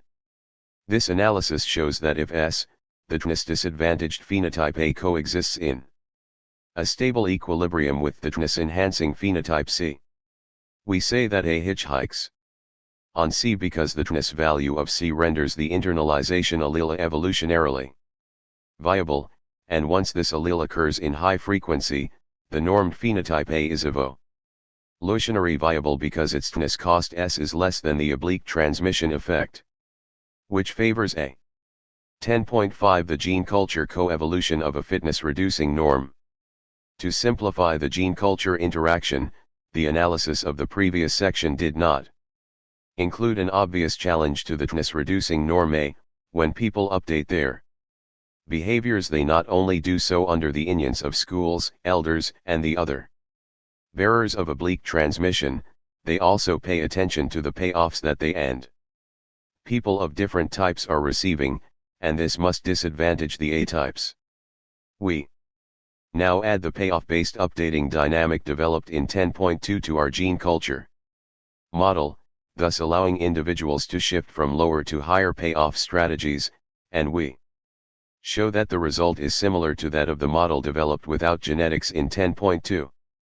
In the current context, there are 4 phenotypes, and only A individuals will copy another phenotype, because they are the only type capable of internalizing a norm, and non-internalizers will not desire to mimic internalizers. Let X, Y, and WZ be 2 of the phenotypes AC, AD, SC, SD. We assume an A individual with phenotype XY meets an individual of type WZ with probability PWZ, where PWZ is the fraction of the population with phenotype WZ, and in this case, switches to WZ with probability if that type has higher THNS than XY. Thus, as in 10.2, the parameter is the measure of the strength of the tendency to shift from lower to higher payoff phenotypes. Adding payoff-based cultural updating does not change the single phenogenotype. Equilibria, because when all equilibria consist of a single phenogenotype, in equilibrium, an individual can never meet a distinct phenotype to which he might switch. We nd that the AD and SD equilibria remain unstable, and payoff-based updating does not affect the condition S for stability of the normless equilibrium BSD. The condition S for stability of the THNS-reducing norm equilibrium AC now becomes S 1 1 S 1. 10.7. Note the similarity to the all A equilibrium conditions, 10.4 to 10.6, in the model without the explicit modeling of genetics. We conclude that a sufficiently strong payoff-based updating process can undermine the stability of the AC equilibrium, even if the effect of socialization exceeds the THNS cost of the A-type. The condition S for stable. 180 Chapter 10. ITY of the THNS enhancing norm internalization equilibrium SC when payoff-based updating is included now becomes S. S.1. C. S/. And this equilibrium is unstable when the reverse inequality holds. Thus in this case, S continues to ensure that a SC is stable, but now for sufficiently large this equilibrium is stable even when S. Adding payoff-based updating changes the stability properties of the model in only one important way. A sufficiently strong payoff-based updating process can render the THNS-enhancing internalized equilibrium SC, rather than the equilibrium with both norms, AC, stable. The intuition here is that the THNS-reducing norm A imposes THNS cost S, leading individuals to abandon it. The greater the rate at which this occurs, the larger must be the oblique socialization force that replenishes the stock of A-types in the group. 10.6 How can internalized norms be altruistic? As we have seen, internalized norms may reduce the THNS of group members. The reason for the feasibility of antisocial norms is that once the internalization allele has evolved to Zaschen, there is nothing to prevent group harmful phenotypic norms from also emerging, provided they are not excessively costly to the individual, S, given the strength of the payoff-based updating process. The evolution of these harmful norms directly reduces the overall THNS of the population. Yet, as Brown, 1991, and others have shown, there is a tendency in virtually all populations that persist over long periods for cultural institutions to promote social and eschew antisocial norms, and for A-types to embrace these social norms. The most reasonable explanation for the predominance of socially beneficial norms is weak group selection. Societies that promote social norms have higher survival and reproduction rates than societies that do not. Weak group selection, 4.2, is sufficient for the proliferation of socially beneficial norms as long as the conditions for the stability of the equilibrium with the THNS reducing norm, 10.7, are met. A-types in groups at or near such an equilibrium, if A is altruistic, will be as T as other members of their groups and will therefore not suffer adverse within group selection. But the THNS of all members of groups at or near the altruistic equilibrium will exceed that of members of groups that support group harmful norms. The evolutionary dynamic is thus an equilibrium selection problem, with differential group survival favoring the selection of the altruistic equilibrium.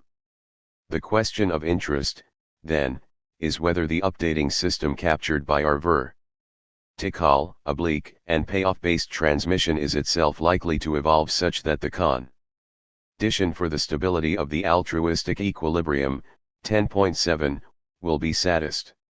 If groups with strong systems of oblique transmission, i.e., high levels of, were to do poorly for some reason, then, 10.7, might not be satisfied in a long-term evolutionary dynamic.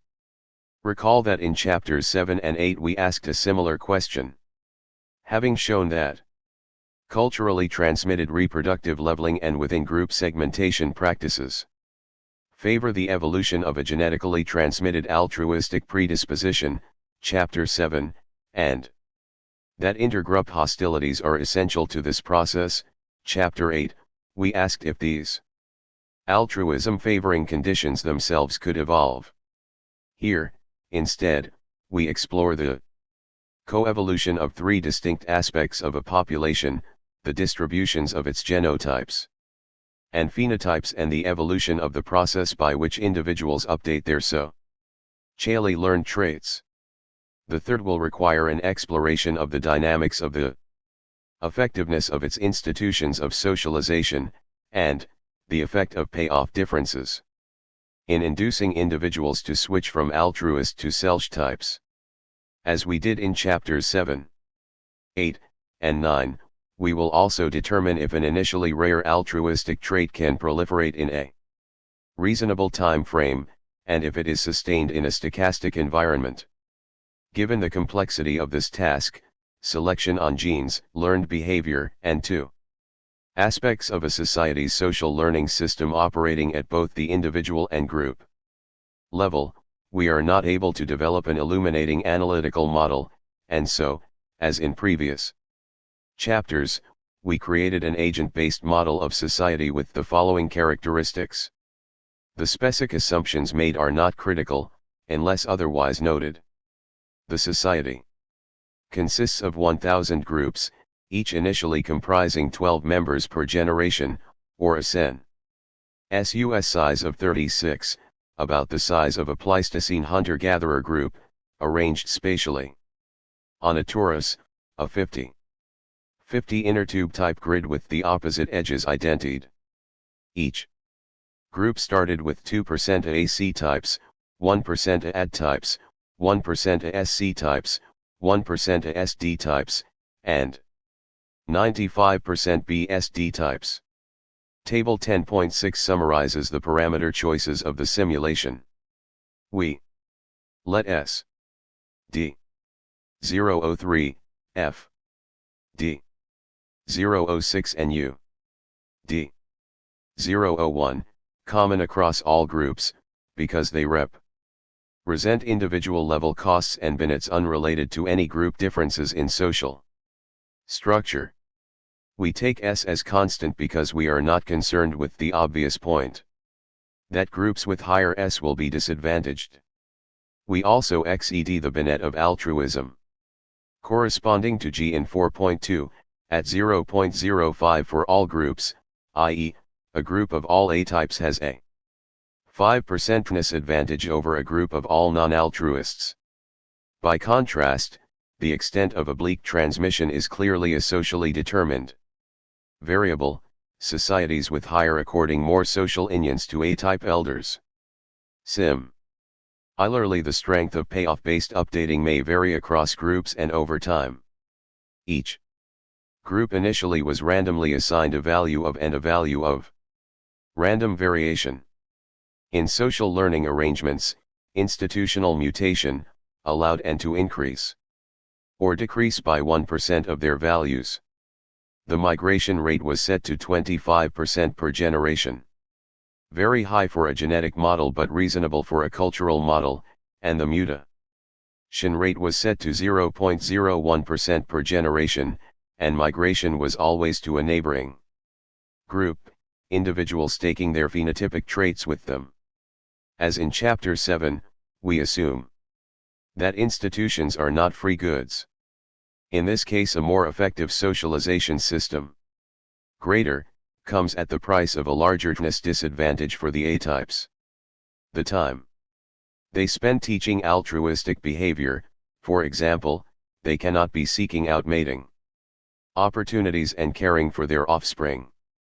We set the cost per A-type of to be S, i.e., setting d.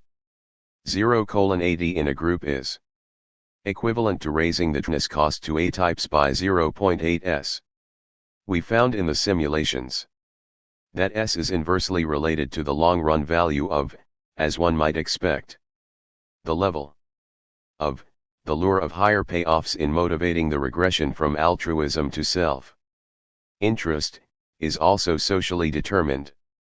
A types, whose numbers are reduced by desertion to self-interest when is substantial, can devote time and energy to reducing the lure of payoffs, teaching, for example, the value of non-material well-being to reach his simulation parameter value.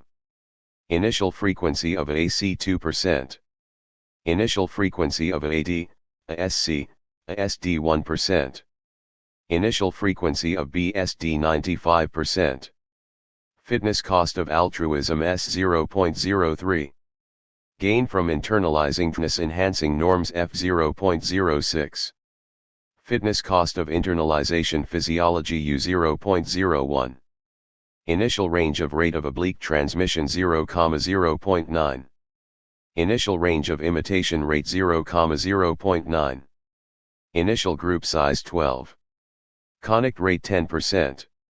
Cost of 5s. Cost of 5s. Fitness contribution of A type to group 0.05. Mutation rate 0.01%. Migration rate 25%. Number of groups 1000. Table 10.6. Parameters for the simulation of the spread of strong reciprocity through weak group selection. OEA, signees the initial seeding of the groups with values drawn from the uniform distribution on OEA.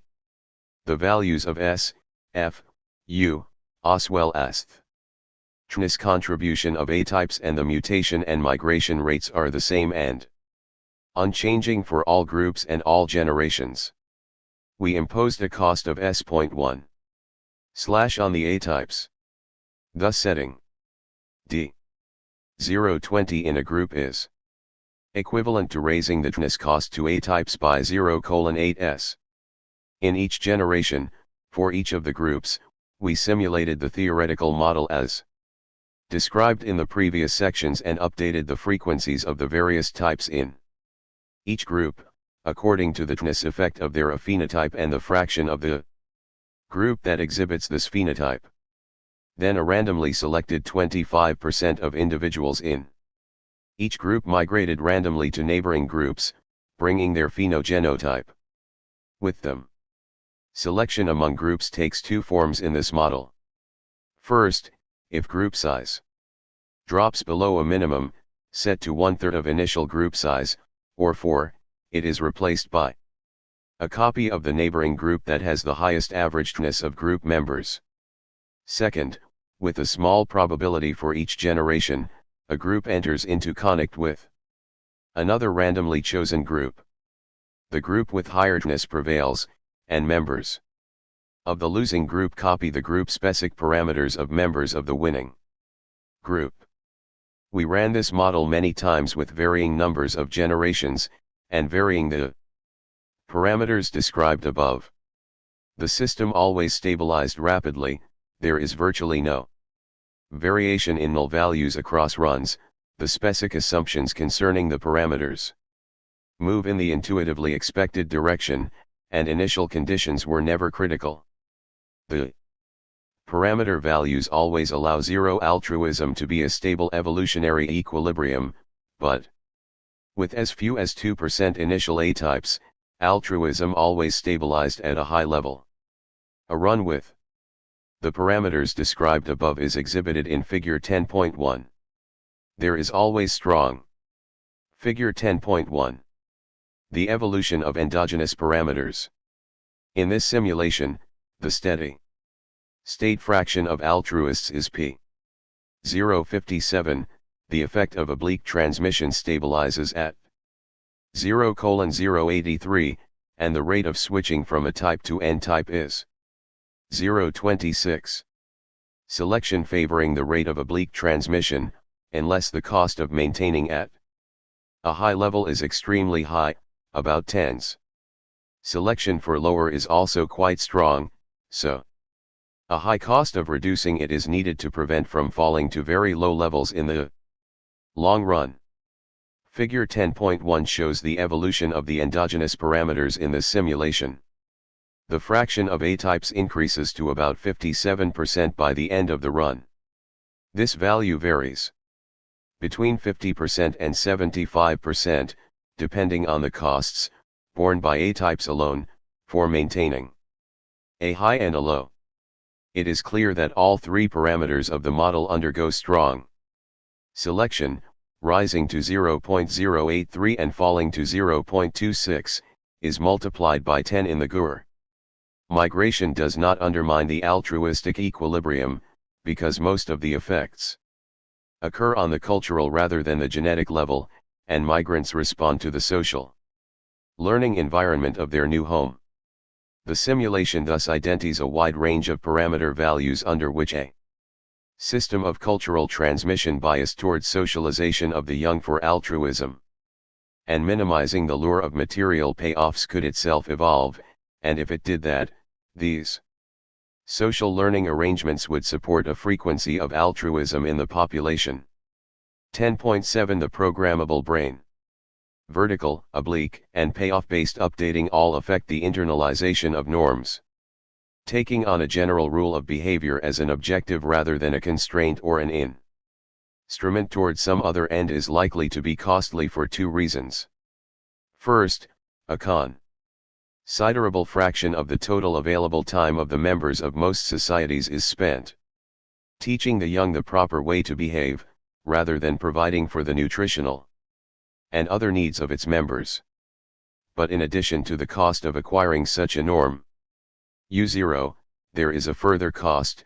The rule will not be ideally suited to all situations, and its internalization deprives the individual of flexibility in dealing with such situations on a case-by-case basis. The parochial preferences that motivate the exclusion of outsiders, studied in Chapter 8, Don't Marry Outside Your Religion, is an example of a personally costly general rule of behavior, costly because it reduces the size of the marriage pool. Why, then, are humans so susceptible to internalizing general rules? If this susceptibility were subject to a purely payoff-based selection process, weatheredness or payoff sensitive, one might expect it to be eliminated from any population in which it appeared. What, then, accounts for the extraordinary success of general rules of behavior? An answer that we have found persuasive, Heiner 1985, is that internalizing general rules of behavior may persist in an evolutionary dynamic because it relieves the individual from calculating the costs and benefits in each situation and reduces the likelihood of making costly errors.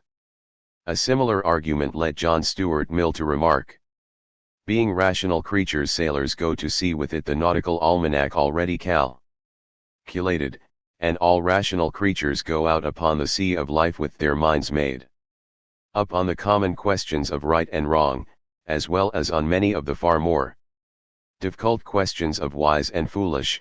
1957 1861, p. 407. Our models show that cultural transmission and the capacity to internalize norms may co-evolve if some of these norms are enhancing for the individuals who adopt them. But if this is the case, what is the evolutionary advantage of taking on the costs of socialization and internalization? Like those of other animals, our bodies produce the sensations of pleasure and pain in response to the things we experience, and this is what induces our behavior. These hedonic responses that constitute the proximate causes of behavior can be represented as what we in Chapter 3 deemed as preferences, reasons for behavior, other than beliefs, and capacities, that account for the actions an individual takes in a given situation. These preferences are subject to natural selection, as well as social learning in some animals, and there is some reason to think that, for most animals most of the time, Preferences induce behavior approximating that which would result if the individual animal were to deliberately maximize its tness, at least locally. Cultural transmission and internalization make humans an exception to this general proposition. Cultural transmission and internalization affect our hedonic responses to situations and induce behaviors that may diverge substantially and systematically from what an individualness maximizer would do. As we saw in the introduction to this chapter, individual and even averagedness reducing behaviors can be successfully promoted by cultural transmission and internalization. But the internalization of culturally transmitted norms can also do better than natural selection in inducing behaviors that enhancedness. This is true for two reasons. First, except under special circumstances, individualness maximization does not maximize averagedness of the members of a group. The impossibility of altruism evolving by a tness monotone dynamic in a random mixing population is a pertinent example. Other examples were studied in chapters 7 and 9. This being the case, groups that override individualness maximizing by means of the cultural transmission of internalized norms may experience higher group averagedness than other groups. These group benefits may offset the costs just mentioned.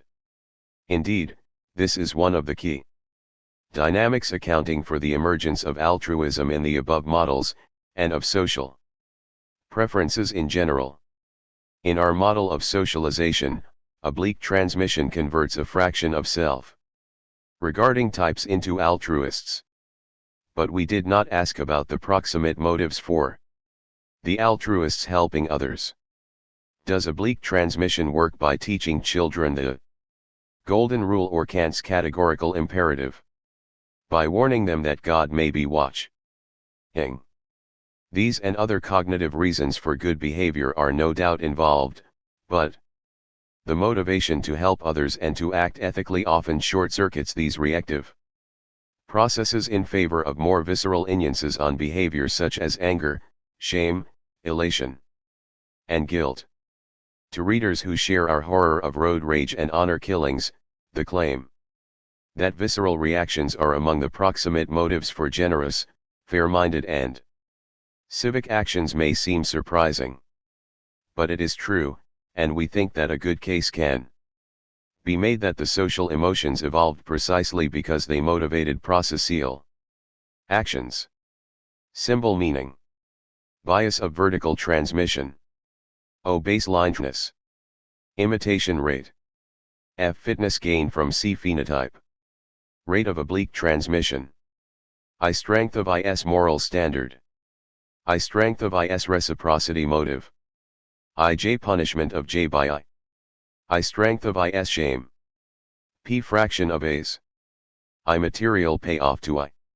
S fitness cost of a phenotype. U fitness cost of a allele. R degree of reproductive leveling, effective tax rate. Quorum threshold level. Segmentation rate. Table 10.7. Definition of symbols. 11. Social emotions. This is the gist of human psychology, what the hero does all feel that they ought to have done as well. The sophisms of the brain cannot resist the mutual aid feeling, because this feeling has been nurtured by thousands of years of human social life and hundreds of thousands of years of pre-human life in societies. Peter Kropotkin, Mutual Aid Chapter 8, 1989-1903, p. 277. Let's not forget that the little emotions are the great captains of our lives and we obey them without realizing it. Vincent van Gogh, Letter to his brother. Theo Letter 603, July 6, 1889. The heart has reasons that reason knows nothing about. Blaise Pascal, Penn's EES number 277, 1995 1670. Social emotions love, guilt, shame, and others are responsible for the host of Civil and caring acts that enrich our daily lives and render living, working, shopping, traveling among strangers, sustaining social order, even conducting scientific research, feasible and pleasant. Adherence to social norms is underwritten not only by cognitively mediated decisions, but also by emotions. Frank, 1987, 1988, Ekman, 1992, Damasio, 1994, Elster, 1998, Boehm 2007. When Bosman et al. 2001, assayed the feelings of respondents in an ultimatum game, they found that low offers by the proposer provoked anger, contempt, and sadness in the respondents, that the intensity of the self-reported emotions predicted the respondent's behavior, stronger emotions inducing rejections of low offers. Interestingly, the introduction of an hour-long cooling-off period between the offer and the respondent's choice of an action had no effect on either reported emotions or on the rejection behaviors of the respondents. Recall from Chapter 3 that Sanfei et al. 2003, found that those rejecting low offers in an ultimatum game experienced heightened levels of activation in the brain areas associated with disgust and anger. One of the most important emotions sustaining cooperation is shame, the feeling of discomfort at having done something wrong not only by one's own norms but also in the eyes of those whose opinions matter to you. Shame differs from guilt in that, while both involve the violation of a norm, the former but not the latter is necessarily induced by others knowing about the violation and making their displeasure known to the violator. We will suggest that shame, guilt, and other social emotions may function like pain, in providing personally beneficial guides for action that bypass the explicit cognitive optimizing process that lies at the core of the standard behavioral model in economics and decision theory. Pain is one of the 6 so-called basic emotions, the others being pleasure, anger, fear, surprise, and disgust. Shame is one of the 7 so-called social emotions, of which the others are love, guilt, embarrassment, pride, envy, and jealousy. Plutchik 1980, Ekman 1992. Basic and social emotions are expressed in all human societies, although their expression is affected by cultural conditions. For instance, in all societies one may be angered by an immoral act, or disgusted by an unusual foodstuff, but what counts as immoral or disgusting is, at least to some extent, culturally specific. Antonio Damasio, 1994, calls an emotion a somatic marker, that is, a bodily response that forces attention on the negative outcome to which a given action may lead and functions as an automated alarm signal which says, beware of danger ahead. If you choose the option that leads to this outcome, the automated signal protects you against future losses. P 173. Emotions thus may contribute to the decision-making process by working with, not against, reason. Damasio continues, analogizing emotions to physical pain. Suffering puts us on notice, it increases the probability that individuals will heed pain signals and act to avert their source or correct their consequences. P 264. To explore the role of guilt and shame in inducing social behaviors, we will consider a particular interaction having the structure of a public goods game. 3.2. In the public good setting, contributing too little to the public account may evoke shame if one feels that one has appropriated too much to oneself. Because shame is socially induced, being punished when one has contributed little triggers the feeling of having taken too much. In this case, the effect of punishment on behavior may not operate by changing the material incentives facing the individual, that is, by making clear that if he continues to free ride his payoffs will be reduced by the expected punishments. in future rounds. Rather, it evokes a different evaluation by the individual of the act of taking too much, namely, shame. This is the view expressed by John Elster, 1998. Material sanctions themselves are best understood as vehicles of the emotion of contempt, which is the direct trigger of shame, p. 67. Thus, self-interested actions, for se, may induce guilt, but not shame. If one contributes little and is not punished, one comes to consider these actions as unshameful. If, by contrast, one is punished when one has contributed generously, the emotional reaction may be spite toward the bears of one's group. This is one of the reasons why the antisocial punishment of high contributors in public goods experiments has such deleterious effects on the level of cooperation in a group. We assume individuals maximize a utility function that includes VE distinct motives, one's individual material payoffs, how much one values the payoffs to others, this depending on both one's unconditional altruism and one's degree of reciprocity, as well as one's sense of guilt or shame in response to one's own and others' actions.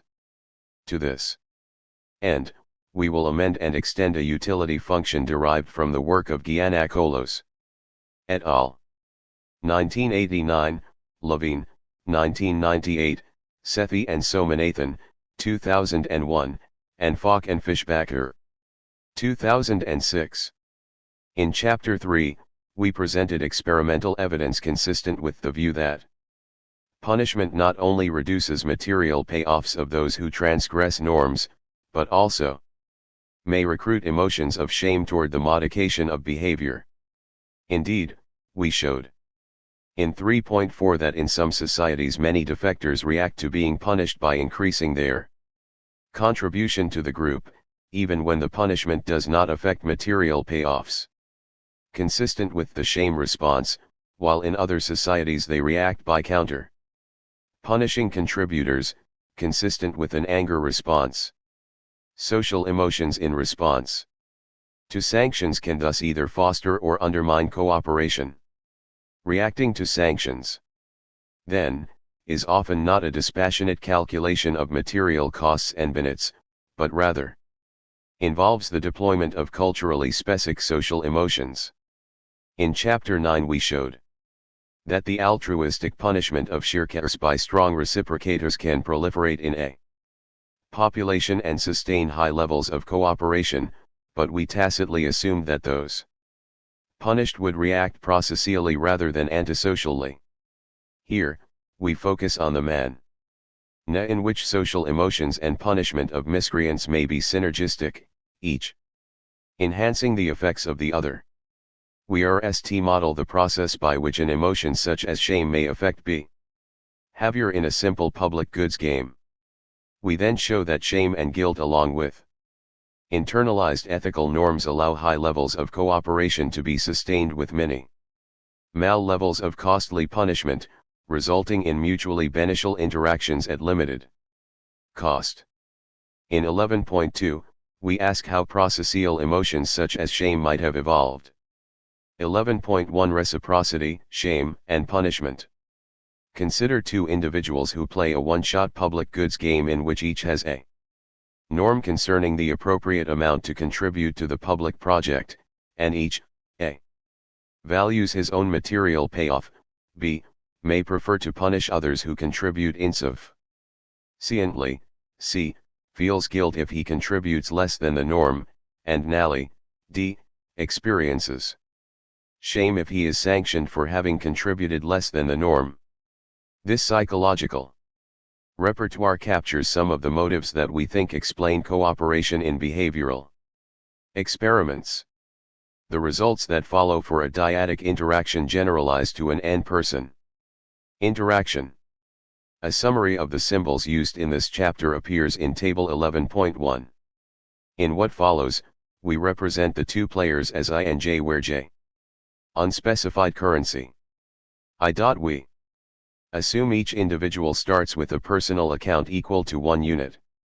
Each individual contributes to the public project an amount AI, 0, AI, 1 where I, D, 1, to refer to the two individuals, and each receives a 1, C, a 2 / from the project, where 1 equals to 1 thus, the individuals do best when both cooperate. AI, AJ, D, 1 / but each has an incentive to defect. AI, AJ, D, 0 / no matter what the other does.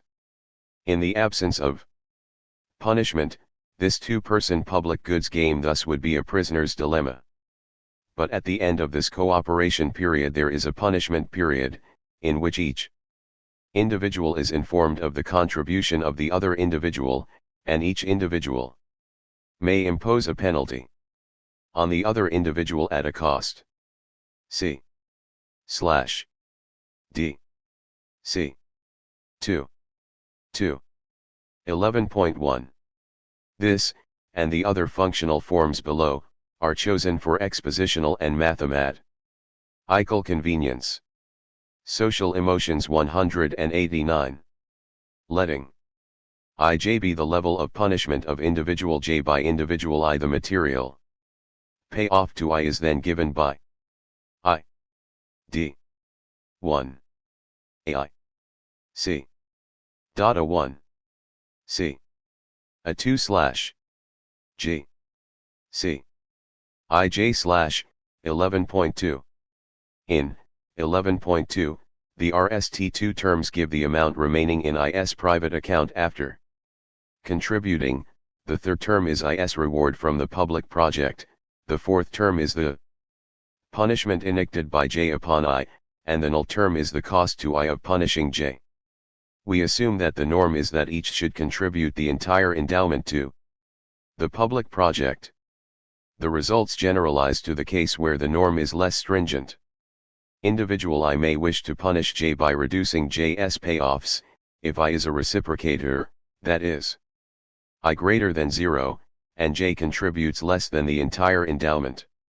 To represent the propensity of I to punish J for not contributing sufficiently, we assume that IS valuation of J's payoff is IJ D I.AJ 1 / 11.3, where we assume 0 1, so that unless J contributed his entire endowment, I receives a subjective benefit from lowering J's material payoff that is proportional to J's shortfall. The parameter I, 0 1, is the strength of IS reciprocity. Motive. The condition that I1 ensures that individual I cannot value J's payoffs negatively more than he values his own positively. Thus should both payoffs increase proportionally, individual I cannot be worse off. The shame experienced by I is a subjective cost proportional to the product of the degree to which he is punished by J, and the extent to which his contribution falls short of the norm, and is equal to I.1 AI/G. Thus, punishment triggers shame, which is greater the more the individual has kept for himself rather than contributing to the public project, and the larger is I, the susceptibility of individual I to feeling shame. Finally, I may feel guilt simply for having violated his internal standards of moral behavior. We represent this feeling by I.1 AI/, which is negative for I greater than 0. Unless I contributes the full amount to the project. The parameter I is IS susceptibility to guilt. The utility function of I is then given by UI D I C IJ.1 AJ C a 1 C a 2 / IJ/ I C I G /.1 AI / 11.4. The RST term is IS material payoffs, which are those from the public project net of his own contribution and minus the cost of being punished by J and the cost of punishing J, from equation 11.2. The second term is, using equation 11.3, is evaluation of J's material payoffs, which are those from the project net of his own contribution and minus is punishment of J. We have not included the cost to J of punishing I, in the material payoffs of J that I takes account of when choosing his contribution level because we think it is unrealistic to imagine that I would seek to reduce J's payoffs by inducing J to bear costs so as to punish I. The third term is the guilt and punishment-induced shame that I experiences when I contributes less than the amount that would maximize the well-being of the two players, namely 1. Given any level of J's contribution, we can represent individual I's behavior as the joint maximization of two objective functions. The RST is, given J's contribution. 190 Chapter 11. How much to punish J? The answer is to select IJ so as to equate the marginal cost of punishment, DC equals D. IJ. D. C. IJ, with the marginal binet of punishing J which is IJ. Given this level of punishment, I will then select the level of contribution that equates the marginal binets of contributing, which are reduced punishment, guilt, and shame, and the marginal costs of contributing, which involve foregoing some of one's endowment and contributing to the material payoffs of J, even though I values these negatively. Note that because the susceptibility to shame and the level of punishment received appear multiplicatively in this last term, punishment and shame are what economists call complements. This means that an increase in the susceptibility to shame increases the marginal effect of punishment on the individual's utility and therefore raises the marginal binet that I will receive by contributing more. Similarly, an increase in the level of punishment raises the marginal effect of an enhanced susceptibility to shame on the actor's utility.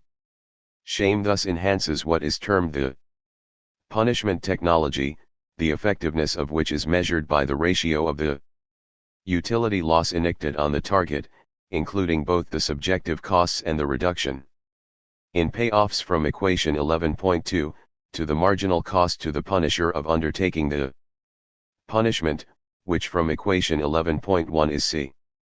IJ. This punishment effectiveness ratio for Is punishment of J is thus 1. C.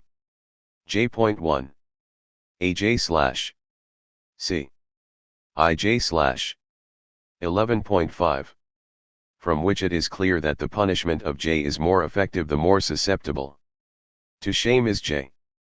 Because each individual's valuation of the payoffs of the other depends on the actions the other takes, it is clear that the actions taken by each will be mutually determined.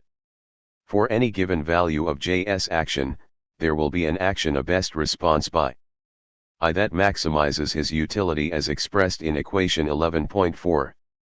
The best response function for individual I is shown in figure 11.1, along with the analogous best response function for J.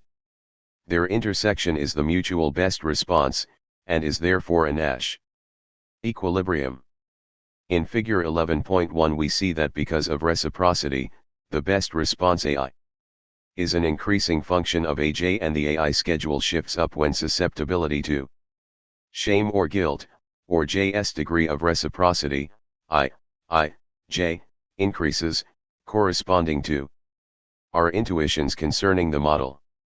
There is also a minimal level of susceptibility to shame supporting positive contributions. The minimal level of shame that will induce a positive contribution is increasing in the cost of punishment and decreasing in ISSUS. Susceptibility to guilt I, J's level of reciprocity J, and the productivity of the public project, again confirming our intuitions. Suppose the level of shame of both individuals were to increase. This is shown in figure 11.1 by the dashed lines. The result is a displacement of the mutual best response so that both individuals contribute more, and as a result the level of punishment is less. This is the sense in which we mean that because shame enhances the effectiveness of punishment, it economizes on the cost of punishment.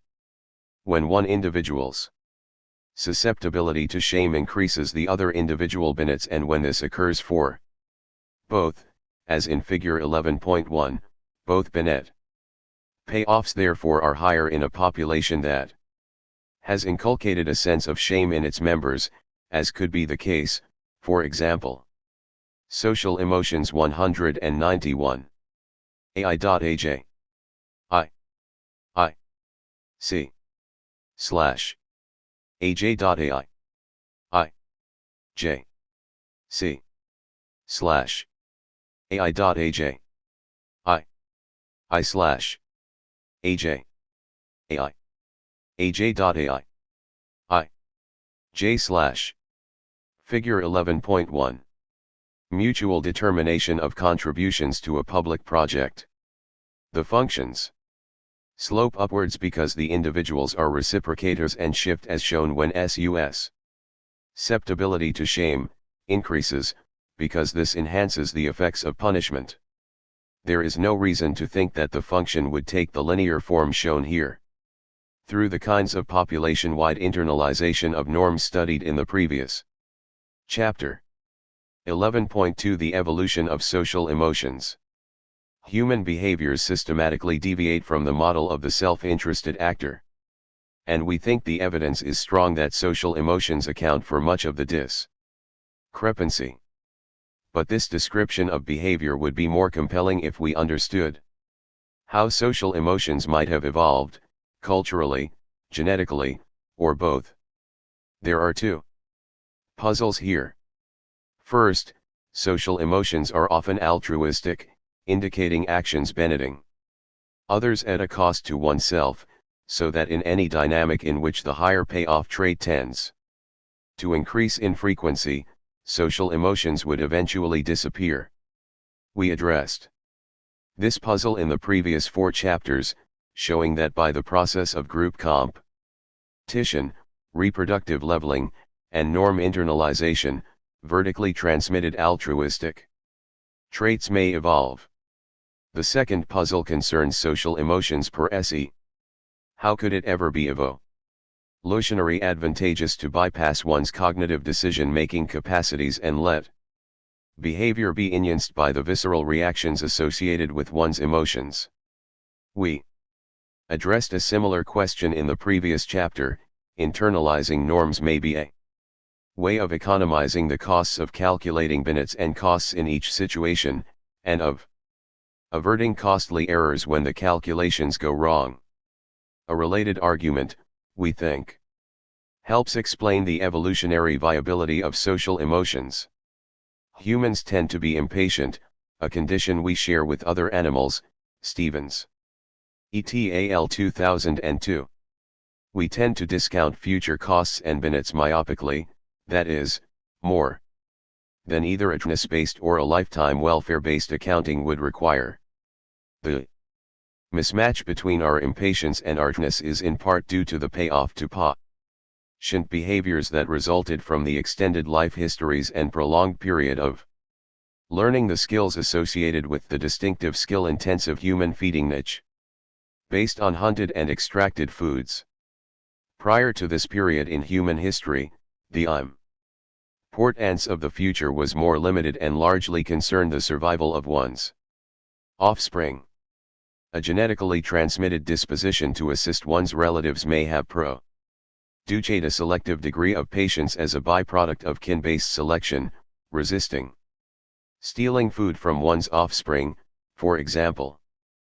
But even if our genetic development in a cooperative social context has mitigated the extreme short-term benefits of lying, cheating, killing, stealing, and satisfying immediate bodily needs, such as wrath, lust, greed, gluttony, sloth, we nevertheless have a reducing bias toward behaviors that produce immediate satisfaction at the expense of our long-run well-being.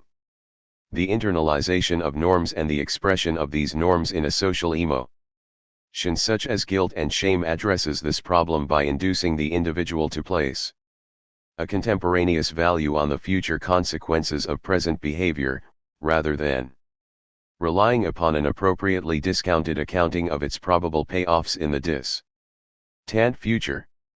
One may curb one's anger today not because there may be harmful effects next month, but because one would feel guilty now if one violated the norms of respect for others and the dispassionate adjudication of differences. One may punish others for behaving antisocially not because there are future benefits to be gained thereby, but because one is angered at the moment. Do the social emotions thus function in a manner similar to pain? Complex organisms have the ability to learn to avoid damage. A measure of damage is pain, a highly aversive sensation the organism will attempt to avoid in the future. Yet an organism with complete information, an unlimited capacity to process information, and with a maximizing way of discounting future costs and benefits would have no use for pain. Such an individual would be able to assess the costs of any damage to itself, would calculate an optimal response to such damage, and would prepare optimally for future occurrences of this damage. The aversive stimulus, pain, could then be strongly distorting of optimal behavior. If you sprain your ankle while eating from a lethal predator, you might have a better chance of survival if you could override the pain temporarily. Because pain per se clearly does have adaptive value, it follows that modeling pain presupposes that the individual experiencing pain must have incomplete information and/or a limited capacity to process information, and/or an excessively high rate of discounting future benefits and costs. Are guilt and shame social analogues to pain?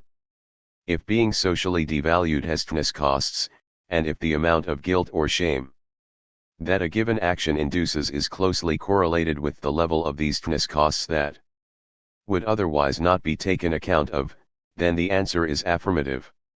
The same argument will hold not only for costs, but for any effect, possibly operating through cultural transmission, that reduces the number of replicas an individual will generate. 11.3 The great captains of our lives. Shame and guilt, like pain, dispense with an involved optimization process by means of a simple message: whatever you did, undo it if possible, and do not do it again. 2. Types of selective advantage thus may account for the evolutionary success of shame and related social emotions. First, social emotions may increase the number of replicas by either genetic or cultural transmission of an individual who has incomplete information, example as to how damaging a particular antisocial action is, limited or imperfect information processing capacity, and/or a tendency to undervalue costs and benefits that accrue in the future. Probably all three conditions conspire to induce people to respond insufficiently to social disapprobation in the absence of social emotions. The visceral reactions associated with these emotions motivate a more adequate response, one that will avert damage to the individual. Of course, the role of social emotions in alerting us to negative consequences in the future presupposes that society is organized to impose those costs on norm violators. The social emotions thus may have co-evolved with the reciprocity-based emotions motivating punishment of antisocial actions, modeled in the previous chapters. The second selective advantage favoring the evolution of social emotions refers specifically to shame. The fact that the higher levels of shame among members of a group, the higher, in equilibrium, will be the sum of their payoffs also suggests that shame may evolve through the effects of group competition. As we have seen, where the emotion of shame is common, punishment of antisocial actions will be particularly effective and as a result seldom used. Thus groups in which shame is common can sustain high levels of group cooperation at limited cost and will be more likely to survive environmental, military, and other challenges, and thus to populate new sites vacated by groups that failed. As a result, selective pressures at the group level will also favor religious practices and systems of socialization that support susceptibility to shame for failure to contribute to projects of mutual benefit of the type modeled in the previous two sections. It is quite likely, then, that the moralistic aggression that is involved in the altruistic punishment of miscreants and that motivated the punishment of shirkers in Chapter 9 also created a selective niche favorable to the emergence of shame and other social emotions, or what Christopher Boehm, 2007, calls a conscience. The human conscience evolved in the Middle to Late Pleistocene as a result of subsistence turning to the hunting of large game. This required cooperative band-level sharing of meat. Bands had to gang up physically against their alphas to ensure efficient meat distribution. This sets the stage for morality to develop as a new, more socially sensitive type of personal self-control became adaptive for individuals living in these punitive groups. Thus a conscience began to develop biologically. In turn, conscience transformed social control by making punitive sanctioning increasingly moral and also less lethal, as group ostracism and shaming evolved. Boehm 2007, p. 1.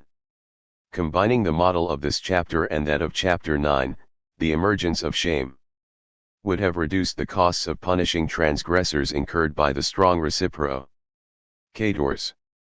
The reason for this is that gossip and ridicule could then suffice where physical, often violent, elimination from the group had been necessary in the absence of shame.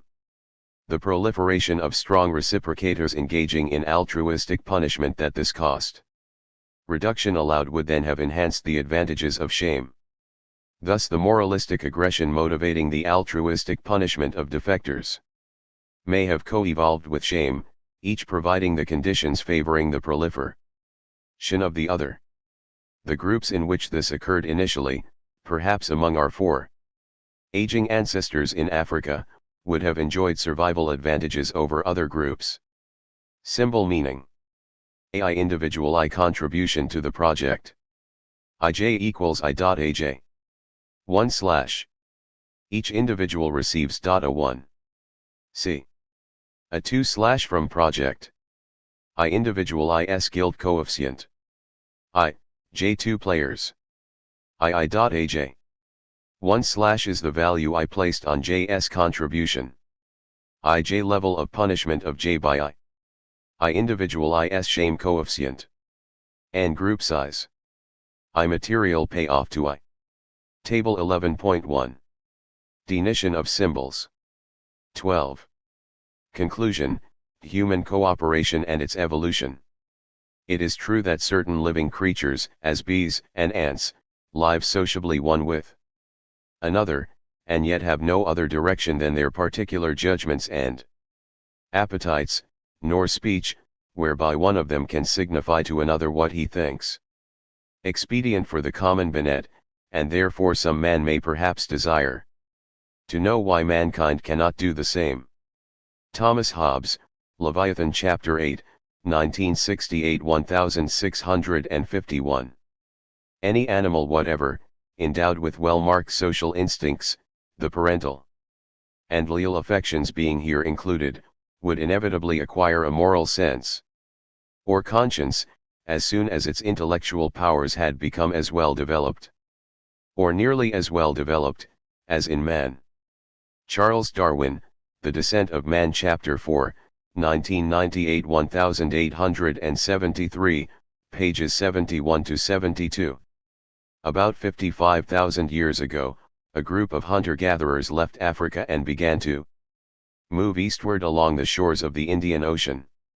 They may have originated in the Upper Rift Valley in modern-day Kenya. They could have been the descendants of the cooperative early humans we described at the outset, living 30,000 years earlier at the mouth of the Classes River far to the south. Wherever they came from, some eventually crossed hundreds of kilometers of open ocean before reaching Australia, just 15,000 years later. We do not know if they encountered or simply bypassed communities of Homo eurasiensis, who persisted in what is now Indonesia almost to the end of the Pleistocene. As they spread northward, they also encountered the Denisovan hominins, who inhabited parts of Asia as recently as 50,000 years ago. Another branch of the African exodus crossed the Levant and somewhat later occupied Europe, then home to the soon-to-be extinct Neanderthals. Though the possibility of multiple human origins cannot be eliminated, it is now widely thought that the descendants of this small group eventually peopled the entire world and are the ancestors of all living humans. Foley. 1996, Klein 1999. This second great exodus from Africa is remarkable for its speed and eventual spread. One cannot resist speculating about the capacities that made these particular individuals such lethal competitors for the, also large-brained, ornament-wearing and tool-making, Neanderthals, or that allowed the construction of ocean-going craft. Some attractive candidates can be ruled out. The physiological innovations allowing for more effective speech, rearrangement of respiratory tract and esophagus, for example, had occurred much earlier. Likewise, the dramatic expansion of hominid brain size had occurred before 2 million years ago. Richard Klein, 2000, suggests a selectively advantageous mutation that facilitated the cultural transmission of behaviors as a possible cause. Arguably this was the most significant mutation in the human evolutionary series, for it produced an organism that could radically alter its behavior without any change in its anatomy, and that could cumulate and transmit alterations at a speed that anatomical innovation could never match. p. 18. But, as Klein himself points out, the only evidence for such a supermutation are the facts it is intended to explain. Klein 2000. Whether the source was a single revolutionary innovation or, as many now think, McBrearty and Brooks 2000, the result of a long process of incremental changes, the linguistic capacities and the cultural transmission of norms of social conduct that supported cooperation were a necessary part of the human repertoire that made the peopling of the world possible. These same capabilities must be part of any account of the remarkable success of humans as a species then and since. 12.1 The origins of human cooperation. Humans became a cooperative species because our distinctive livelihoods made cooperation within a group highly beneficial to its members, and, exceptionally among animals, we developed the cognitive, linguistic, and other capacities to structure our social interactions in ways that allowed altruistic cooperators to proliferate. Human reliance on the meat of large hunted animals and other high-quality, large package size, and hence high-variance foods meant that our livelihoods were risky, skill-intensive, and characterized by increasing returns to scale. Deploying skills that required years to acquire favored the evolution of large brains, patience, and long lives. Kaplan et al. 2000, Kaplan and Robson 2003. Organizing and sharing the returns to successful hunting additionally favored groups that developed practices of sharing information, food, and other valued resources. Boehm 2000. Moreover, the long period of dependency of human offspring on adults, in part the result of the prolonged learning curve associated with hunting and gathering, meant that there were substantial benefits to cooperative child-rearing practices extending beyond the immediate family. Prolonged juvenile dependency also generated a net food deficit for families with adolescent children, increasing the benefits of food sharing among unrelated individuals. And other forms of social insurance, Kaplan and Gurven 2005.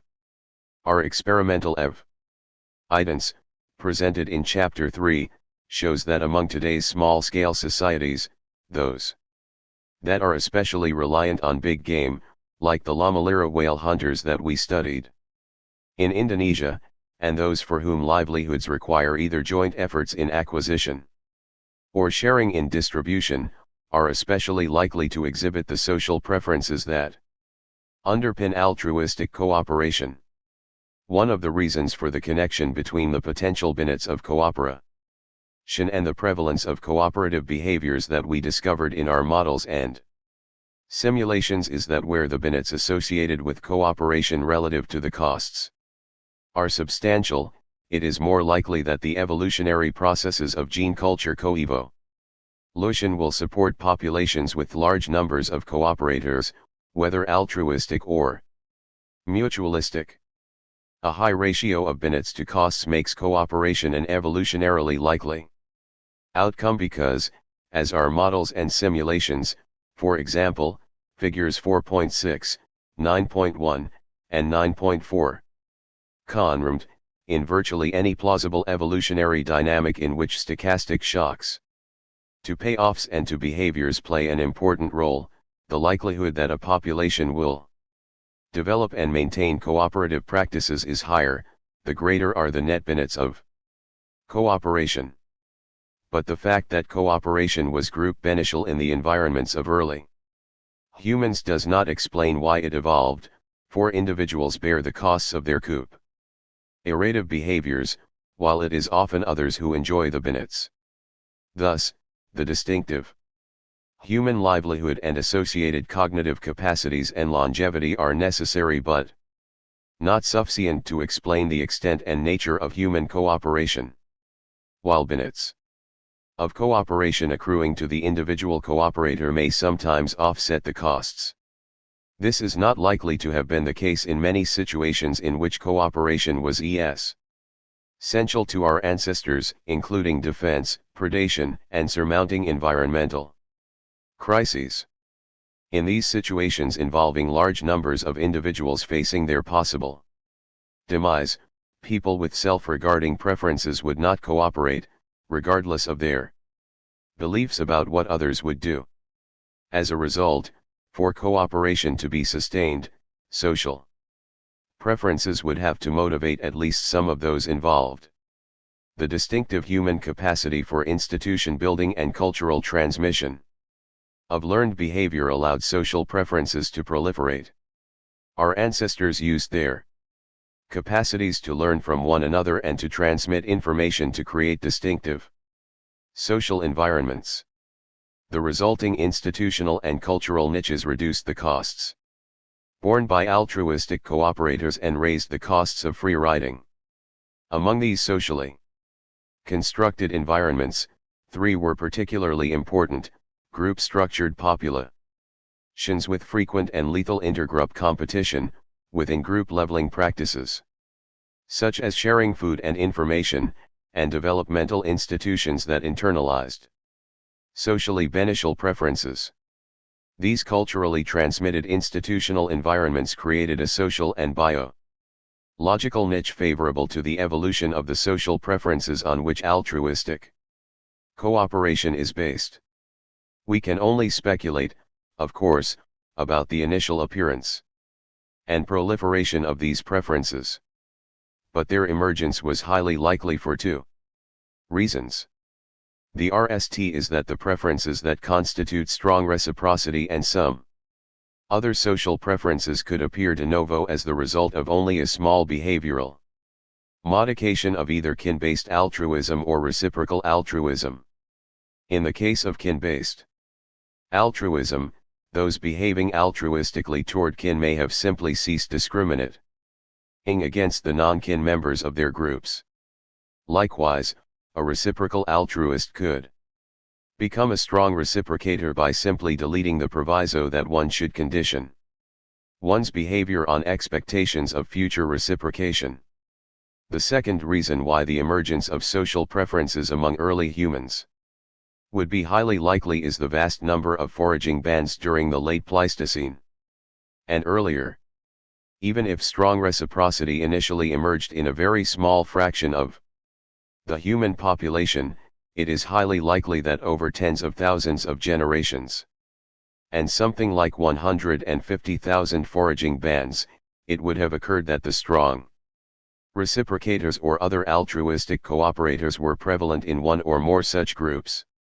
At some point, these bands would have done very well in competition with other bands.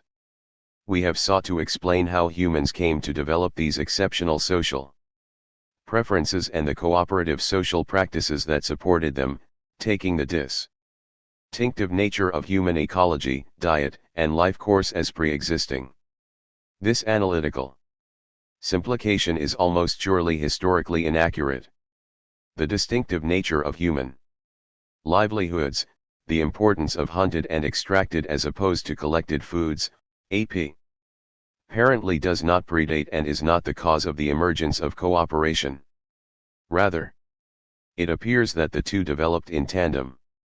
Though we have not addressed this question, we think it likely that the models presented here, suitably amended, would illuminate the coevolution of human cooperation along with our distinctive diets, life histories, and livelihoods.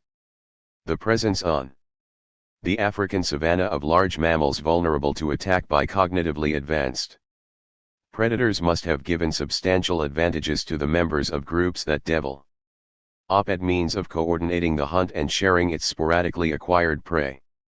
Correspondingly, groups that had learned how to cooperate in these ways would have benefited from preferentially targeting large animals, as opposed to food acquired in smaller packages, and thereby enlarging the place of hunted meat in their diet. Winterhalter and Smith, 1992, write. Only with the evolution of reciprocity or exchange-based food transfers did it become economical for individual hunters to target large game. The effective value of a large mammal to a lone forager probably was not great enough to justify the cost of attempting to pursue and capture it. However, once effective systems of reciprocity or exchange augment the effective value of very large packages to the hunter, such prey items would be more likely to enter the optimal diet. p. 60. We think it likely that the distinctive aspects of the human livelihood thus co-evolved with the distinctive aspects of our social behavior, most notably cooperation. Two approaches inspired by standard biological models have constituted the workhorses of our explanation: multi-level selection and gene culture coevolution. Could it be that altruistic cooperation became common among humans in the absence of these two processes? We think it empirically unlikely. The reason is that the kin-based and reciprocal altruism models, operating alone or in tandem, are peculiarly ill-suited to explain the distinctive aspects of human cooperation, for the reasons given in Chapter 4 and 6. By contrast, explanations of the emergence and proliferation of cooperative behaviors based on gene culture coevolution and multi-level selection are quite plausible.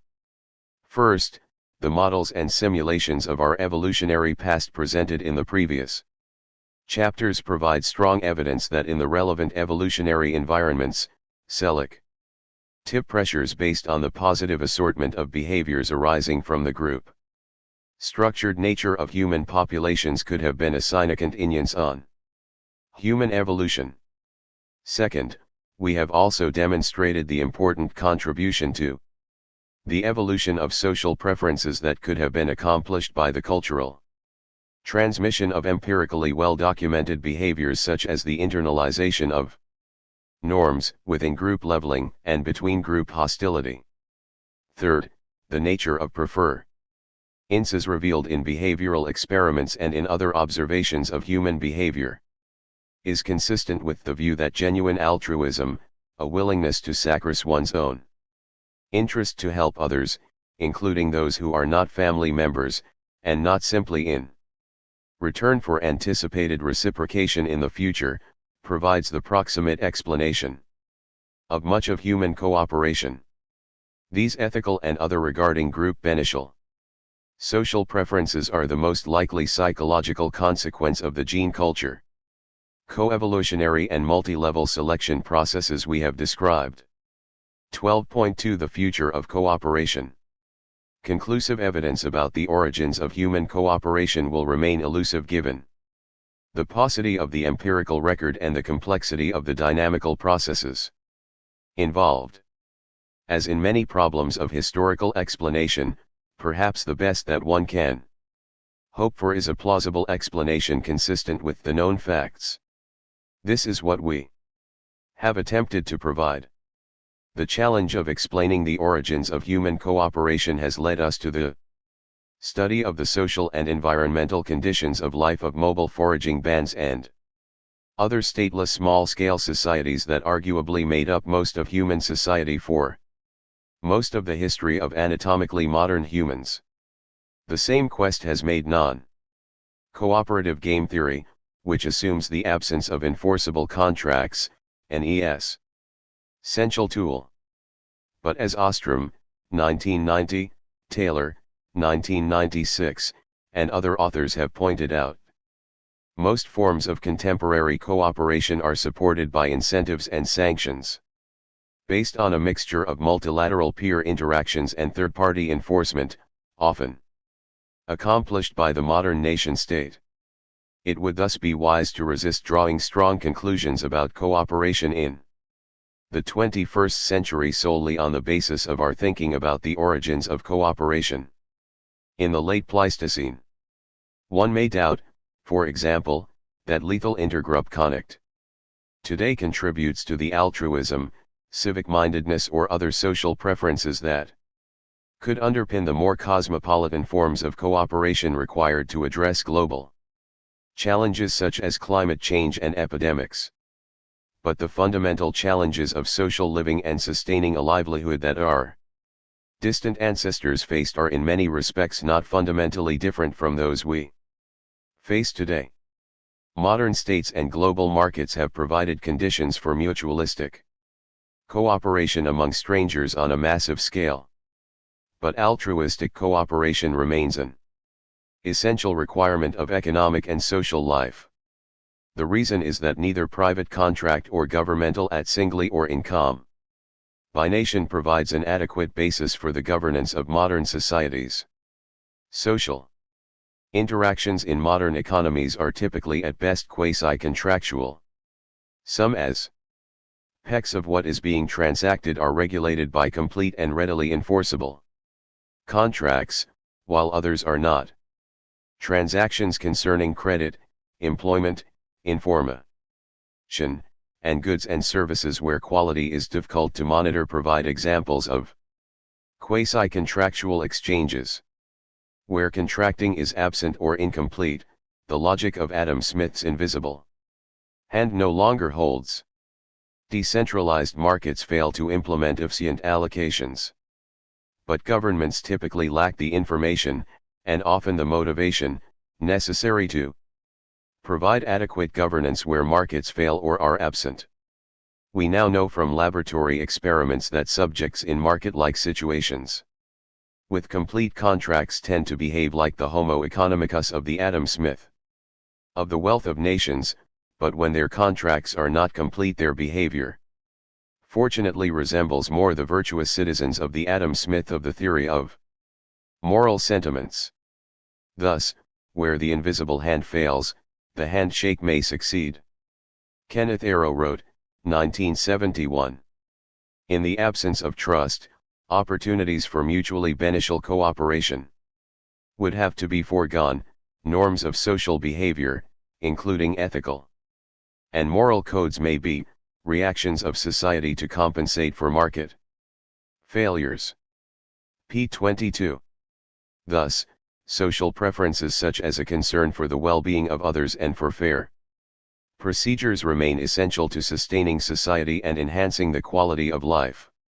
In a world increasingly connected not just by trade in goods but also by the exchange of violence, information, viruses, and emissions, the importance of social preferences in underwriting human cooperation, even survival, may now be greater even than it was among that small group of foragers that began the exodus from Africa 55,000 years ago to spread this particular cooperative species to the far corners of the world.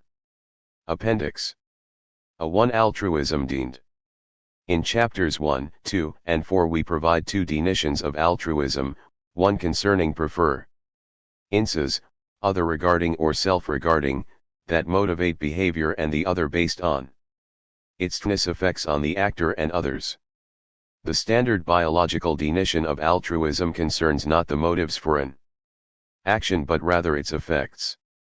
This definition considers a large population composed of many groups.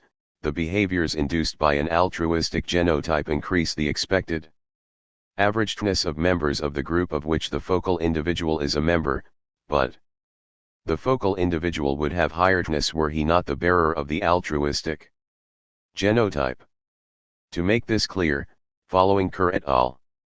2004, suppose the expectedness of altruists and non-altruists in a group of M members with J altruists are WA.J/ and WN.J/, respectively. Then our RST condition, that the altruistic behavior raises the expected averageness of members of the group, is that .J C 1/WA.J C 1/C .M .J C 1//WN.J C 1/JWA.J/ C .M J/WN.J/ A1, requiring that the total, and therefore averageness of a group with J C 1 altruists exceed that of a group with only J altruists. The second condition, that switching from an N to an A lowers the actor's is WA.J C 1/WN.J/ A2, which says that the tness of an altruist in a group with J C 1 altruists must be less than the tness of a non-altruist in a group with just J altruists. These two conditions are respectively conditions 4 and 1 of Kerr et al. 2004, which together imply their condition 2. There are two attractive features of this definition. First, it is the most stringent definition possible, other than definitions that preclude the evolution of altruism under any conditions. In the absence of positive assortment, altruism cannot evolve under our definition. An alternative definition found in Haldane, 1932, Cohen and Eschel, 1976. Maynard Smith, 1964, and Sober and Wilson, 1998, replaces A2 with the condition that A's have loweredness than NS, or WA.J/WN.J/ A3. This is less stringent because it does not preclude that WA.J C 1/WN.J/ so that an N would increase its tness by switching to an A. This would be the case if the altruistic act cost C and conferred a binet B on a randomly selected member of the 202 appendix group, and B equals NC. Then condition A3 would hold but condition A2 would not. By switching to A from N, the chance that the binet would accrue to the actor would more than offset the cost of the behavior. In this case, altruism will evolve even under random assortment, Matesy and Jakar 1976. The second attractive feature is that the definition maps directly onto the two terms in the price equation, equation 4.3 and A10. Recall that G is the effect on expected group averageness of changes in the fraction of altruists in the group, and I is the effect on the individual's ownness of a change in the individual's own type, from N to A. Condition A1 requires that G greater than 0 while condition A2 requires that I 0. thus denning what we have called in Chapter 4 the strong group selection problem. Our preference-based definition concerns intentions. Altruistic preferences are those that place a positive value on the beneficial outcomes of one's actions for others, motivating the actor sometimes to bear personal costs so as to help others. Consider a social setting including two individuals, Alice and Bob. A standard if overly simple formulation in economics of Alice being altruistic in this setting is that her utility includes her self-regarding payoffs plus some positive weight on the well-being of Bob. More adequate formulations permit Alice's valuation of the payoffs to Bob to depend on her understanding of Bob's character, his kindness, altruism, nationality, morality, or other of Bob's traits that might affect his goodwill toward her or others. Even this more adequate framework in which Alice's valuation of the payoffs to Bob is conditional on what she knows about him, perhaps based on how Bob treated her or others in the past, does not capture the entire range of actions in which Alice bears a cost to help Bob, for these actions include entirely self-regarding motives such as Alice wishing to constitute herself as a generous person, sometimes termed warm glow altruism. The two definitions, choice-based and preference-based, are not the same, a fact that is hardly surprising, as the latter refers to motives and the former to outcomes, in a situation where unintended consequences are common.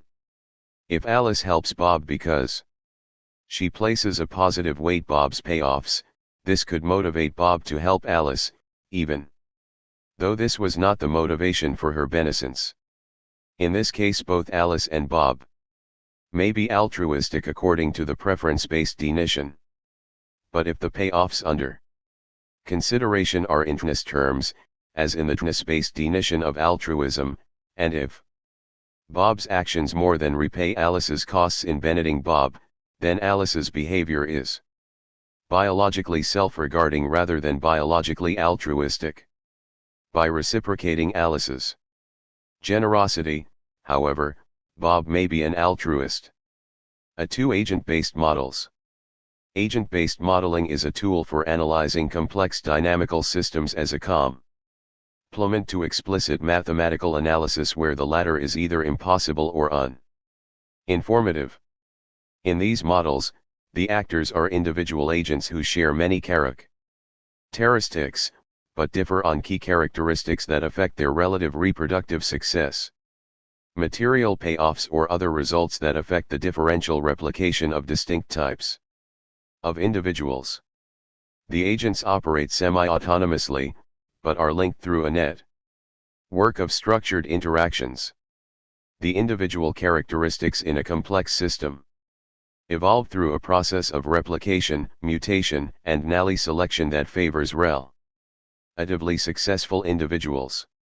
Such dynamics are recursive, meaning that changes in one period become the basis for changes in future periods, and are nonlinear, which implies that forces propagate through the system in an uneven and variably dampened or implied manner, with the implication that they are generally incapable of being expressed as closed-form analytical solutions to sets of equations.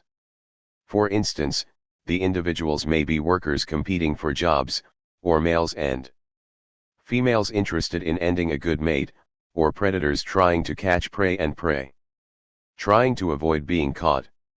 Suppose the individuals and their environment undergo mutation and structural change, so that the resulting system is sufficiently complex that it has emergent properties that cannot be determined simply by aggregating individual interactions, and the mathematics of the system is too complicated to solve in analytical form. Finally, suppose that the individual's history of interaction affects their play, and individuals continually adapt by taking on the behaviors of other individuals who have done especially well, in terms of choice, material gain, or some other standard. In such a situation, agent-based modeling is an appropriate tool for investigating the dynamics of the interactive system. Agent-based modeling is widely used in the natural and behavioral sciences, and the growth in its use has been extremely rapid since the advent of the powerful desktop computer. Such modeling, often called simulation, lies outside the two standard methods of gaining scientific knowledge, deduction and induction. Deduction means proving theorems, that is, showing that certain mathematical conclusions follow from certain axioms, example the Pythagorean theorem follows from the laws of algebra. Induction means ending lots of evidence and drawing conclusions, example all swans are white. Agent-based modeling is like deduction in that it starts with a rigorously specified computer program, but it is like induction in that it treats the operation of the program as a set of data points from which generalizations can be made. In particular, if a complex system has emergent properties, these can be ascertained by implementing an agent-based model in which these properties are seen and persist over many simulations. We use agent-based models to study the dynamics of hypothetical populations that are structured to evolve in ways that we think represent long-term human evolution. Using this method, we can generate thousands of artificial histories, allowing us to investigate the likely effects of differences in the benefits and costs of cooperative activities, the frequency of group conduct, the structure of a group's socialization practices, and other instances. How do we judge the empirical adequacy of an agent-based model? There are two ways to do this, both of which we have done in the models presented here. First, one can ensure that the parameters chosen are empirically plausible for the populations under study. Thus the simulations reported in chapters 7 to 10 use parameters for group size, frequency of between-group migration and conics and the like that were estimated, as indicated in chapter 6, for example, on the basis of available data. One can easily check how much difference variations in the parameters make for the results of the simulation, as we have done in many cases. On the basis of this sensitivity analysis, we then spend special attention making sure that the parameters that matter are well estimated. For example, figure 7.6 makes clear that group size and the frequency of conduct are key parameters in the simulation of the evolution of altruism. Therefore, we were especially careful in estimating these parameters, chapter 6. Second, we can exploit the fact that while the processes under investigation are unknown, that is why we are simulating them, the simulations generate a large number of byproduct statistics on aspects of the relevant populations on which we do have some knowledge. Thus we can ask whether the results of the simulation conform to known facts about the populations under study. Thus when we simulate the evolution of parochial altruism, chapter 8, we ask if the frequency of warfare and the extent of mortality in conic generated by the model are consistent with what we know from archaeological and ethnographic data, presented in chapter 6. And in chapter 10, we ask if the simulations of a population engaged in contingent punishment generate levels of between-group genetic variance that are consistent with the estimates based on actual genetic data from hunter-gatherer populations. In cases where the models have generated implausible byproduct statistics, of course, we diagnose the source of the problem and recalibrate the model.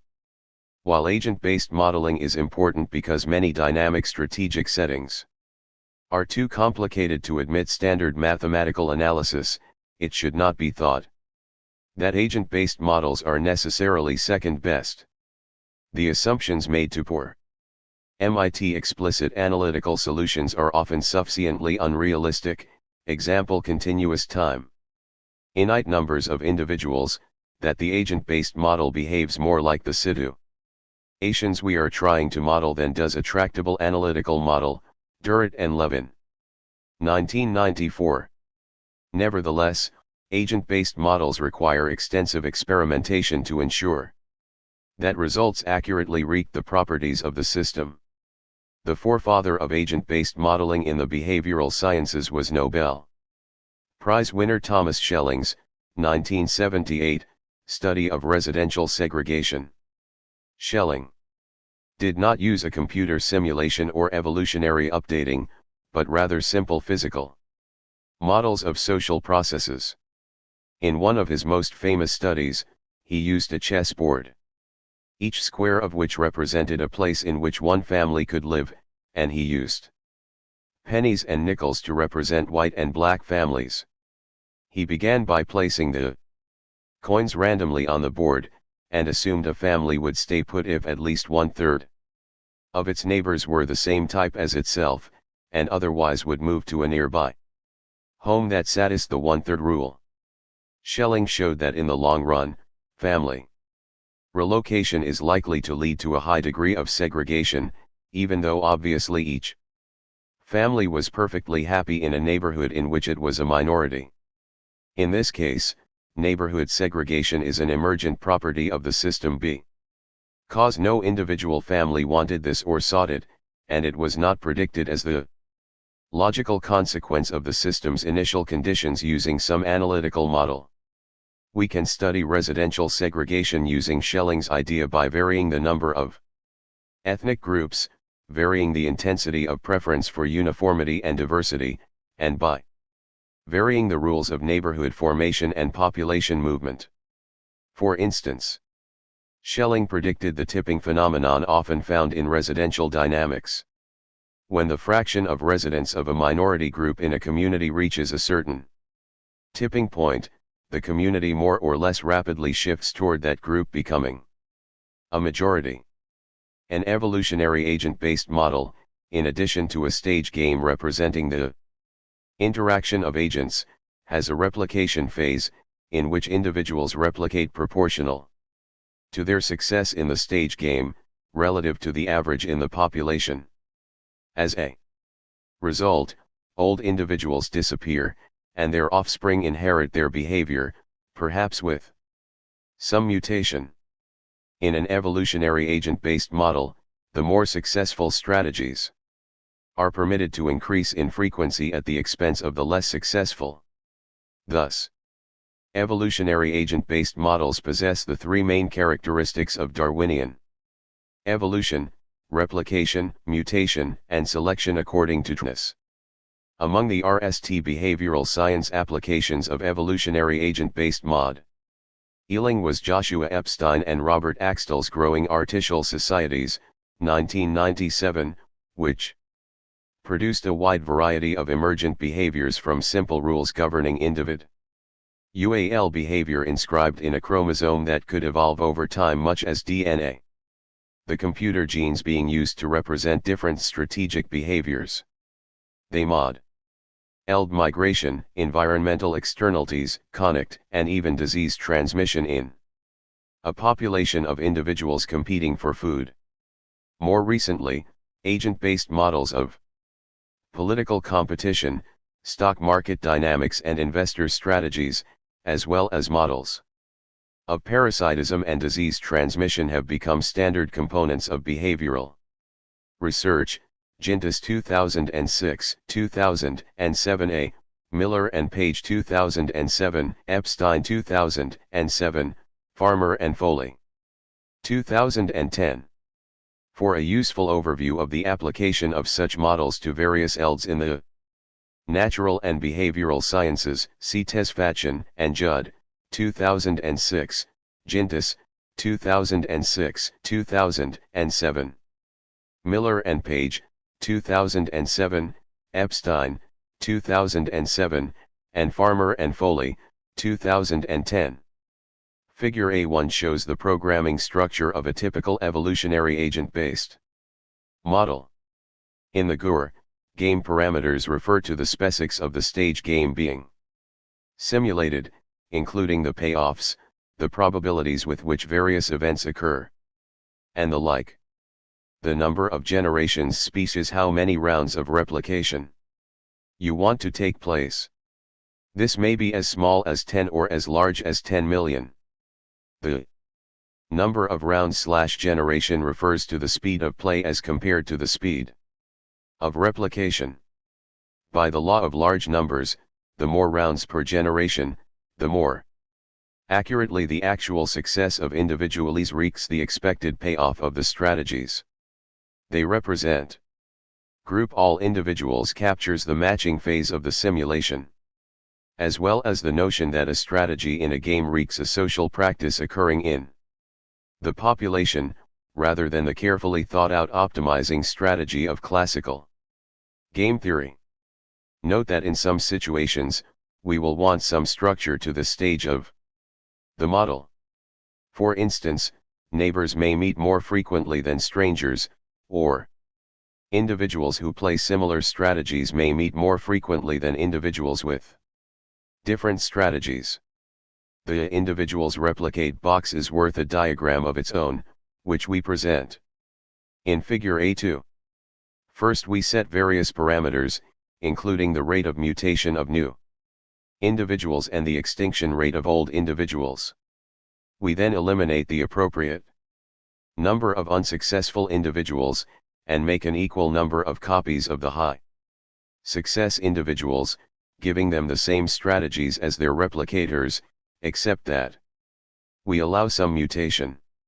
Success may be measured by fitness, offspring surviving to reproductive age, or by extent to which an individual's behavior is copied, adopted through social learning, by others. Game parameters: number of individuals, n. Number of generations, g.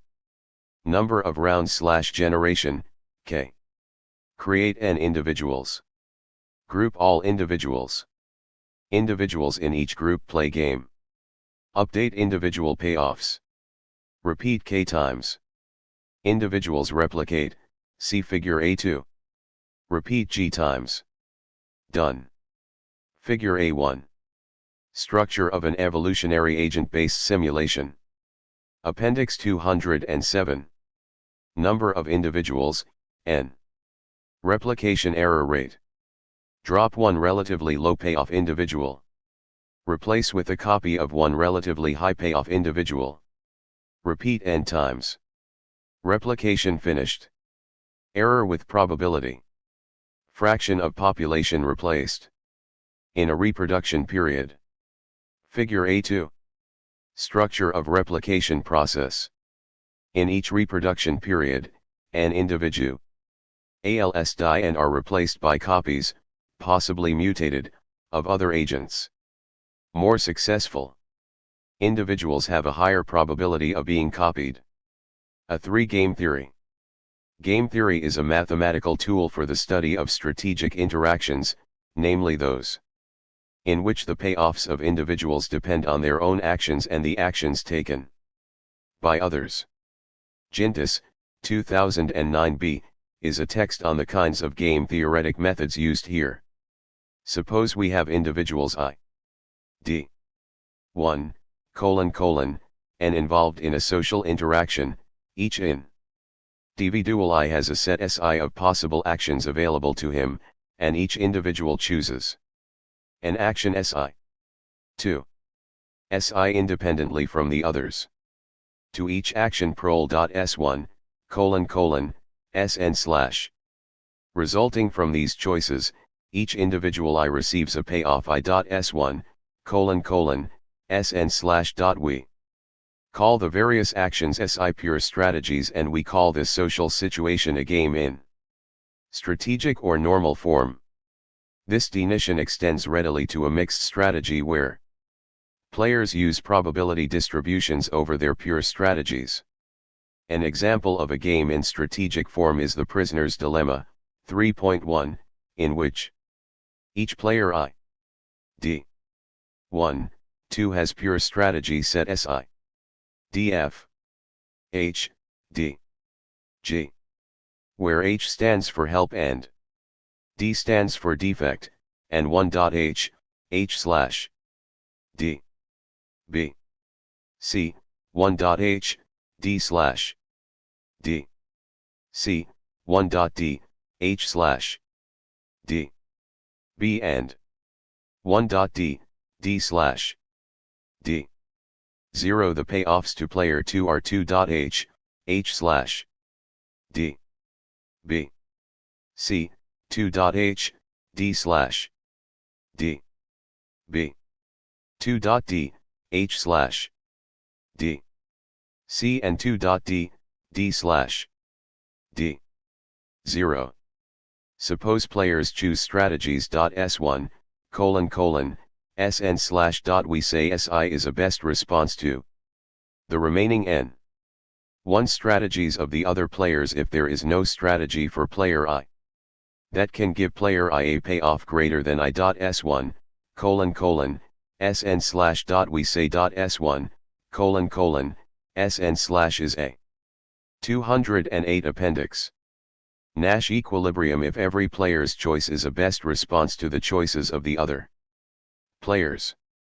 In many cases we do not expect players to choose a Nash equilibrium, as for example, in the repeated games described in Chapter 5, but in many games described in this book, it is reasonable to expect individuals to play a Nash equilibrium. In some games, including the prisoner's dilemma described above, and its extent. Zion to an n-player game, the public goods game, 3.2, a player may have a strategy that offers higher payoff than any other strategy, no matter what the other players do. Such a strategy is called dominant. A player who has a dominant strategy will play it in any Nash equilibrium, because such a strategy is a best response to any configuration of strategies of the other players. In the one-shot prisoner's dilemma and public goods games, for instance, defecting is a dominant strategy for all players. In many games, players move more than one time and do not play simultaneously. We represent such games as extensive form games, as in Figure 8.1. In this case we use a game tree consisting of nodes connected by branches. Each node represents a point in the game where a particular player gets to move, and each branch emanating from a node represents the various actions that the player has when choosing at that node. At the end of the game tree are terminal nodes where the payoffs to the players are exhibited. For a more complete treatment of extensive form games, consult Gintis 2009b. Consider a choice of an action at each node of the extensive form game. We say the resulting pool of choices is a Nash equilibrium in that no player can gain by changing his choice at any node where he gets to choose. Suppose we start with a game as in the previous section, and repeat the game indefinitely, with the probability 1i0 of terminating the process at the end of each period, 4.5. We then call G the stage game of the repeated game. The payoff to the repeated game is just the sum of the payoffs to the various stages. Note that the payoff is night, because the process terminates in a night number of periods with certainty. Note also that we can include a time discount factor in I, as explained in Chapter 4.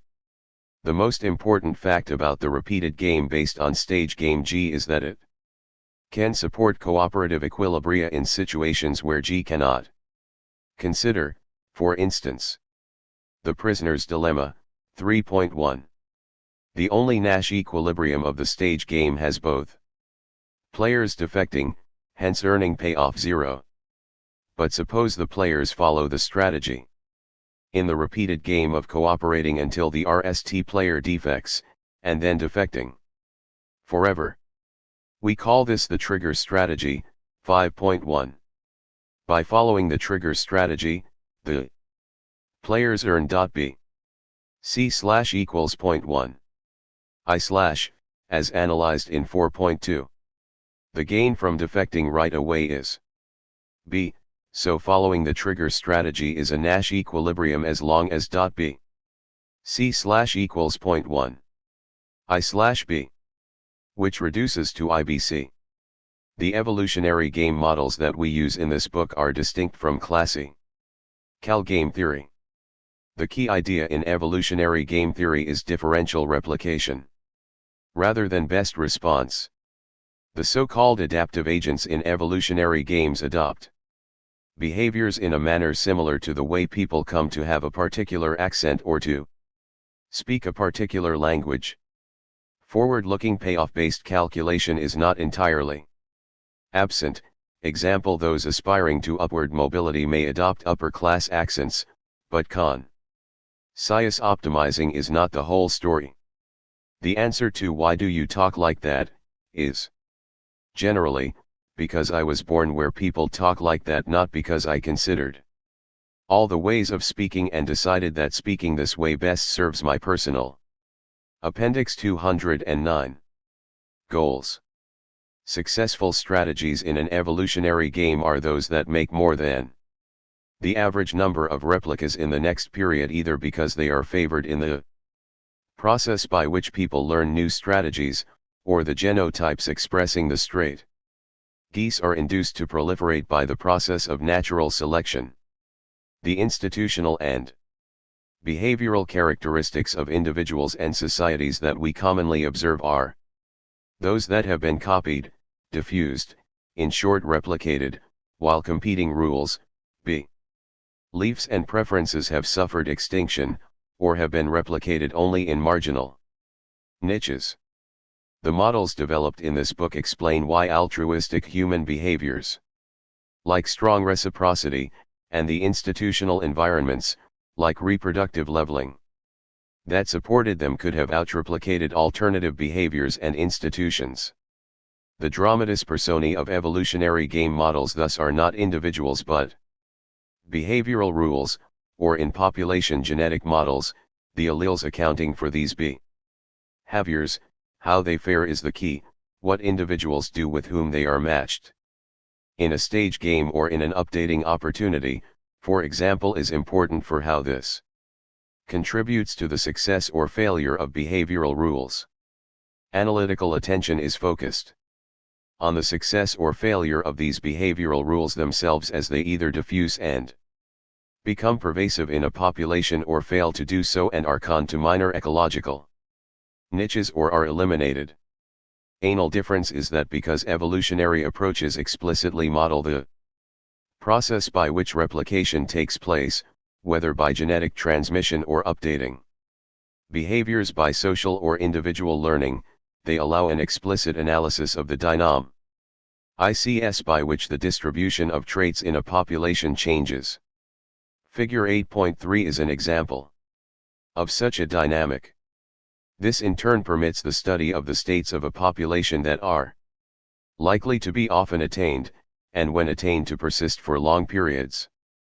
We are thus able to distinguish between the evolutionarily irrelevant Nash equilibria, 5.4, on the one hand, and population states that will be readily accessed and long enduring, like Talcott-Parsons' evolutionary universals introduced at the beginning of Chapter 7. For dynamical systems, we will explain two major types of dynamical systems: a continuous time system using differential equations, and a discrete time system using Markov chains. The material presented here is a condensed version of the presentation in Gintis, 2009b, to which the reader should refer for additional material and references. For ease of exposition, suppose our continuous time system has two dimensions, represented by variables x and y, the horizontal and vertical axes of the Cartesian plane. An example is the coevolution of the fraction of altruists and of parochialists in the population depicted in figures 8.1 and 8.2. The path of the system in time is represented by a pair of functions x.t/ and y.t/. We assume that the rate of change of the system in the x and y directions are functions of the position of the system alone. So we can write dx.t/ dtd f.x, y/a4 dysprosium t/ dtd g.x, y/a5. 210 Appendix. There is a theorem that guarantees that, given an initial time t, T0 if f and g are reasonably well behaved, there is a unique solution to A4 and A5 through T. D. T0. This is called the path of the dynamical system. An equilibrium of this dynamical system, also called a critical point or XED point, or stationary point, is a value .x, y/ such that f.x, y/ d. g.x, y/ d. 0. Note that at an equilibrium, dx equals dt, d. dy equals dt, d. 0, so the dynamical system remains forever at .x, y/ once it reaches there. Under what conditions does a dynamical system move toward an equilibrium? Suppose that, starting from a point .x0, y0/ the path of the dynamical system approaches .x, y/ st. 1. i.e., limit 1x.t/ d. x and limit 1y.t/ d. y. Then we say .x0, y0/ is in the basin of attraction, the set of points starting from which the system moves to the equilibrium point of the equilibrium .x, y/. If the basin of attraction of an equilibrium is two-dimensional, it must surround the equilibrium. And we say the equilibrium is locally stable, or simply stable. If the equilibrium is not stable, it may be either neutrally stable or unstable. The equilibrium is unstable if, no matter how close a path starts near, but not at, the equilibrium, there is a positive distance d from the equilibrium such that the path eventually is farther than d from the equilibrium, and never gets closer than d thereafter. If the path is neither stable nor unstable, we say it is neutrally stable. In the neighborhood of a neutrally stable equilibrium, paths neither escape nor converge to the equilibrium. They rather trace out paths around the equilibrium. Very few dynamical systems, even simple ones in two dimensions, can be solved analytically, so the paths x.t/ and y.t/ cannot be written in closed form.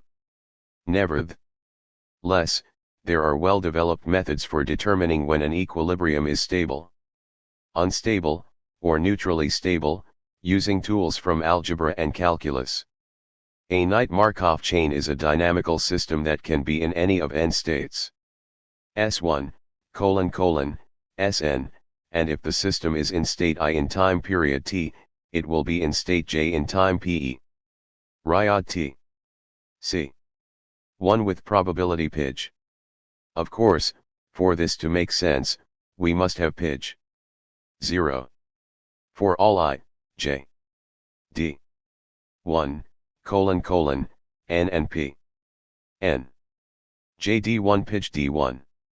Statistical estimates of these probabilities, based on thousands of implementations of our model, for example, are the basis of our calculation of the vector ELD in figure 8.2 giving the movement of the population among the states indicating various frequencies of altruists and of parochials. For instance, consider two urns, one LED with 10 red balls and the other with 10 white balls. In each time period, we choose one ball from each urn simultaneously and place each ball in the other urn. Let Si be the state where the RST urn has I red balls, so we start out in state S10. It is easy to write down the transition probability as if you know a little probability theory, but we will leave this exercise to the reader. It is intuitively obvious that in the long run, there will be an average of 5 white balls in the RST urn, and this will be true independent of how many of the 10 white balls were in this urn when we started. When a Markov chain has the property that the average fraction of time in each state in the long run is independent from the starting state, we say the system is ergodic, and we call the resulting long-run distribution of probabilities the stationary distribution of the Markov chain. The Markov chain represented by our ERN problem is thus an ergodic Markov chain. Figure 8.2 gives the stationary distribution of parochials and altruists, while figure 4.6 give the mean levels of net cooperation in the stationary. Appendix 211. Distribution of the agent-based models of cooperation, for varying group sizes and error rates. We say the states of a Markov chain communicate if, for every pair of states, there is a positive probability of moving from the RST state to the other and then back. If we write p.k/ij for the probability that the Markov chain moves from state I to state j in k periods, then states I and j communicate if p.k/ij greater than 0 and p.m/g greater than 0 for some integers k and m. Let I be a state of a Markov chain, and let Ti be the set of integers k such that p.k/2 greater than 0. If the greatest common divisor of the integers in Ti is greater than 1, we say the state I is periodic. For instance, consider a Markov chain consisting of 10 points equally spaced on a circle, numbered 1 to 10, and suppose the state can move either clockwise or counterclockwise by one position. Then, every state has period 2, meaning the set of states partitions into two subsets and the system is in one set in even-numbered periods and the other subset in odd-numbered periods, because the system can only return to a state in an even number of transitions. If a Markov chain has no periodic states, we say the Markov chain is aperiodic. Using these definitions, we can state the most important property of Knight Markov chains. Suppose every pair of states of a Knight aperiodic Markov chain communicate. Then the chain is ergodic. Clearly, this applies to the above ERN problem. An agent-based model is a Knight Markov chain because there are a Knight number of agents, each can only be in a Knight number of states, and if there are parameters in the model, example the current weather, then these are in Knight number. Moreover, a computer language can support only a Knight number of real numbers without over-O, so even supposedly real numbers are really a Knight range of integral fractions. The number of states in the resulting system can be huge, but it is a Knight number. Moreover, while it may be quite impractical to calculate the probability of movement from one state to another, the probability itself is perfectly determinate. To ensure that the Markov chain represented by the agent-based model is ergodic, we always allow agents to remain in their current state with positive probability, and mutate to another state with positive probability, however small. It follows that the ergodic theorem holds for all of the agent-based models used in this book. This means that the long-run behavior of the dynamical systems generated by our agent-based models is independent from the particular initial parameters we have chosen for our illustrative runs. Of course, the ergodic theorem cannot tell us how long it will take to erase the effect of our initial conditions, and the number of periods involved could be truly astronomical. Thus, we take the question of how fast a system moves to its stationary distribution to be a very important one. It may appear that the stationary distribution of an ergodic Markov chain somehow represents a small cluster of nearby long-run average states, but that is not the case in some Markov chains. For instance, consider the Markov chain with two states S1 and S2, where P11 D 0:99, P12 D 0:01, P22 D and P21 D 1. If is a small perturbation.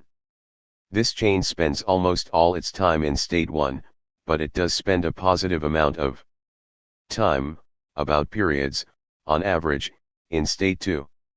We say a state is recurrent if it spends a positive fraction of time in this state in the stationary distribution, so both states in this example are recurrent. However, when it enters state 1, it stays there for almost 100 periods, on average, before moving to state 2, whereas in state 2, it rarely stays for more than one period. We say that a state is stochastically stable if, under a small perturbation of size 0, the fraction of time it spends in that state is bounded away from 0 as 0. Clearly, only state 1 is stochastically stable in this case. Young, 1998, uses Knight-Markov processes to study the long-term evolution of contracts and other institutions. A5. The replicator dynamic. The most natural dynamic to apply to an evolutionary game is the replicator dynamic, which we describe below. Indeed, it can be shown that every equilibrium of an evolutionary game under the replicator dynamic is a Nash equilibrium of the stage game. Nachbar 1990. This shows that the Nash equilibrium criterion remains powerful even without assuming that players are rational, i.e., that they choose best responses, or coordinated. However, in many cases, Nash equilibria of the stage game are not stable equilibria of the corresponding evolutionary game. For this reason, Maynard Smith developed the stronger notion of an evolutionarily stable strategy, S, for the case of a two-player stage game G in which a single population of individuals play against themselves, as in The Prisoner's Dilemma. A strategy is an S if a whole population using that strategy cannot be invaded by a small group playing any other strategy. It is easy to show that an S is always a Nash equilibrium, but the converse is false. Indeed, an S is always a stable equilibrium of the replicator dynamic, see, for instance, Gintis 2009b, which is not the case in general for a Nash equilibrium. We here derive the replicator dynamic for an evolutionary game based on the imitation of cultural, phenotypic, traits. The derivation for genetic evolution is similar, but somewhat simpler to derive. Consider a population of individuals who play a game in which each player follows one of n pure strategies Si for I. D. 1, n. For ease of presentation, we will assume n. D. 2, although the argument is perfectly general. The play is repeated in periods t. D. 1, 2, let pt be the fraction of players playing S1 in period t, so 1. P is the fraction playing S2. Suppose the payoff to Si is ti. D. I.pt/. We look at a given time t, and assume, perhaps after renumbering, that t1, t2. Suppose in every time period dt, each individual with probability dt0 learns the payoff to another randomly chosen other individual and changes to the other's strat, e.g. y if he perceives that the other's payoff is higher. However, information concerning the difference in the expected payoffs of the two strategies is imperfect, so the larger the difference in the payoffs, the more likely the individual is to perceive it, and change. Specifically, we assume the probability Qtij that an individual using Si will shift to Sj is given by Qtij d t j t I/4 t j t I 0 for tj ti, where is sufficiently small that Kij 1 holds for all I, j. The expected fraction EPTC/dt of the population using S1 in period t. C. dt is then given by PTC/dt d. pt. PT.1. PT slash T2. T1 slash DT. Appendix 213. We can rewrite this as PTC DT. PT. DTD. PT.1. PT slash T1. T2 slash. And taking the limit as T. 0 and normalizing so D. 1, we get the replicator equation. dp. dtd. pt1. pt slash. t1. t2 slash, a6. There is another common form of this equation, as follows. Weedin. N. T. D. PTT1. C. Point 1. PT slash T2, which is the average return for the whole population. Then T1. N. T. D. T1. N. T. D. T1. Dot PT T1. C. Point 1. PT slash T2 slash. D. Point 1. PT slash. T1. T2 slash. Thus we can rewrite equation A6 as dp. dtd. pt. T1. N. T slash, A7.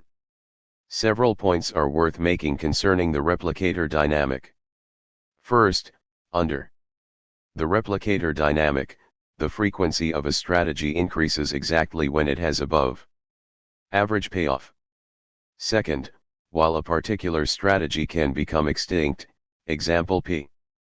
D. 0. Or P. D. 1, a strategy that is not represented in the population at one point in time will never be represented in the population at any later point in time. So, replicator dynamics abstract from mutation and innovation. A more general system adds a term to the replicator equation expressing the spontaneous emergence of novel replicators. Book-length treatments on evolutionary game theory are Vabel, 1995, Vega. Redondo, 2003, and Gintis, 2009b. Young, 1998, Bowles, 2004, and McElrath and Boyd, 2006, use evolutionary game theory to study the dynamics of human behavior and institutions. Applications to biology are developed in Nowak, 2006. A 6 continuation probability and time discount factor. Suppose a game is played in periods t. d. 1, 2, such that in each period the game continues for one more period with probability I where 0, 1. Suppose a player has payoff in each period that the game is played, but has a time discount factor d. with 0, 1, such that a payoff in period t is worth dt at the start of the game. Note that the discount factor d is related to the rate of time discounting, also termed the rate of time preference, r by d. d. 1 equals 0.1. c. r slash, or equivalently, r. d. 0.1. d slash equals d. The value v of the game at the beginning of the RST period satisfies the equation v. d. c. idv. So, letting I. d. id we have v. d. 1. I. A8. Because the continuation probability I and the time discount factor d enter multiplicatively in A8, we can interpret I as an arbitrary combination of continuation probability and time discount factor. 214 Appendix. A 7 alternatives to the standing model. To investigate the sensitivity of the standing model of 4.6 to informational requirements, suppose that with probability q an individual knows the standing of his part, n, and with probability 1, Q. He has no information concerning the partner's status. Suppose that an individual following the cooperative strategy who is in good standing cooperates unless he knows his new partner is in bad standing. Using this model, and assuming an execution error rate of 0, we ND that the information requirements for indirect reciprocity being an evolutionary stable strategy are that the minimum feasible Q satisfies Q min C B 1 C 1 C B. Gintis 2004. This requirement is demanding except perhaps in the smallest groups, and is not likely to be met in most real-world conditions. The indirect reciprocity model can be extended to groups of size N2 in the obvious fashion, where an individual is in good standing if he cooperated in the previous period, or when he defected while being in good standing in the previous period in a group with at least one member in bad standing. But the informational requirements clearly become prohibitive under normal conditions for larger groups.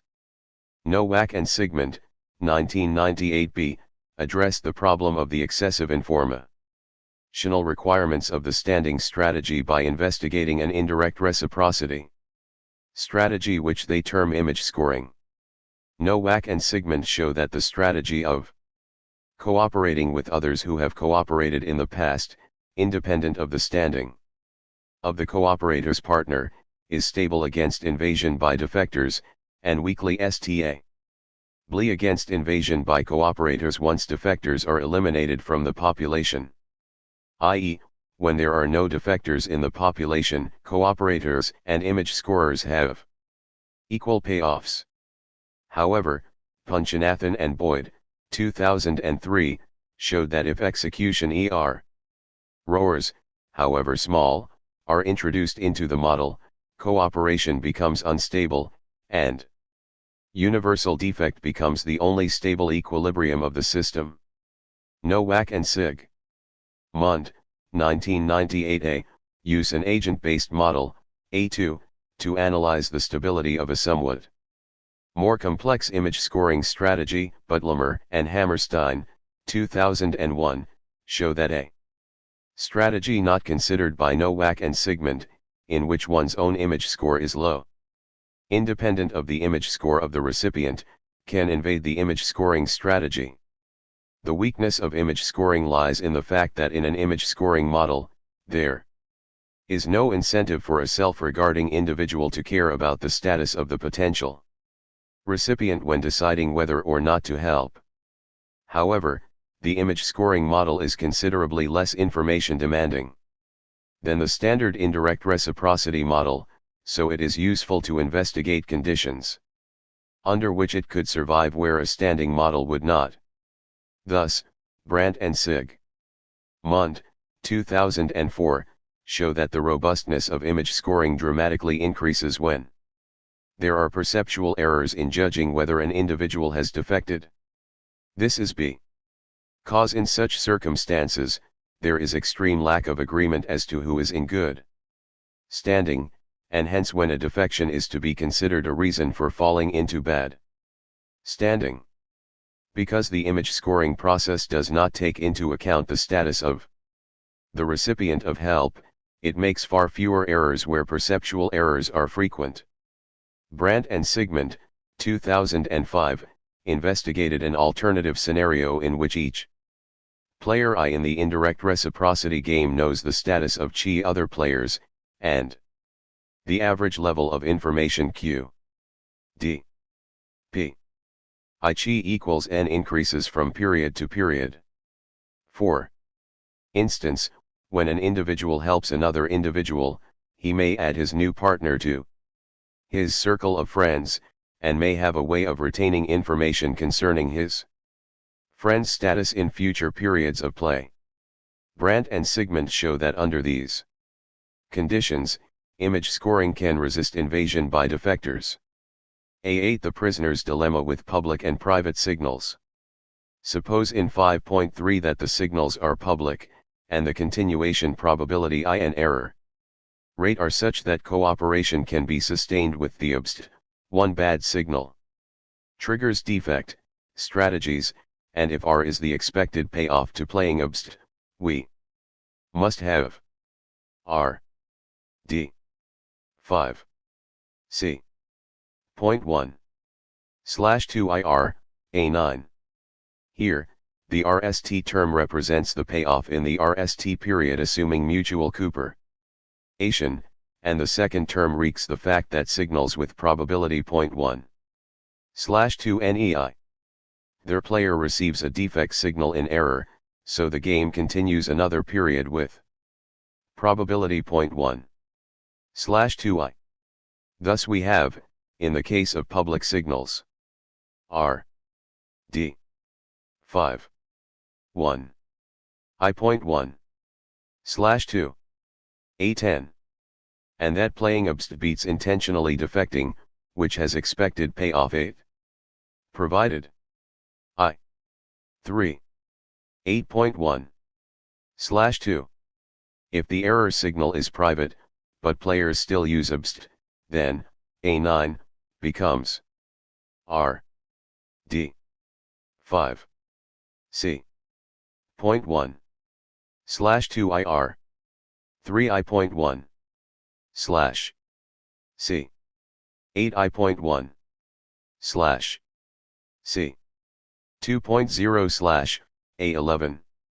Here, the RST2 terms are as before. The third term represents the case that Bob cooperates but Alice receives the defect signal. Bob thus cooperates in the next period. When Alice defects, because he does not know that Alice received the defect signal, so Bob receives 3, and both defect in every period after that.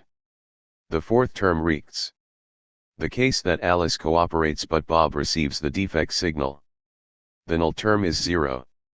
Because, with a double error, the payoff is 0 to each player. Bob thus defects in the next period but Alice cooperates, so Bob's payoff is 8. The expected value of this game, after some algebra, is given by R D 5.1 C I.1/1 I.1/2 A12, which is close to A10. For instance, if I D 0:9 and D 0:05 are from A12 is about 1.5% greater than R from A10. To see that with private signals, Alice's TBSTD, 2 bad signals trigger defect. Strategy has higher payoff than obst when played against Bob's obst strategy. We must consider several possible states of the game. Let GG be the state where both players received the good, cooperate, signal in the previous period. In this case each player has payoff 5 for cooperating. Both players in the GG state cooperate, so with probability 0.1/2 the next state will also be GG. With probability 0.1/, however, Alice will receive the bad, defect, signal while Bob receives the good signal. We call this state GB. Also with probability 0.1/, Bob will receive the bad, defect, signal, while Alice receives the good signal. We call this state BG. Finally, with probability 2 both players receive the bad signal. We call this state BB.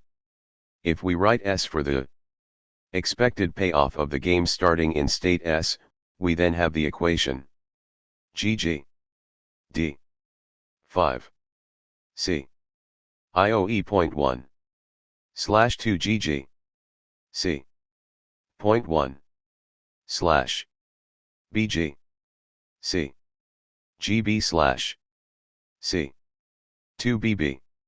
In state GB, Alice ignores the defect signal so both players cooperated, with payoff 5. Then with probability 0.1/2 both receive the good signal, so the next state will be GG. With probability 0.1. Alice receives a second bad signal in a row, but Bob receives a good signal. We call this state GBB. With probability 0.1. Alice receives a good signal, but Bob receives a bad signal. This is just state BG. Finally, with probability 2. Both players receive the bad signal, which is then the second in a row for Alice. We call this state BBB. We then have the equation GB D 5 C IOE 0.1 / 2 GG C 0.1 / GBB C BG / C 2 BBB. We also have BG D 3.1 C I / BB D 3 GBB D 5 C 8I BBB D 0.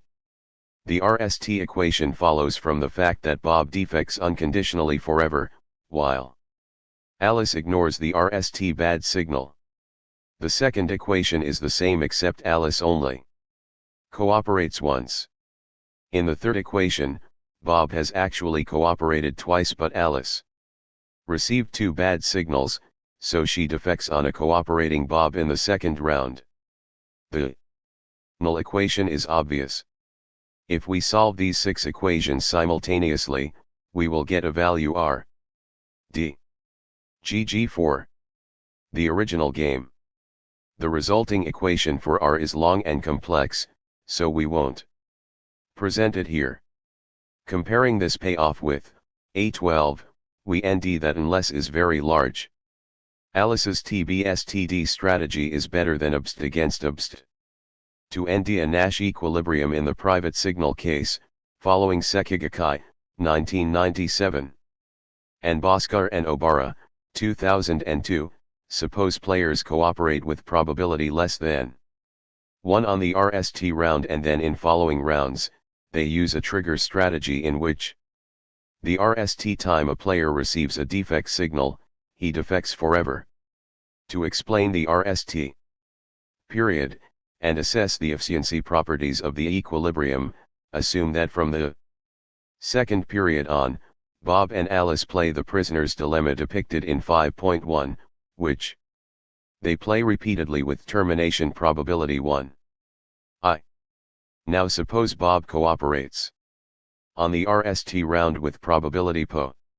Suppose Alice cooperates on the RST round. Appendix 217. Then if Bob cooperates, Alice's expected value of the game is 5 C 0.1 / IR, where R is the expected value of the game from the second round on, assuming both players cooperate on each round.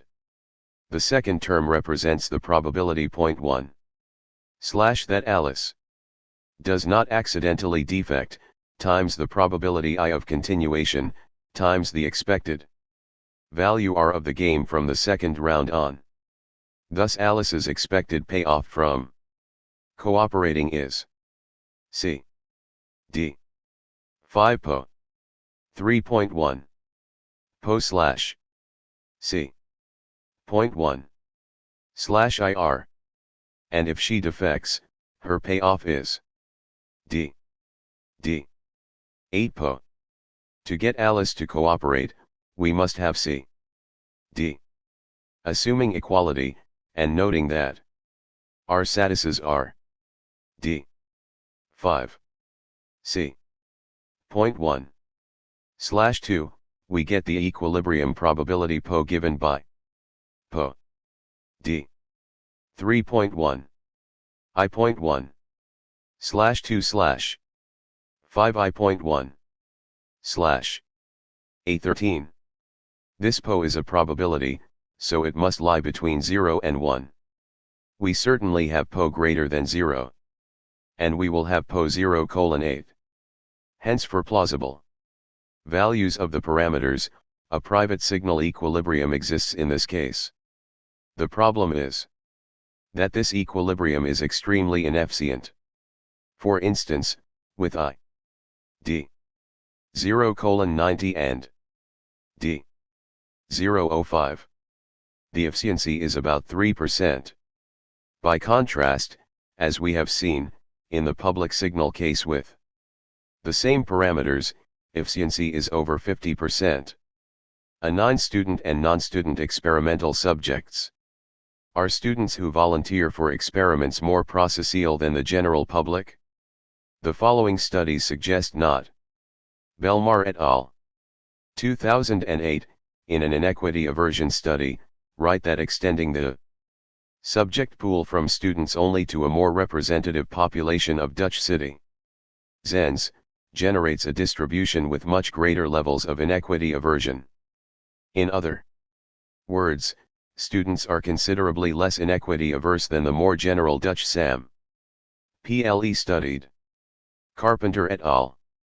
2005, used a dictator game showing that Middlebury College and Kansas City Community College students contributed less than employees at a Kansas City warehouse.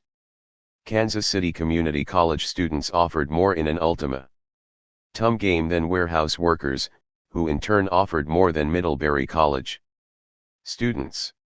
Workers offered the same amount in the dictator game and the ultimatum game, while students gave much less in the dictator game, consistent with the view that in the ultimatum game workers were not making strategic offers, while students were. Burks et al. 2011, used a sequential prisoner's dilemma game with subjects drawn from a sample of students on the one hand and professional bicycle messengers on the other, in Switzerland and the United States. The bicycle messengers exhibited more cooperative behavior than the students. List, 2004, studied contributions in a public goods game, ending that the behavior of participants at a sports card show closely approximated that of students in laboratory experiments such as Andreoni, 1988, Isaac et al. 1994, and Fair and G. Actor, 2008. In the same paper, List found that participants aged 49 years and older cooperated more than college-age students, while middle-aged subjects approximated the behavior of college-age subjects. List also reported that controlling for income, older Florida residents also contributed more in a university fundraising appeal. In the television game show Friend or Foe, a prisoner's dilemma game for big stakes, older players were more likely to cooperate than younger. Carpenter et al. 2008, used a dictator game with subject named charity recipients, ending that students gave 25% less than non-students. Students also gave significantly less, controlling for age and other demographics, and older responders gave more. Controlling for student status, Carpenter, personal communication. Indeed, 48% of non-students contributed the entire endowment, whereas only 16% of students did. Cardenas, 2005, used a common pool resource game, ending that a sample of students from Columbia were less cooperative, extracting significantly more from the common pool than a sample of Columbian villagers. Cleve et al. 2010, found that students who volunteered for an experiment were as trustworthy but less trusting than other students from the population from which the experimental subjects were drawn, but who were administered the trust game as a captive audience. Falk et al. 2010, found that Swiss students who exhibited strong processual behavior, or in an unrelated donation, contribution to a social fund, were not more likely to participate in experiments than students who did not contribute to the social fund. The experimenters also found that students and the general population were equally trusting. In a trust game, but student trustees returned a smaller fraction of what was given to them by investors. G. Akhtar and Herman, 2011, found that among Russian rural and urban experimental subjects, non-students contributed 18% more than students in a public goods game. 23% of the non-students contributed their entire endowment while only 12% of students did so. Attend the price equation. Suppose there are groups J, D, 1, M and let Qj be the fraction of the population in group J. Let Wj be the meanness of the members of group J, so W, D, P, J Qj Wj is the meanness of the whole population. We use the term meanness here, but as the price equation is applicable to any system in which traits are differentially replicated over time, we could have used a more general term, number of replicas in the next period. Groups grow from one period to the next in proportion to their relativeness, so if Q0J is the fraction of the population in group J in the next period, then Q0J, D, Qj, Wj, W.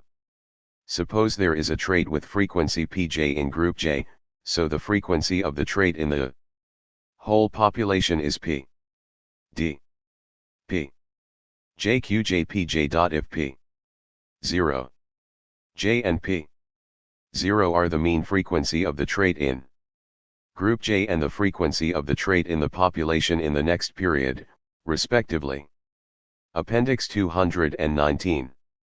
Then P0, D, P, JQ, 0, JP, 0, J so, P0, P, D, XQ0, JP, 0, J, XQ, JPJ, D, XQ, J, WJ, W, dot PJ, C, PJ slash, XQ, JPJ, D, XQ, J, WJ, W, 1, PJ, C, XQ, J, WJ, W, PJ.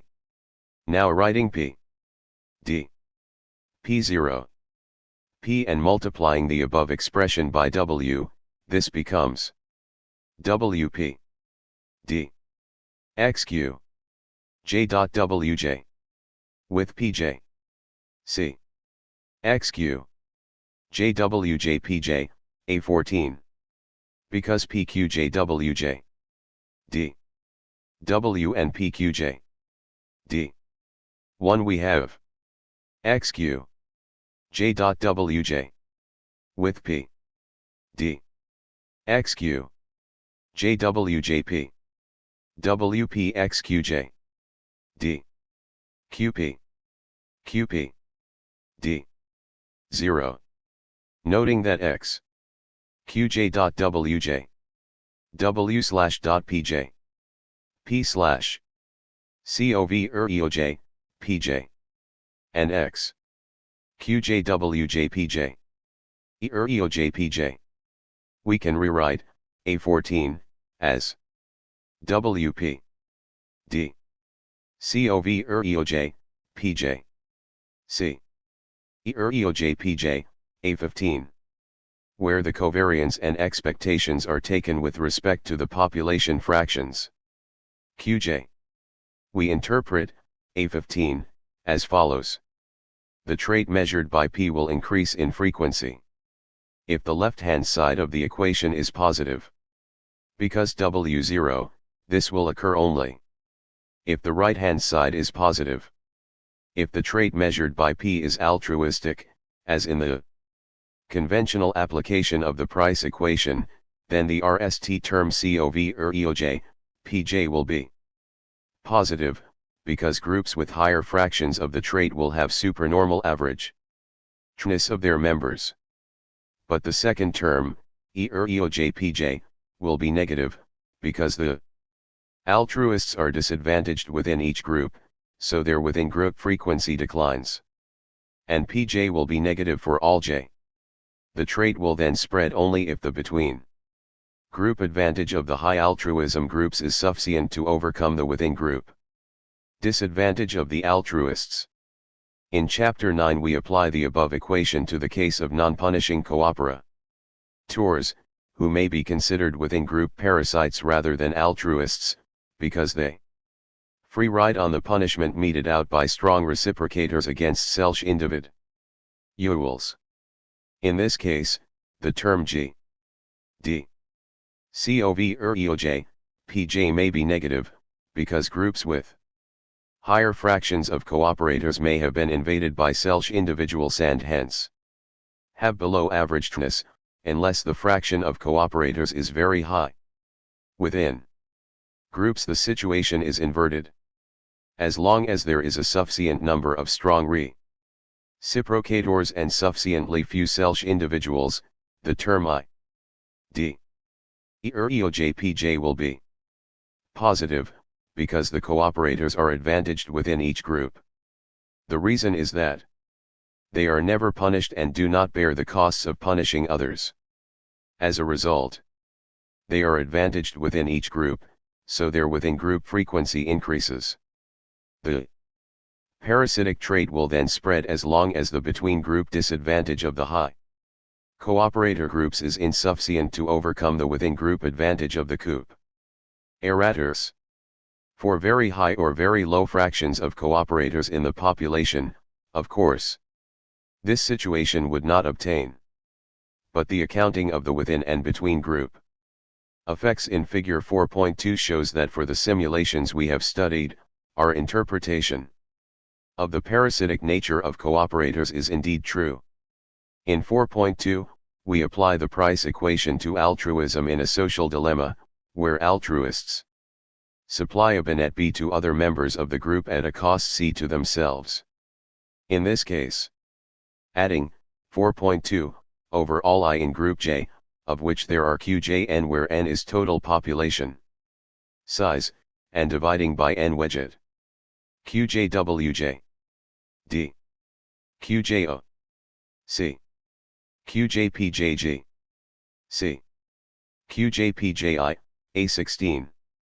Adding this equation over all groups and dividing by N gives W D O C PG C PI A17. This allows us to rewrite the group effect, the covariance term, in the price equation above as the between group variance multiplied by the total derivative of expected group size with respect to the fraction of altruists in a group, namely G C I COVOE pi D X J QJ.WJ W/.PJ P/D X J QJ.WJ with PJ D X J QJ.PJ P/PJI C G/D X J QJ.PJ P/2I C G/D var.pj/.I C G/A18. The second equality follows from the fact that PJQJ.WJ with P D 0 by the definition of W. The third follows by subtracting A17 from A16, simplifying, and substituting in the equation. The fourth equation is an algebraic rearrangement. The FTH equation follows from the fact that PJQJ.PJ P/D 0, which follows from the definitions P JQJPJDP and P JQJD1. More generally, if x and y are random variables and y D. AO. C. A 1x is the regression equation of x on y, then COV.x, y slash D. A 1 var.x slash dot 2.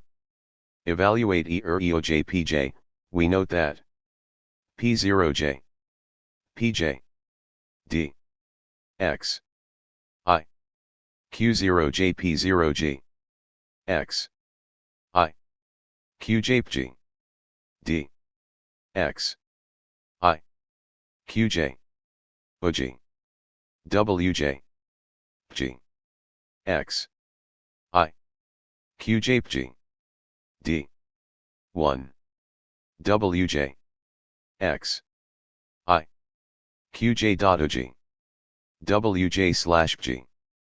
Appendix 221.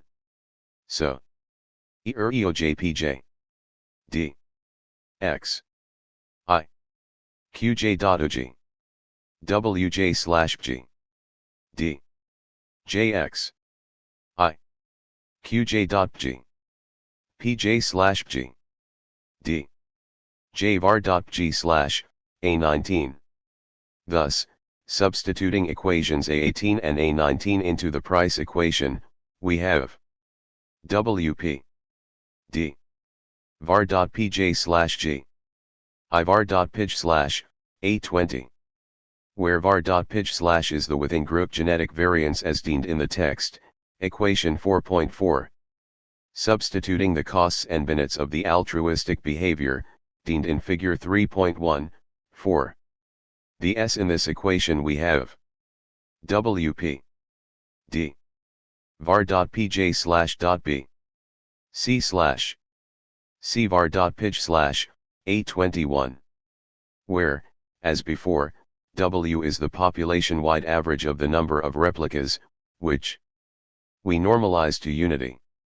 For an example of using the price equation, suppose a population is composed of two large groups that in a given period are of equal size, with the fractions of altruists in each, P1, D, 3 equals 4 and P2, D, 1 equals 4, so P, D, 1 equals 2, because the groups are the same size. This means, for example, that 3/4 of the A's are in group 1, 3/4 of the NS are in group 2, and so on. To ND the values of B and C such that P will be stationary, we need to equate the averagedness of the two types. Writing which for the tness of type I in group J, I, D, A, N, J, D, 1, 2, and WI for the population averagedness of type I and ignoring O we have WA, D, P1 WA1, C, P2 WA2, D, point 1, P1 slash WN1, C, point 1, P2 slash WN2, D, WN, A22. Or, the averagedness of A's and NS is the weighted average of their respective T nesses in the two groups, so the condition for P to be stationary is given by WA, D, 3, 4, 3, 4, B, C, C, 1, 4, 1, 4, B, C, D, 1, 4, 3, 4, B, C, 3, 4, 1, 4, B, D, WN, A23. Solving, we ND the values of B and C for which P, D, 0, namely, C equals B, D, 1 equals 4. This means that, given the assumed distribution of A's and NS in the two groups, the population frequency of A's will be stationary if the cost of performing the altruistic act is 1/4 the binet. If we add the further requirement that the size of the total population be constant, so WA D 1 D WN, and assuming O D 0 we have B D 8 equals 3 and C D 2 equals 3.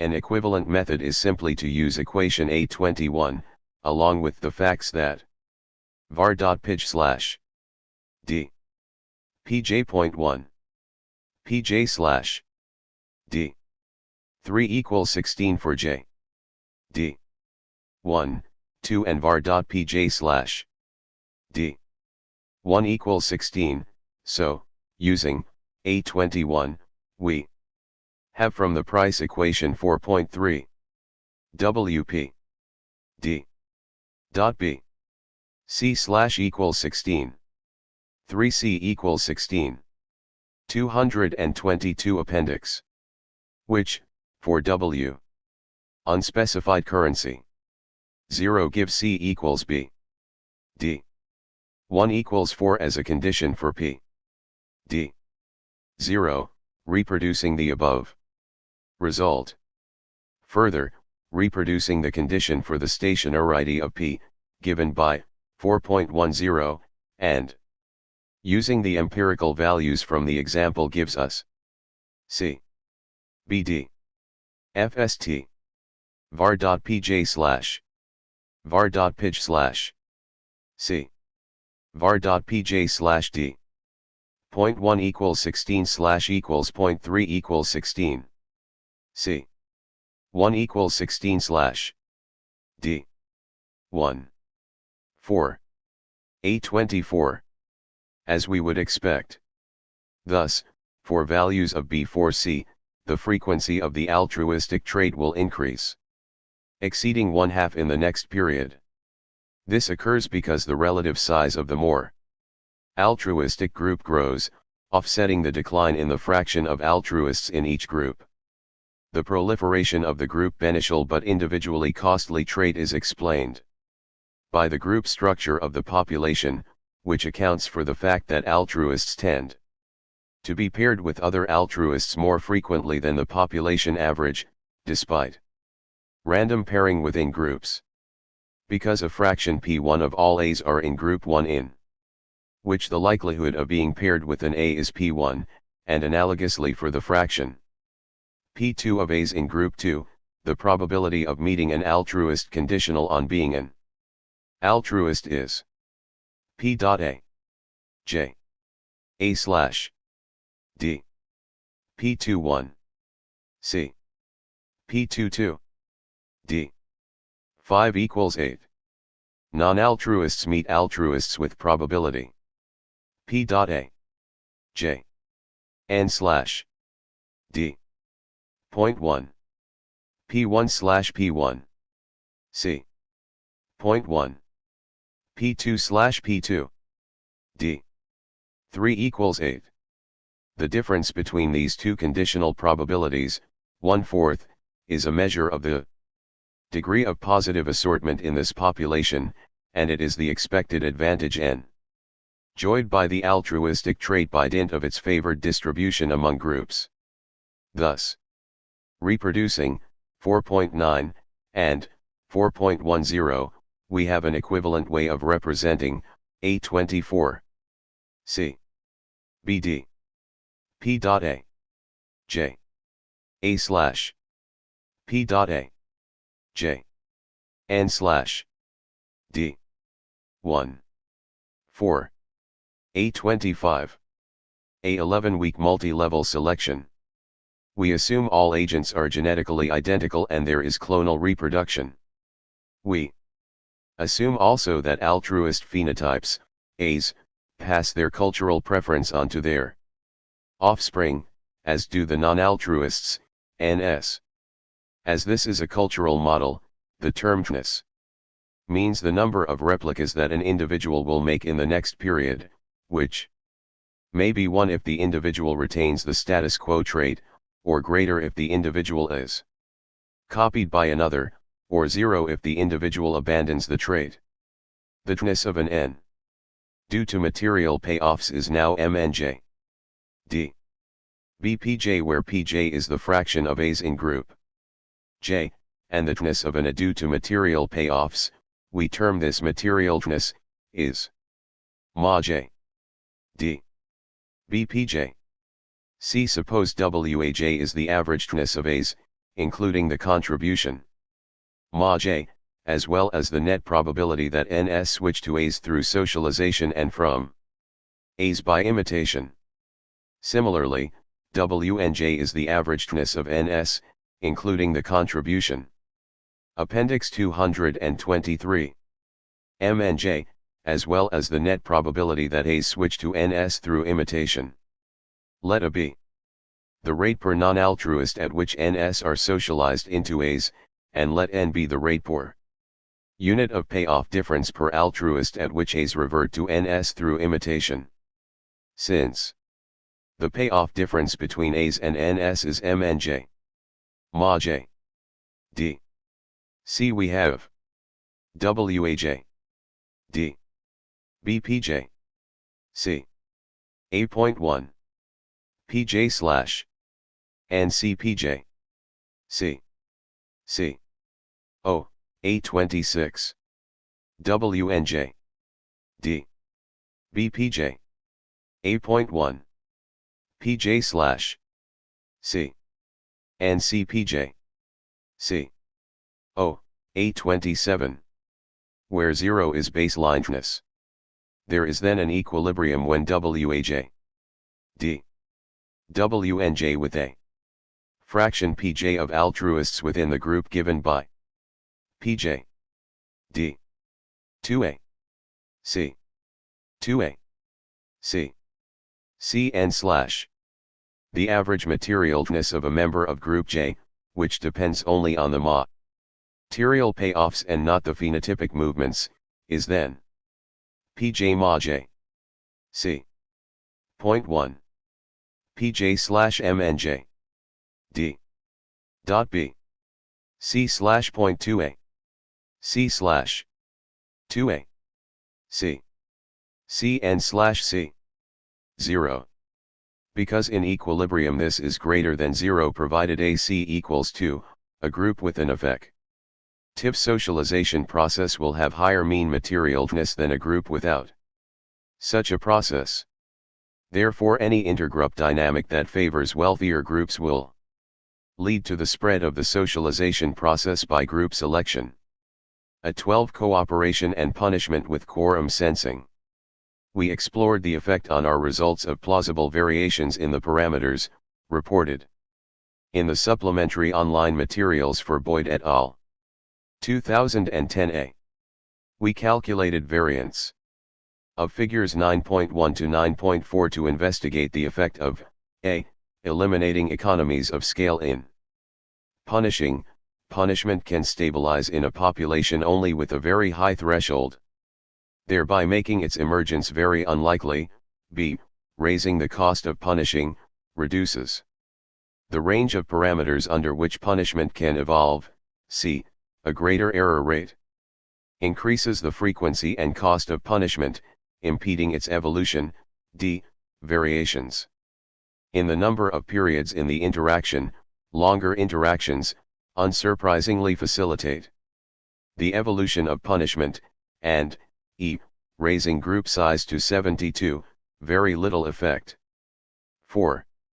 The most part, variation among results can be understood as stemming from a trade-off between the RST period costs of inducing non-punishers to cooperate and the long-run benefit from the cooperation thereby induced.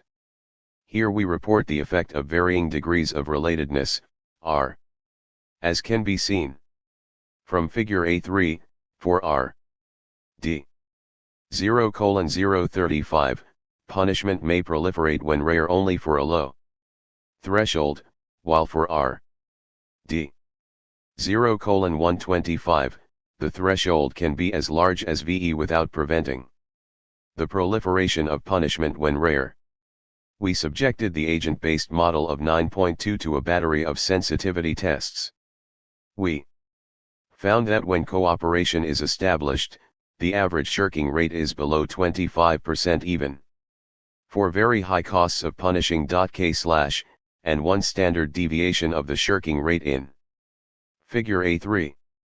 The evolution of continent punishment. In the baseline case in the text, groups are formed at random, so that when punishers are rare, they are alone in groups, and can induce cooperation only if they are willing to act alone. Increasing the relatedness among group members, increases the probability that more than one punisher will be together in groups even when punishers are rare. Thus for small values of punishment can increase when rare even when R is assumed to 0.035. In each panel the upper curve is the stable equilibrium, while the lower curve indicates the boundary of the basin of attraction of this stable equilibrium. We illustrate the case B. D. 2C. Distinct runs is about 20% of the average. The same approximate picture obtains for variations in group size and the migration rate. We found that the FST for the population depends on group size as expected from standard population genetics, equation 6.1, and is fairly sensitive to the migration rate, also as is to be expected from standard population genetics.